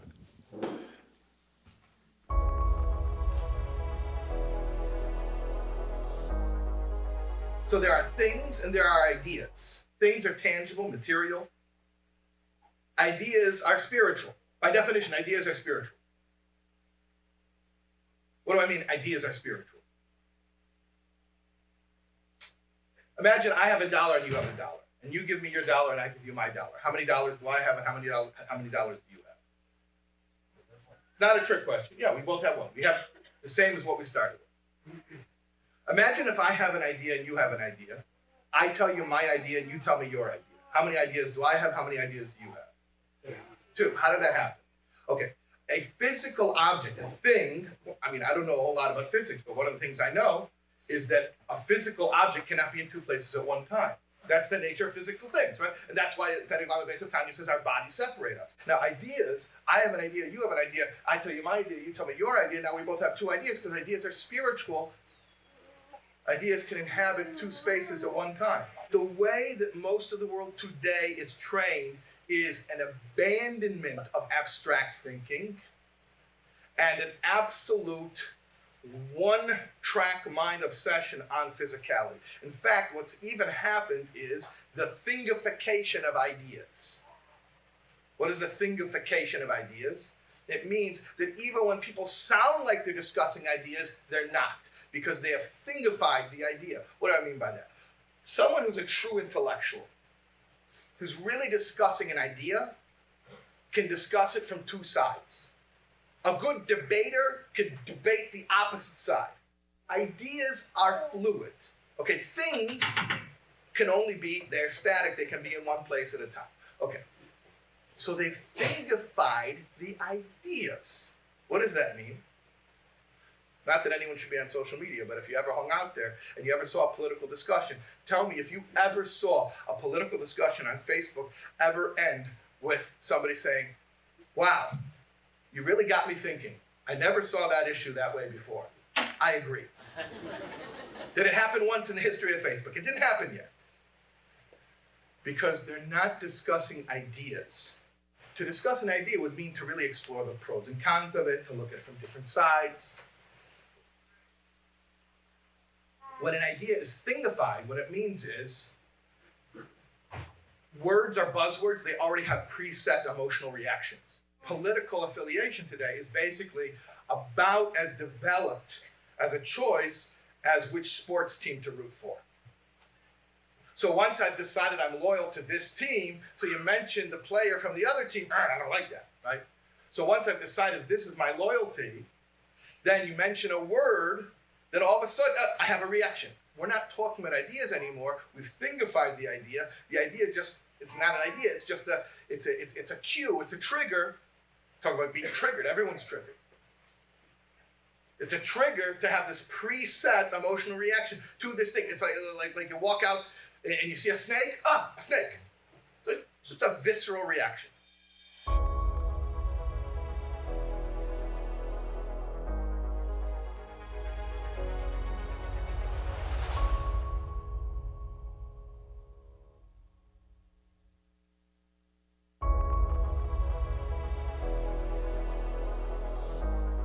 Hi, this is Rabbi Taub from SoulWords, and we're going to be doing something a little bit different on today's video.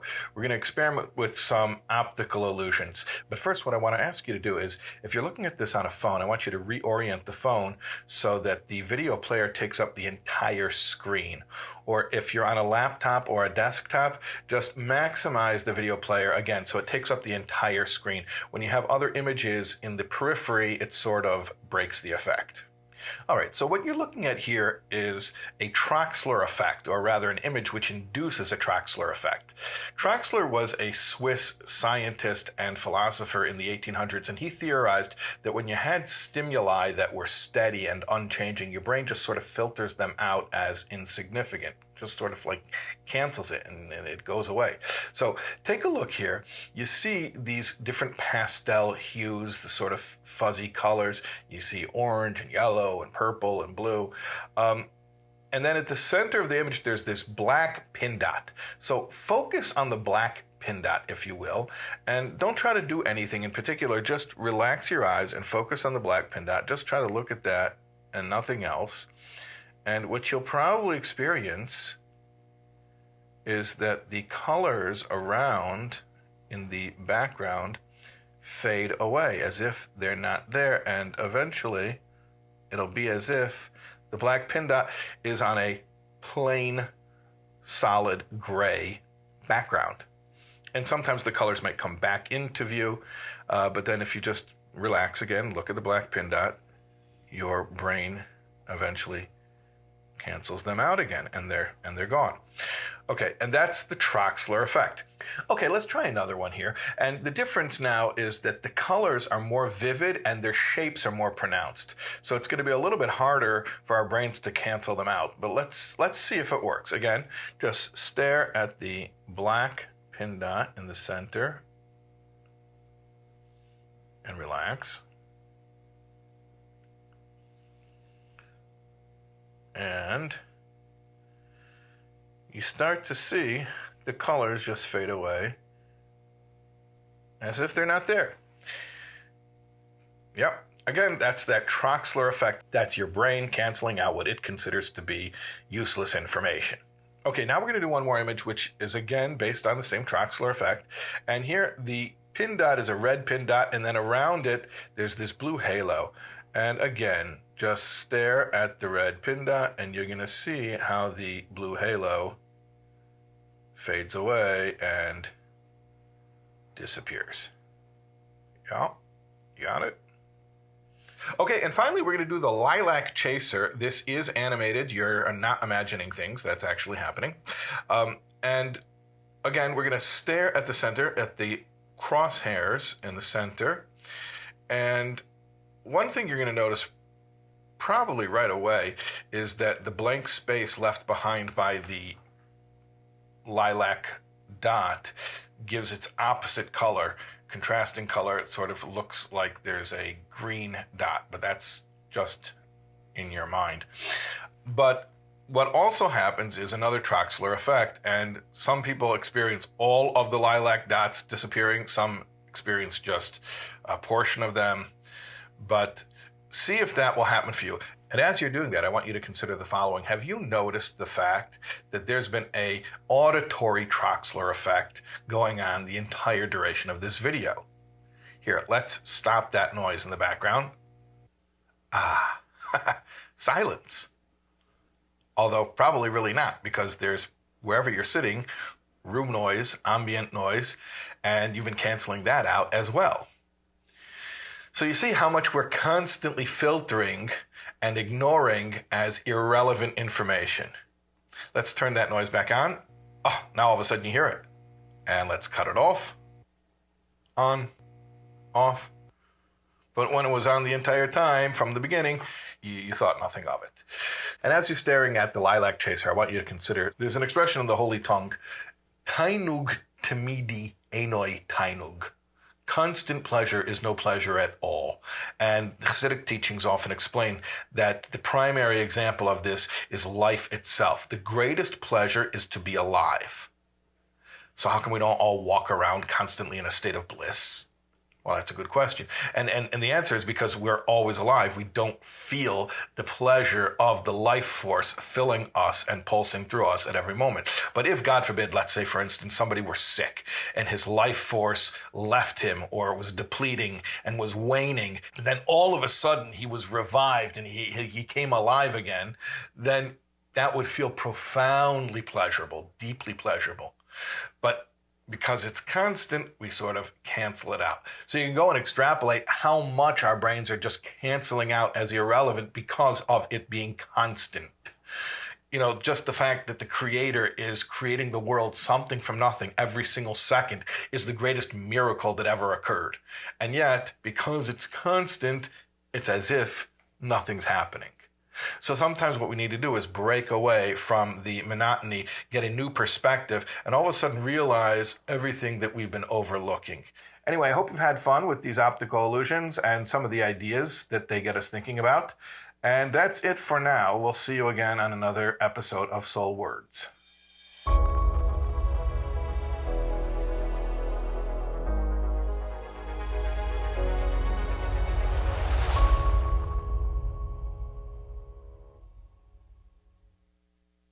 Maybe I'll try to relate it on a personal level. I get a lot of feedback. Baruch Hashem, I have this column that I write, this, I don't know what that advice column, questions and answers, which is, Baruch Hashem, very successful outside of Chabad.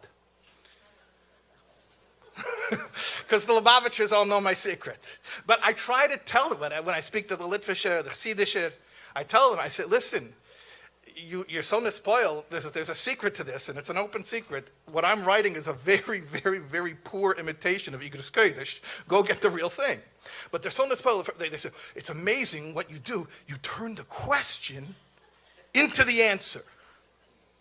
I made that up. I figured that out, right? Okay. That's the Rebbe's derech halimud, that confusion becomes clarity. The question itself has the answer. You just have to know how to take it apart. Ron? Oh, welcome back. Welcome back, everybody. Wow. Time flies. It does, when you're having fun. So, the answer is in the question. Yes, it's true. So, We were mentioning Jonathan Sacks before, because of the story about Cambridge and how he ended up in Cambridge, talking to the European speechwriters. So, Jonathan Sacks says, the Lubavitcher Rebbe changed my life without speaking or writing a word. I wrote to him. There were a few junctures in his life where Jonathan Sacks wrote to the Rebbe. One of them was when he was being offered the chief rabbinate. So he wrote a question. He wrote a letter, but within the letter there was a question: should I become the next chief rabbi of Great Britain? And he says the Rebbe circled the word should, circled the word I, made arrows transposing the two, slashed out the crooked part of the question mark so that just the dot remains and it became a period, sent it back to him, and now Jonathan Sacks' own letter read, I should become the next chief rabbi of England. So, that was the Rebbe's style, and it wasn't just to save paper, although it did save paper, but you see this in the Rebbe's letters, which the tip of the iceberg of the Rebbe's letters, meaning a small minority of them are public. They're published in the Igros Kodesh. And you see the Rebbe's style of giving the person back their own clarity. And that's really, something that I endeavored to do. When they came to me, Yitzchak Frankfurter, Rabbi Frankfurter from Ami, he asked me to write an advice column for his magazine. It was a new magazine at the time. And I said, I really don't even know what an advice column is. I know Dear Abby and Landers, the Jewish sisters, by the way, both Jewish. And I'm like, not, I probably read them maybe literally like 3-4 times in my whole life. Like I knew what the genre of an advice column was, like very, very, like cursorily, but it's not like I'd ever studied it. Like I said, I probably maybe read 3 or 4 advice columns in my life. So I didn't really know what it's all about, but he's like, I think you'll be good at it. So I decided, you know what, I don't really understand what the genre is, but I'll try to imitate, what I see, or at least what I understand, the Rebbe's mahalach, the Rebbe's approach in the Igros. And one of the things, I think I write about it in the intro to the Ami letters. By the way, I mean, there's something very Jewish about it. Yiddish has these very comical almost ways of, you can say a statement, I'm forgetting the example, but there's actually an old routine of it, and you can basically say 4 different things with the same exact words. The Rebbe did it with crossing out or circling or arrows. It's all on emphasis. But it's also like just where you add the question mark or a statement, or not even just emphasizing, you know. But like, did he say, is Jerry coming? Or did he emphasize, is Jerry coming? Is Jerry, meaning, right, where do you put the emphasis? Correct, which syllable or which word. So here's from the introduction to the Ami letters. I mention here, as for my lack of experience writing in the genre, I decided to emulate as best I could the style of the thousands of published letters of my Rebbe, the Lubavitch Rebbe, Zichus Yogan Aleinu, printed in the collection known as Igros Kodesh. These letters have been a personal treasure to me in my own life, so I was excited when I realized I might have an opportunity to share with others some of what these letters have taught me. Indeed, all of the elements that have made this column so popular, Baruch Hashem, are borrowed directly from Igros. These come to mind as some of the more obvious ones. Always validate the person to whom you're speaking, even and especially when you don't agree with what they're saying. People don't care what you know until they know that you care. We mentioned that before. Be positive. Don't let a person's problem define them. People are good and want to do the right thing. Always encourage. Momentum is powerful. Find what people are doing right, label it, praise it, and ask them to do more. There are no set rules when it comes to people. Every human being is different. The same question from 2 people can require 2 very different answers. Don't answer the question, answer the questioner. And most importantly, look for the answer in the question. People have answers already. Listen, and they will share with you the clarity they seek. So if you want to write your own advice column, yeah, sounds like all you have to do is just listen. Listen to yourself. Listen to yourself. Yeah. Listen to yourself, and listen to yourself coming through that other person. We talked earlier that how is it that people can share kindness and empathy, and then they take a bat to themselves? Yeah. Well, they only know what they're sharing and giving to this other person because they already know that, but then they have this blind spot, and then they're coming. How often... I so often will seek counsel for the very thing that someone just an hour before called me about. Right. And I was like, am I crazy? I don't know how to live the thing I just... Well, no, I'm not crazy. We have truths, but it takes something to remind us that we have it. And that could be a joke, that could be a story, and that could be someone just listening. Empathy.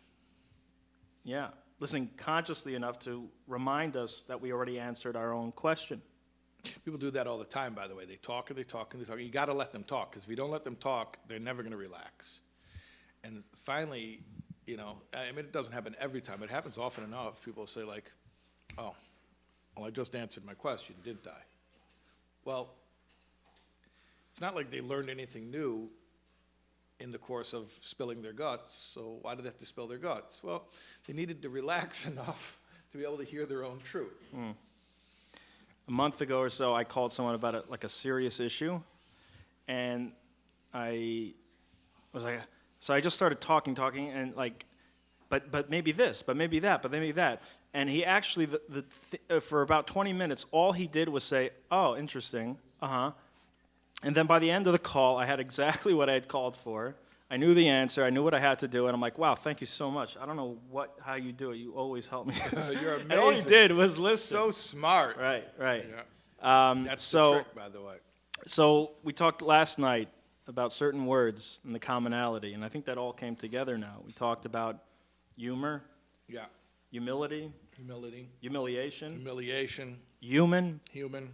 and humus Humus. of the earth. Of the earth. So So when you realize that being a human means that you're from humus, you're just from dirt, like don't take yourself so darn seriously, which is the core of humor, therefore you can have some humility, right? Then I guess that's spirituality. Spirituality is the ability to... not think of ourselves. Oh yeah, we said that before. It's not thinking less of yourself, it's thinking of yourself less. And these are truths that are everywhere. In fact, that quote Yeah. is attributed to about... You know what? Yeah, but it doesn't matter. I'm sorry, but it's not. The point is that it's not. It's the truths that we all know internally. So they say, all wisdom is plagiarism. Only right. stupidity is original. That's right. That's a good quote. Yeah, it's from You your made that guy. up? No, that was me and 1,000 other people. Speaking of answering questions that we already know the answer to, Yeah. there's that story of the Alter Rebbe in Shklov. Oh yeah. Could you say that quickly? Quickly, I don't know. All right, I'll do it quickly because I know with the stuff that you really get turned on by, That you story engage the details. So I'll do your thing and just remove all the, So Take the sizzle away and just serve the steak. Okay. just the steak, because the steak is the sizzle. So the Alter Rebbe had these people who took issue with what he was doing and teaching. So, and primarily they were in Shklov, this town of Misnagdim, and they had all these questions and they posed it to him. And then he came there and he started going down the list and answering all the questions. And clearly, it wasn't being received. And I may be getting it wrong, but the point is, at a certain point when he realized that it was falling on deaf ears, he said... It was l'chatchila. It's how he opened. He opened. He didn't even try. No, that's how he opened. He said, you have a lot of questions.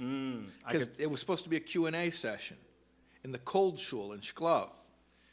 But before he even started to speak, he said, I'm going to sing a niggun.